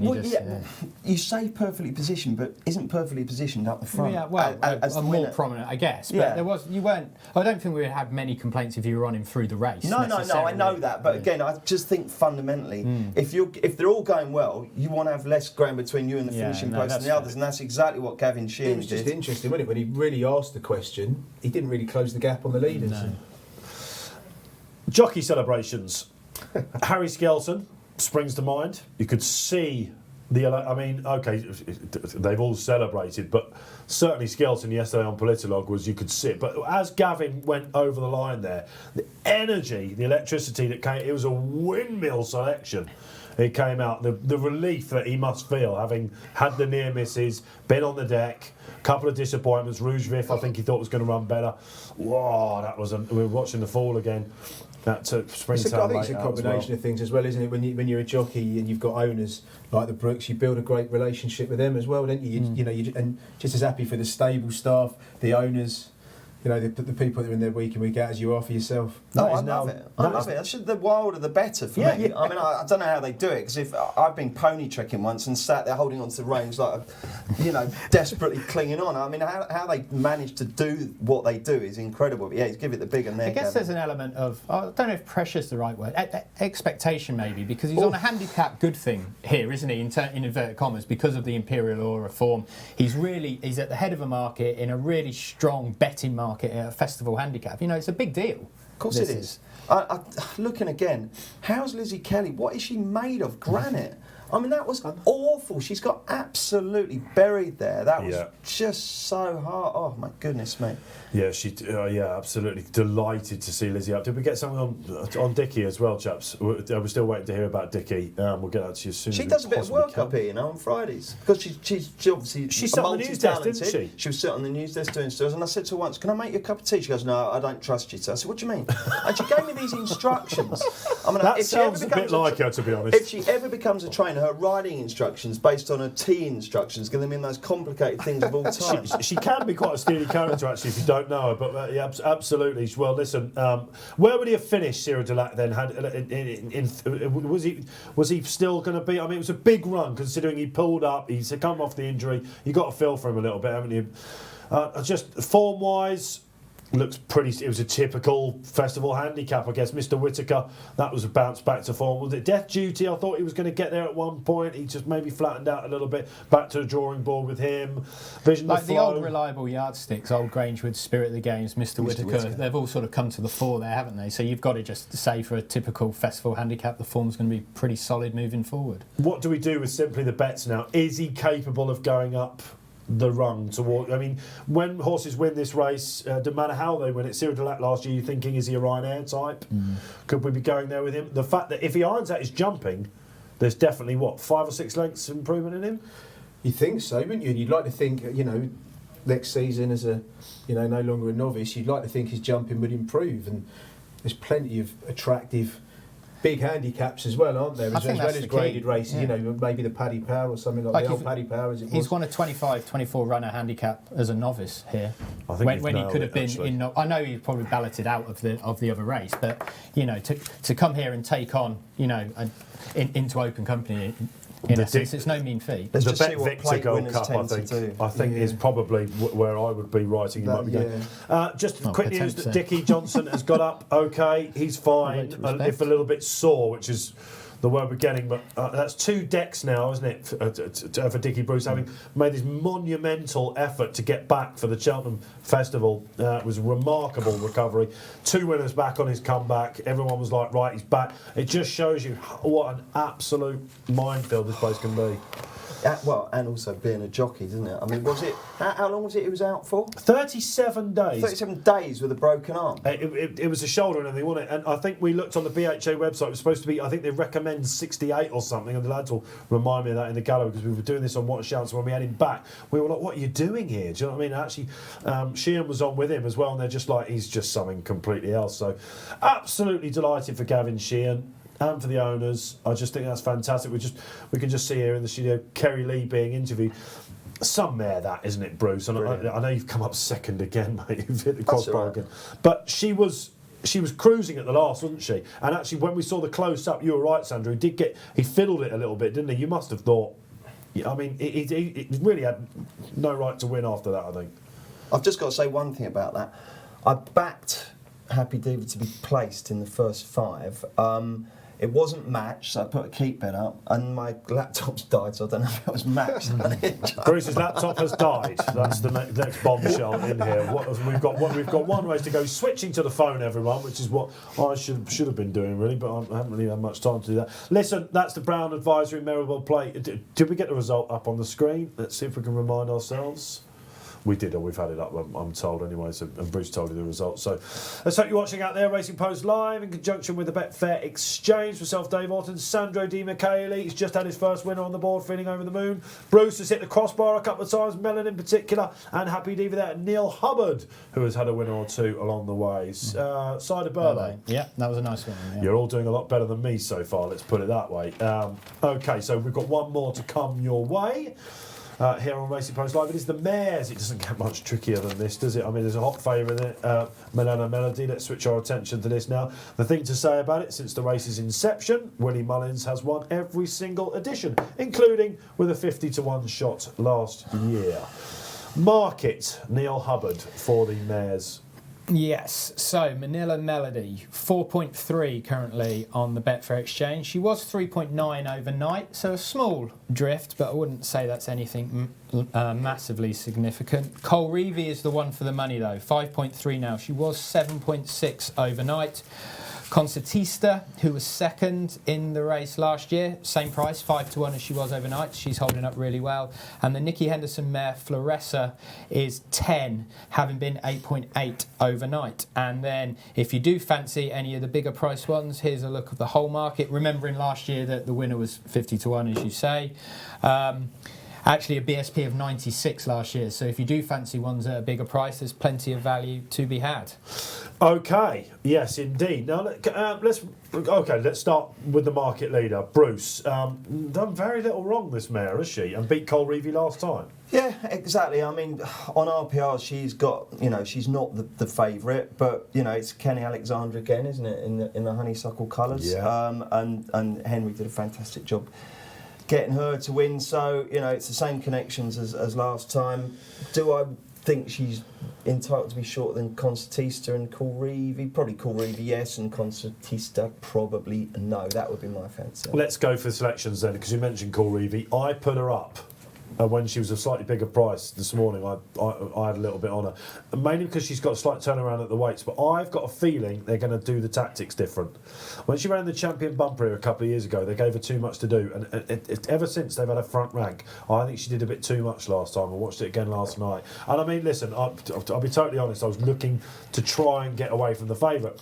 And having looked at the favourite when I was doing previews and things like this, the only chink in Manila Melody's armour I can find, because the form is working out really solid all across the board, was the fact the one time she's been beaten when she came over here was at Aintree last year in the Mare's Bumper. I don't think she looked over the moon about going left-handed that day, but is it a little bit straw clutching? Potentially. So call Reevy for me, although I think she's short enough now. Sandro Di Michele. Yeah, I've gone for a Mullins horse. I didn't think I'd stray too far from the expert, but I've actually gone for Dulcita with Robbie Power on. Talk us through this. Well, now it's got to reverse the form with Manila Melody and Cole Reevy. But again, I'd like to back something at a price, and I think seeing the price of the Mullins winner last year gives you a bit of hope that maybe they still don't know exactly.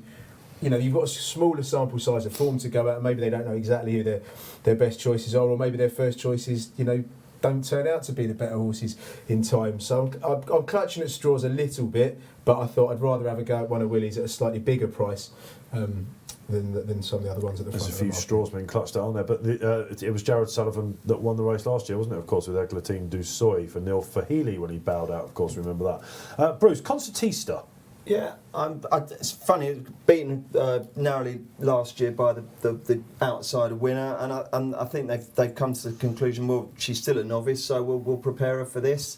And preparation's been fine, the form's good.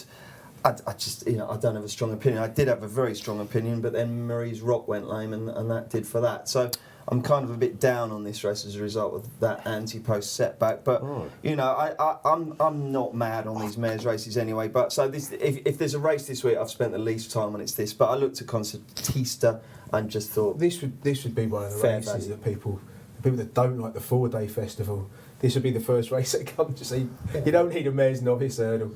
I'm not close enough to the kind of whole bloodstock ecosystem to know whether we really do need all these mares races, but you hear people who are closer to the action than me and they say we do, so I suppose you've got to go along with it. It's a very interesting race, isn't it? It's a group of racehorses with form, so you're not going to go nuts on it, but it's just a race that doesn't engage with me. And in actual fact, what I'll probably think about doing is just see if there's any market nibbles from some of the big prices and maybe chip a few fivers at them. Yeah, so it's like a few darts race, isn't it? Neil Hubbard, have you got a selection before we give us market update? Yeah, Concertista for me as well.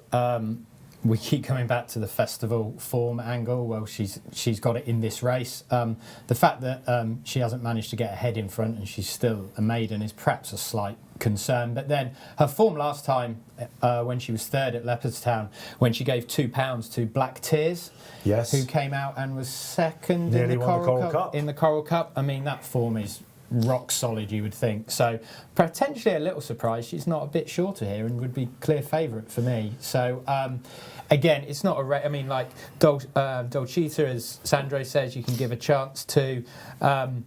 Yeah, I'm quite happy with Concertista. She's been here and nearly done it.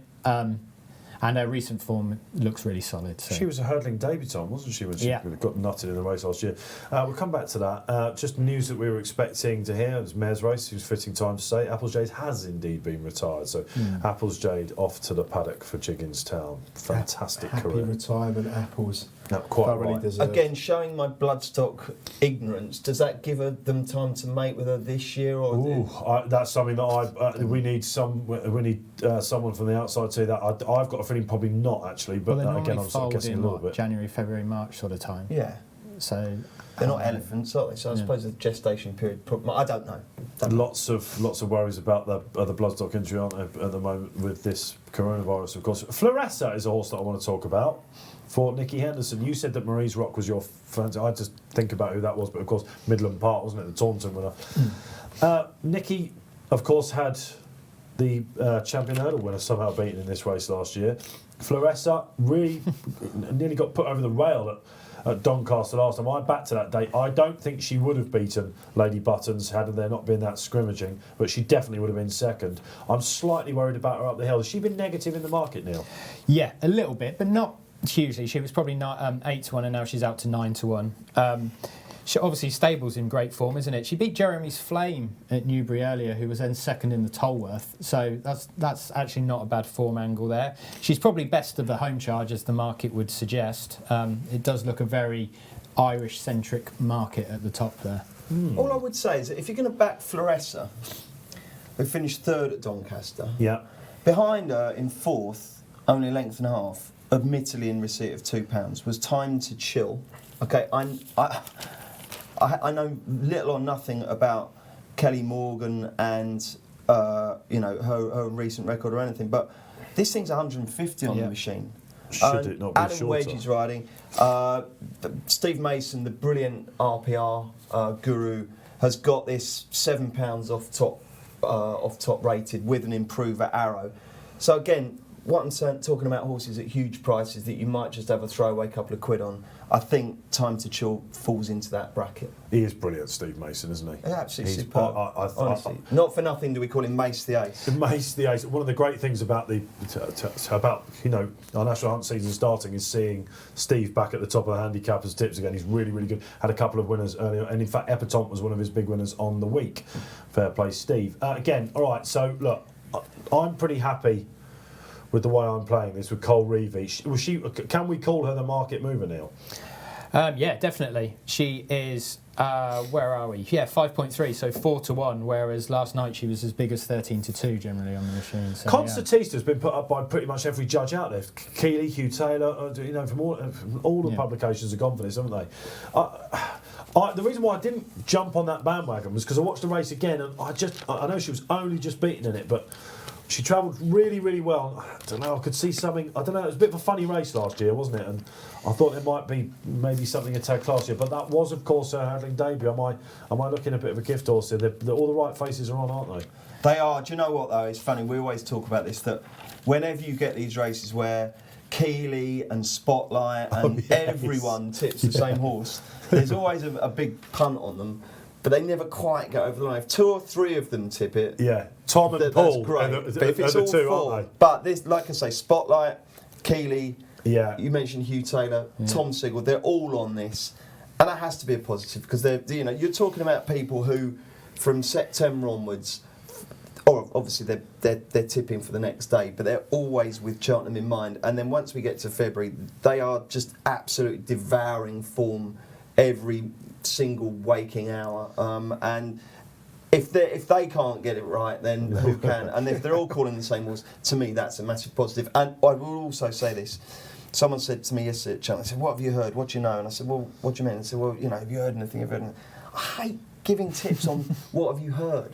What does it matter? I might bump into the connections of 2 horses and they say it's fancy, but I haven't spoke to the rest of them.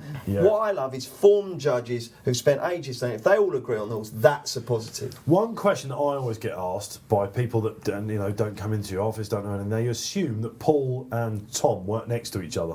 Because but Bruce, that's far from the case, isn't it? Yeah, I think there's about 30 miles of M3 between them. And because they do tend to come down on the similar horses a lot. I mean, Paul used to groan to me saying, has Tommy put it up? Because it just doesn't, it's a lot of times it just hasn't gone Paul's way, I think. Whether that, I'm sure the stats would disagree with that. But a lot of people don't realise that they're not chatting to each other in the office, are they? And saying, no, they're not. I mean, they would see each other and they would have dialogue, but they're not colluding. Yeah. They're looking at these races independently, so if they both come up with the same horse, it's because it's like countdown. If they both get the same number and Carol Vorderman checks their workings, they've done it independently. Randomly saw Carol Vorderman on Tuesday at the races. She loves her racing. She's a racing fan. Yeah. She, I think if that mare of hers had worked out a bit better, she'd be running this. Hang on a sec, quickly. Did you see any other random celebs at Cheltenham? I saw a lot of rugby players on Tuesday night afterwards. Footballers, Ellis Genge, a lot of Leicester City boys. A few of the Leicester City lads, Birmingham City and West Brom. So it's nice to see the old-fashioned social team bonding session still isn't completely gone in the era of the kind of modern football. I don't think the Milton Keynes Don squad were there. Do you remember that incident a couple of years ago? the paparazzi loved that, didn't they? Talking of questions, we got one from social. Let's go there on the screen. Let's see what we've got here.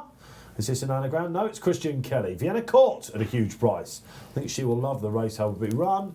Gone from 120 to 85. So nibble that, Neil? 85 on the exchange at the minute. Yeah, she won at... Did she win at Doncaster? Yeah, she won quite well that day. Yeah, and then went to Warwick. Third behind Emma's Joy, who runs in the race. I've got a bit of knowledge on Emma's Joy because I was with it the one time when it got beaten at Warwick. I think it was New Year's Eve.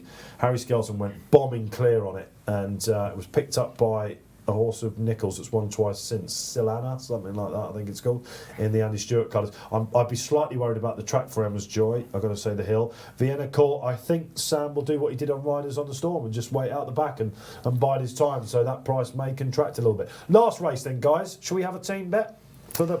Yeah, I quite like the one, the Time to Chill, at a big price. Yeah. 150 still. Yeah. See, it's great to see that everyone watching's completely ignored that. Yeah. Left it at the bottom. If there's any consolation, I didn't, Bruce. I've had a little Good man. It is a pace angle in the race, so shall we put in an running bet? Let's go for glory. Yeah. Let's go for glory and have a couple of quid on that, 150, and then maybe think about a place. The boys are saying yes, go for glory. Okay. Well, shall we have £5 on it at 150? On the 160? On the exchange, £5 win. You're watching this live. 150. What about 5 places? What price is she there? Good shout. 8.4. Good shout. Okay, so we're on there at 150, so 149 to 1 in the win market. So happy days, should that come in? And then 5 places. 5 to be placed. Okay, Time to Chill, same horse, is 8.4. How about that? So another 5, right? So we'll have another £5 on at 8.4 on her to finish in the first 5. Yeah.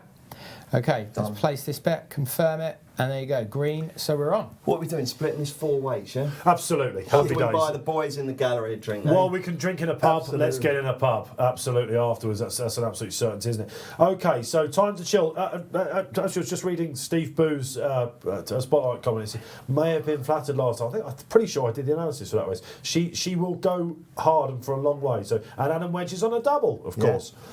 I think looking at what Stephen's saying, there's going to be a real ferocious battle up front. So it might be another one where sitting inside just off a strong pace might be the way forward. But again, we'll see how the race unfolds. I mean, Cole Reevy could get caught up in that as well. She likes to get on with it as well. I'm hoping, having backed her, that they do take a bit more of a pull this time. Do you remember when Lorena completely spread-eagled the field in this? Yeah. You could tell about 5 out she was just going to win, and they came over in long intervals, didn't they? Let's see what DJ thinks. Let's go and have a look for where with Dave Jennings. Willie Mullins always tends to hold the key to the Mayor's Novice Hurdle, and maybe he does this year. He's got Dalcheetah and Colreevy. I think Paul Townend has chosen right here with Colreevy. I think she is going to be the best of the Willie Mullins team, but the one I've come down on is Floressa for Nicky Henderson and Nico de Boinville. Of course, their team was hit a major blow when Marie's Rock was ruled out of the race. I think she would have been really, really hard to beat. But Floressa, I think they've got a good substitute here. Floressa is definitely the best jumper in the race. She is so slick over her hurdles. And I think we've treated her too harshly for her performance at Doncaster against Lady Buttons. Things didn't go to plan there, and if you remember, she was cut off halfway up the run-in. She wouldn't have won the race, but she would have finished a good deal closer. Didn't think the race panned out the way she would have liked. She wants them to go like the clappers from the word go. I think that's what's going to happen here, and she's going to travel oh so sweet. Even if you're betting and running here, I think she'll be very, very short at some stage in the race. So she could be a bag to lay, but I think she might win. Floressa then for DJ. My racing boys, I believe, are going for Floressa as well. That gives us a line, doesn't it? Come on. Well, I mean, I was just saying to the lads here, I mean, why are you backing Floressa at 11 when a horse who's a length and a half off her, albeit in receipt of £2, is 150? You've played up some Simply the Bets on it? Yeah, a little bit. Yeah. You don't need a lot of that price, do you? But if there's one thing as a punter, I think you just cannot do is if someone puts up a horse any bigger than about 20s or 16s, you just can't not back it because there's nothing worse than watching a race, seeing a horse go well that you're not on. You say that, Sandro, but it is incredible how afraid so many punters are of big prices. Yeah. And I've got a friend who runs a really successful tipping line, and he said that he used to put up between 8 and 20 to 1 shots. And the trouble is, he would show a fantastic profit, but you'd inevitably then go 12 or 15 selections without a winner, and everyone just drops off. He now has one that goes for 3-1 and under.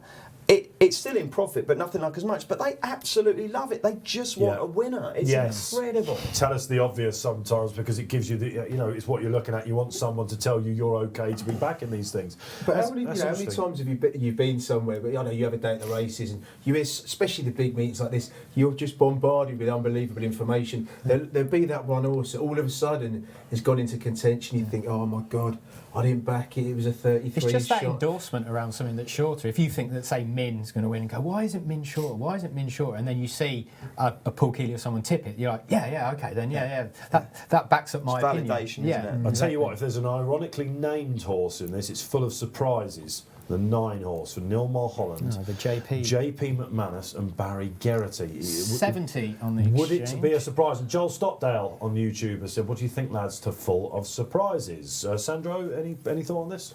Not really, if I'm honest. That was a hospital pass. Yeah, it was a bit. She said 2 runs, not quite as little as Constantine.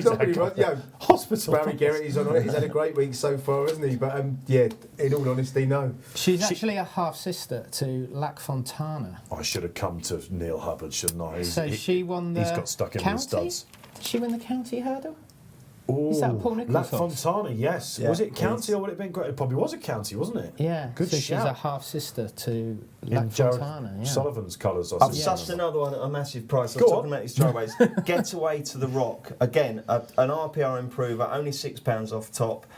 Trained by Alistair Ralph, who's probably had slightly fewer Cheltenham winners than the likes of Mullins and Gordon Elliott, but has done really well with her. And big margin wins at Ludlow and somewhere else I can't remember. But again, at 100, I'm happy to just throw a fiver at that, because sometimes if you look at them and beforehand and you don't, and they win, you don't like yourself very much. I got with her when she won. I think the second time out. She big eye catch the first time up. Might have been Exeter, somewhere like that. I can't remember. The issue with her is the trip and whether she'll find this a bit speedy, but she is a potential pace rival for Time to Chill. I should say that as well. She has been kept to courses like Ludlow, speedy tracks, things like that. So this might be one for the breeding line. I don't know, but and if it's a strong pace, then you are going to have to stay on it. She is progressive, no doubt in that, and I think Alistair Ralph has probably had the same amount of Cheltenham winners as Kelly Morgan, hasn't he? But what sort of price did Getaway to the Rock? She is, what did we say, 90? 65 now. 65, there you go. People do listen to me. You're going to let it straight back off? No, I'm not. I hate all that. You say that people are listening. If you're joining us, having ITV have gone off air, if you're joining us, which we've seen a spike in viewers during the day, welcome to Racing Post Live at the Betfair Exchange. All your comments, we've been loving those. I get back every night and have a little look through them.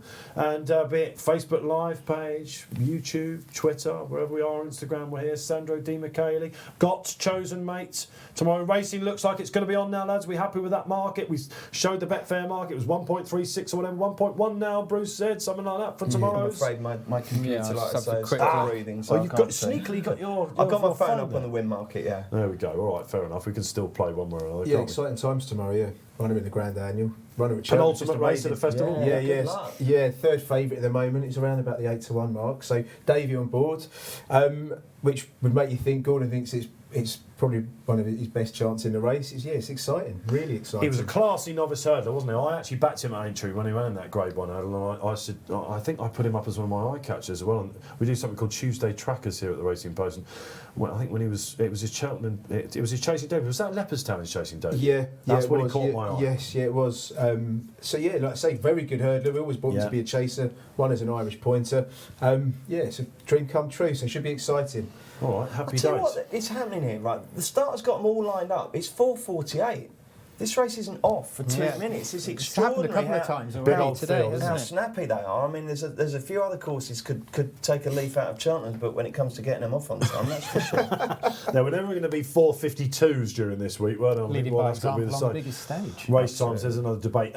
Neil Hubbard, just before we see this race off then, a little bit of opposition to the favourite, Manila Melody? Yeah, 3.9 overnight out to 4.3, but there's still decent support for Conreevy here, 5.7 after being 7.6 the night before. Concertista, pretty solid.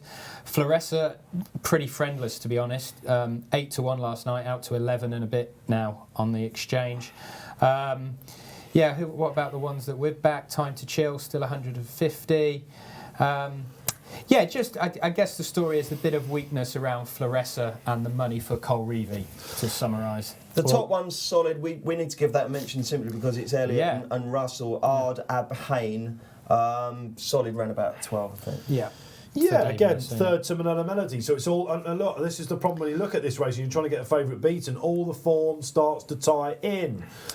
So let's see whether the books get one back. It's again pretty much a punter's day, isn't it? Apart from the shock, the seismic shock of Paisley Park's race and the Stayers Hurdle, of course, going to Lisnagar Oscar for Rebecca Curtis. I always find it, David, disheartening for a lot of people when you talk about punters' days and bookies' days, because you can read that it's a punter's day and not have had a single winner. I mean, I think that's... Yeah. But the point you're making is that has the balance been overall with punters or bookies, and it's difficult to define. Quite right. And one thing that annoys me a little bit is when the books come out, I won't name any, but a couple this morning saying it was a terrible results, and a couple of others actually come out and saying, well, actually, we pretty much, sort of all to play for, really. And you were saying earlier when you were at Sky Bet, Sandro, it was all about the Friday. Yeah, absolutely. It was always about the Friday. I also think the days of bookies getting a kick in, I think people are so cynical nowadays. I think you just need to be quite careful. As a business, Cheltenham was the most important week of the year, but the reason being is because give customers a wonderful experience. I'm sure you all know this. When you give customers a good experience, they'll stay with you for the rest of the year. Yeah, I think whether they've had a good week or a bad week. Yeah, the last thing you want is like the bookies to win, whatever we're defining that is, on day one. Because that's no good. You want punters out there, as we all are, to be winning on the first day. It gives you enthusiasm. It gives you a feel-good feeling heading into the rest of the week. Did you ever used to tell the odd porky? Did you ever used to spin it a little bit? No, I think you never let truth get in the way of a good story, Bruce. That's not our motto. That's in post, mate. It might be at Sky Bet. But no, but we wouldn't do. But certainly, what we wouldn't do is talk about sort of extreme numbers, But I think that's what annoys people, isn't it? Yeah, when someone says, "Oh, we laid a 10 grand to win 50" and all that, and they can't get a button on. But anyway, they're off. We're off then, boys, for the mares, the last race here on Racing Post Live. The 450, the Dawn Run Grade 2, and there's a massive fill. Will Mullins make it 5 from 5 in the race. He's got 4 arrows, and I didn't want to see this, chaps. I've got to say, Cole Reevy has adopted her usual catch me if you can position. She's being harried by Rhythm Divine. Where's Time to Chill, boys? Just on the outside? Yeah, it's that number 16 on the outside there. That's our team. Yes, it is, yeah, absolutely, going all right. That's okay. They do look to be going absurdly fast, don't they? Yeah, absolutely. Which is not what I wanted to see from my Cole Reevy. Is back on the inside there in the two-tone green. Let's look for Manila Melody. She's right up there as well, isn't she? Pressing her old rival. She's virtually in lead, having under heavy restraint, isn't she? Rachel really Blackmore's really taking a pull. Floressa's got a nice sit on the inside, Sandro. Yes, yeah, nice spot on the inside. Dulcita, sort of, who I tipped, is sort of being held up at the back there. All okay over that. There wasn't a great jump from there. It was a very novice that, wasn't it? Now, Manila Melody's been allowed to go on here, Bruce. In the market, are we seeing fluctuations? Not really. No, it's solid. People are happy with that. Yeah. There's basically nothing in anything, really, is there here? No, people aren't really getting too involved at this stage. I think they're still feeling their way into the race. One both that we didn't punters mention, and horses. One that we didn't I didn't mention Anna Bonino, who pulled up last time but showed something on her hurdling debut for John McConnell. Dan Walsh, one of our producers, absolutely all over this at a massive wacky price. She's going well. Oh, they're all on, I'm being told. So if I throw my earpiece out, that's why, because they're screaming. What about some of the horses out the back? Full of surprises for Geraghty. Just no pressure on this, is there? Just riding it cold. Out the back, I'm looking for your selection, Sandro. Dulcita. Yeah, it's about mid-division at the moment, just next to Concertista. In last year's winning colours, of course, for Jared Sullivan Bloodstock Limited. If you're Daryl Jacob on Concertista, who's buried away in mid-division in 10th, are you happy that they're going so fast up front, do you think? I think they might have just pulled it back a little bit, have they? If I had to, but it's so difficult, isn't it, to be a complete judge on this? Yeah, what? Would you want to change where Concertista is? Maybe be a horse further forward? I don't know. I think that's possibly. There's a horse called Fort Worth, Texas, who's going up in the orange colours of a very prominent run. I'll tell you what, our old mate Time to Chill is in 5th place and going quite nicely. White Hot Chili filly for John Burke and Harry Fry. It's been a quiet festival so far for Harry Fry. She's got some decent form to her name. It's just whether this is a bridge too far. And significantly a bit of rain on the camera. Yes, there is. I didn't think there was much forecast, but that's something to bear in mind for tomorrow. Let's focus on this race now, and there's so many with chances here. The jocks will be happy about that little bit of rain, I'm pretty sure. Floressa, just having a little squeeze there. Nico de Boinville on the inside. Where's Emma's Joy? I was trying to pick that one up as well. Yep, sort of. She's okay. She's not adopting the position I thought. Couple straggling out the back now, lads. Full of surprises. Get away to the rock. Not looking at all happy, Bruce, out the back. No, top of the hill though. Let's just summarise where we are. We've got the favourite Minella Melody at the head of affairs with Time to Chill in cruising. Second. Go on, Time to Chill. Absolutely cruising. Come on now. This is the team bet for anyone that's not sure. Come on, we've just jumped the second last. I'll tell you what, Minella Melody leads in, boys. Has she been too White keen? Hot Time Chili to Chill. filly on the outside for Harry Fry, but Time to Chill's absolutely cruising. Come on, she's about to take it up. Come on then, Kelly Morgan's into 11. Go on, the Time to Chill. Come on, Time to Chill. Come on in, Time to Chill. Here Get comes it on Here there. comes Concertista. Concertista on the The far favourite's side. falling in a hole. This is where don't get shorted up. Don't get shorted up. Dolcita's coming. Come on, Sandro Di Concertista. Michele. Here's Paul Concertina on the Reevy. inside. Concertista. This is Mullins 1, 2, 3, lads. Unbelievable Unbelievable Concertista record. coming to take Go it on, up now. Concertista. If she jumps this, she wins it. Oh, Concertista she is should've. This has been tipped by everyone. She's flown it. She's Yeah, over. She's yeah. going to win by half the track. This is gonna be- Concertista is what a win. absolutely hacking up. We've had loads of close finishes. Wow. Say this one is not. She's doing an arena. She's absolutely disappeared. Wow. 15 lengths in front of Dolcita. Absolutely hacked up. Can't see who that's running. 1, But 2 there- for Mullins. We're Who's not that sure in what's third? third. We'll pick it up. It looked like Rainer's World potentially for Phil Kirby. But We'll pick that up. Concertista by half the track. And what were you saying beforehand? Forget about all the words, this, that and that. The top 4 analysts, they all went for it, Keeley being one of them. This has been nutted in the race last year when a hurdling debutant, Darryl Jacob, absolutely grinning ear to ear. It's been a Interesting. slow week for him. Concertista and Dolcita alongside each other all the way round. And you have to say They went too fast. they did didn't go a They bit too quick in that, I think, didn't they? Minella Melody absolutely fell in the hole, didn't see it out. Cole Reevy probably ran quite well in the circumstances, didn't quite get up the hill, but that was Lorena-like, wasn't it? She's absolutely gone on. We're looking at a horse now that is obviously going to be back in 12 months' time for the big one on the Tuesday. Well, you mentioned Lorena there. I mean, we've seen Limini win this. We just don't know. I mean, it could be a weak race. Honestly, I wouldn't get carried away. I'd be fascinated to see what the bookmakers make of it. But, you know, on everything she's done so far, look, this is the step up. This was the day. It was a brilliant training performance. Just how good this form is, I don't know. But it's impossible not to be impressed when they go clear like that. It begs the question of how she was getting beaten 2 runs ago when they really fancied her, didn't they? The stable was going well. It's just I thought she might be. I wasn't sure if there was something going on between her ears, but she's she's actually off the bridle a little bit there. She is a little bit, yeah. What price did she get? She got to 15.5 in running. Wow. But between the last 2 hurdles, But she's it's at just that point there when they cross the road. cruised. We were getting excited here, lads, weren't we? To be fair, Time to Chill's given us a fantastic What a run. massive race. Absolutely, isn't it? She hit- brilliantly. She 60. She hit 11, so 10 to 1 in running, which again is not necessarily all that short, but if you consider what her SP was, her BSP is huge. Coming to the last, Sandro, you're on Dolcita for last year's winning owner as well, but she's just been absolutely left behind, hasn't she? Yeah, it gave you a good shout, didn't it? I thought we were going close, and then the winner's just gone away further and further and further. Tell you what, Sandro, you've started a bit slowly, but since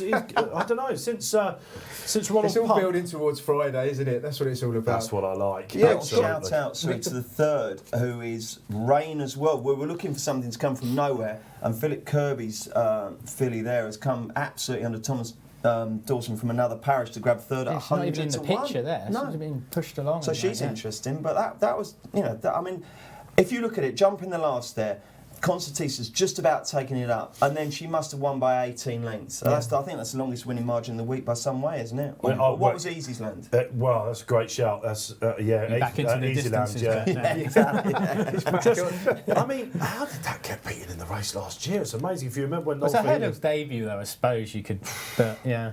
That's a funny old race. So, second season novice then, doing the at Fisher's Cross. You remember at Fisher's Cross got beat at the festival, came back and won the Albert Bartlett all those years ago. So, second season novice. All the shrewd judges were on. I'm sure loads of you have backed it out there. Really solid in the market. Good to see Simon Munir and Isaac Swade have a winner. I was just about to say that. You know, you talk about Andrew Brooks being a great supporter of the game, but Swade and Munir have pumped absolute fortunes in, and they do it for days like this to see their colours carry to victory at Cheltenham. So they'll be absolutely well done to Daryl Jacob, good guy, very good guy. Yes. I know his uncle quite well. He's absolutely bonkers. You can understand about one word in about 17, and the strongest Northern Irish accent you've ever heard. And as you can imagine, loves a drink as well. He's a good character. It's a big story for Daryl, isn't it? Because you remember that awful year he had for Paul Nicholls when he hit the deck, and then he's come back in no uncertain terms for these boys, hasn't he? And like I say, after the champion chase yesterday, he would have been feeling a little bit down in the dumps, wouldn't he? So. Great to see Daryl have a winner, basically. But that was basically, we were looking for some drama coming to it. We had time for chill, didn't we? Our massive team punt. The team bets haven't gone too well today, the team bets, but there's still another day left. That was the mares. Can we get the result on the screen? Let's have a look, see if we can see it. Coming up to confirm. I think we had the 1, 2, 3 from Bruce anyway. Not sure what the boys in the studio are playing at. I'm hoping people had a decent run for their money with time for chill. I mean, she was absolutely cruising, wasn't she? And you know, that's what I was saying. You shouldn't be afraid to throw a couple of darts at big prices. And if your particular dart here landed in the board on Rainer's World, and let's just have a look where she is here. I mean, she's got the black colours with the dots and hang on. What's her starting price, Neil Rainer's World? That's her out the back I didn't there, catch it at the market. She was 100 to 1, and she's out the back there, black with the yellow diamonds. Elegant Escape colours. In literally 14th place. I mean, she's a dual flat winner. I've got a feeling it might be over a trip on the flat. I can't quite remember. I think like your point about time to chill, though, when we were comparing it to Floressa, in terms of what would have brought you more enjoyment from a losing bet? Oh yeah, for sure. Definitely have been time to chill. Absolutely. Minella Melody there, obviously contested the early lead and paid the price for it. She's faded away. She actually hit 2.94 in running. She did. Minella Melody. Would have that been off the home bet? I mean, she stopped to a walk pretty much on the run. Correevy's jumped the last in third, couldn't quite hang on.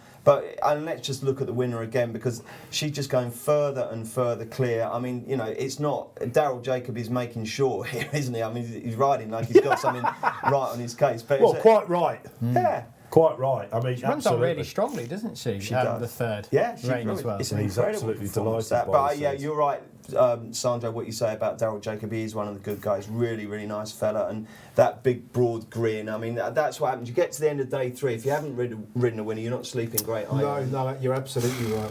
Yeah, quite right. I mean, you think about jockeys who will be nervous going into the last day. Obviously, Dickie's one. Glad to see he's up.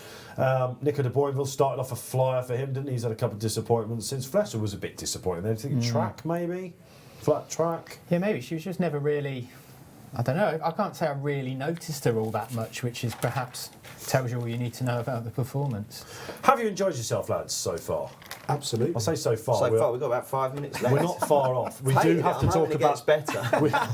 we do have to talk about the Kinmure just quickly. I know a couple of you put up some selections for that when we were asked by the producer to give a couple. My charity bet, I'll just get that out of the way, of the week last week was Champagne Platinum. I thought he might turn up in the novice handicap, but he's been a big plunge for this. Interesting stat about the Kinmure: 8 of the last 10 winners have worn headgear. He gets cheek pieces for the first time. Take of that what you will.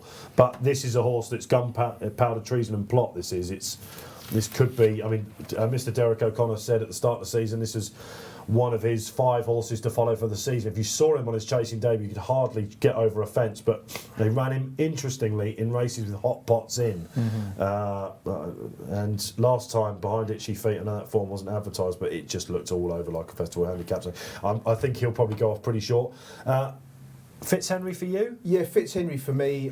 Paul Nolan trains, and obviously interesting booking with Mr. Patrick Mullins on board. That would be the one for me. But like I say, JP's got a couple of chances in the race. I do also quite like Milan Native. I think the price has gone out of that a bit. There was sort of quite a bit of money for that last week. He was talked up on the previews, I think. By Gordon, he was talked up. Maybe the value's gone out of it, but Yeah, an interesting one for Gordon as well, and a jockey claiming 7 on board as well. So, Mr. Millington, did you have a selection of this? Yeah, LeBroy was the last ever winner of the 4 miler before it became the 3 mile sixer, and he beat Discorama. Nothing else finished pretty much. Discorama ran really well in the Ultimate on Tuesday. I think LeBroy under the brilliant JJ Codd. No headgear, which is a bit of a negative based on your recent stat. But I like LeBroy, and I would also put a shout out to Cloth Cap, who's in the second Trev colours, but that doesn't bother me, and he's down the bottom there, and so I think Cloth Cap might. He's forgotten about, isn't he, Cloth Cap? He is, They thought he might be a national. Not forgotten about by Paul Keeley.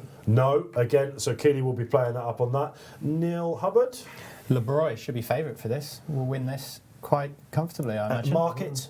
Is 6.6. If you look, like, as Bruce said, he won the 4 miler last year. Coming into this, he was 5th in the Classic Chase. The 2nd's come out and won. The 4th was the Conditional, who won the Ultimate, and the 6th has come out and won again. So that form of the Classic Chase looks absolutely rock solid. I really expected him to be favourite. Champagne Platinum is current favourite at 6.2, but you're betting a little bit again on potential and plot job and all of that, whereas LeBroy's got everything in the book. I mean, he's got no secrets, but... Jamie Codd's profit at the festival since 2009. He's ridden 4 of the last 11 winners of this. £55 or something outrageous like that, Absolutely unbelievable. 4 of the last 11 Kim Muir winners. He's an amateur only in name, isn't he? And it could be an O'Connor-Codd showdown again, couldn't it? The two masters of the amateur game. So we're keeping it pretty simple there. And the Kim Muir, good luck with your bets for that. Okay, well that pretty much wraps us up here on Racing Post Live. Let's have a little wrap up of the day. Something that you said, Bruce, during the show has stayed with me. And it seems a little while ago now, the Marsh Chase, doesn't it, of everything we've gone through, but a race that we're not going to forget anytime soon. Two fantastic races. The Marsh was absolutely thrilling and threw up so many great stories. Samcro, the second coming, finally came. Fahim was superb in 3rd. It was just a joy to watch. It was an absolutely superb horse race. And then you had that brilliant Ryanair with Min just about repelling St Calvados, and Aplutard running a great race as well. So 2 real races to take out and watch again on YouTube time and time again. I've enjoyed it immensely. I think it's been really, really great. I'm gutted to hear there's one fatality, but hopefully that's the one and only one this week. Yeah, absolutely. Tim Vaughan's very much so. You're back tomorrow, Bruce? Gold Cup Day? If it's on. It's on. It's looking like it's going to be on. Oh, yeah. But who knows? It was 1.14 the last time. Please, Lord. So should be Neil fine. Hubbard, you've been in all week. You're back for more. Glutton. Yeah. I'm enjoying it, though, yeah. And highlight today? Cider Burley? Personally, Cider Burley, I actually enjoyed the Marsh. I thought Samcro getting up. I know we had Melon, which was disappointing, but just as an event and as a story for Samcro to come back, brilliant, yeah. Sandro Di Michele. Big day for you tomorrow. But before we get on to that and remind everyone who's just joined us exactly why, highlight from the day. Been great to have you, Sandro. Thank you. It's been great to be here. I'd have to agree with the guys. I think the Marsh was amazing, and we were on itchy feet, and it ran a stinker, fell a long way before the excitement of the finish. But that is what racing is all about, isn't it? And that is what Cheltenham Festival is all about. Two one of the greats, and Samcro, that if he carries on performing like that, he will definitely be another great, won't he? Without any shadow of doubt. Wonderful finish and superb. Still got a bit of time on his side. Absolutely. Sandro, thank you very much. We bid you farewell on Racing Post Live. But our final race tomorrow, chaps, if Sandro's in with a chance 2 out, the mics are going to get broken, aren't they? The speakers are going to go. If you're listening on headphones, you're going to be in all sorts of trouble. Because Chosen Mate goes to Sandro in the Grand Annual. Just give the quick case. Yeah, goes in the Grand Annual.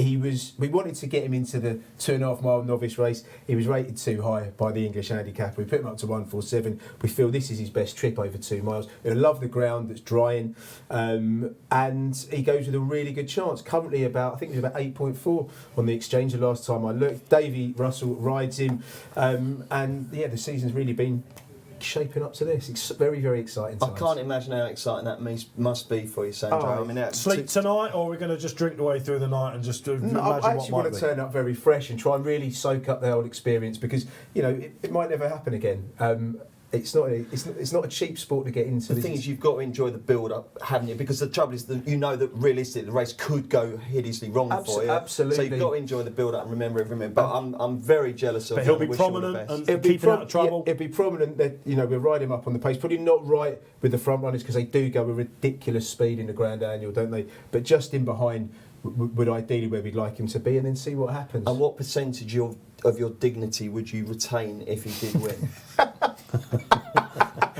I'm not sure there's an awful lot of dignity left anyway, Bruce. It'll all be gone then. Look, who knows? But just to have a runner at the Cheltenham Festival is what you dream of, isn't it? So go there, enjoy the experience. Mentally, we've gone through the cards already, lads, in our mind. So if all our winners come in and we're still going, we'll be screaming that one home. That's it then. For day 3 of the Cheltenham Festival here on Racing Post Live, myself, Dave Orton, absolutely delighted to still be with you. Don't forget to give us all your comments on the Facebook, Twitter, Instagram, YouTube, however you're looking. We love to see them. # Racing Post Live. The eve of the Gold Cup. Remember, tomorrow, whatever you're doing, gamble responsibly. That's our message. It's a long day ahead. It's not over. We'll see you on Gold Cup Day. Cheers, chaps. Thank you very much.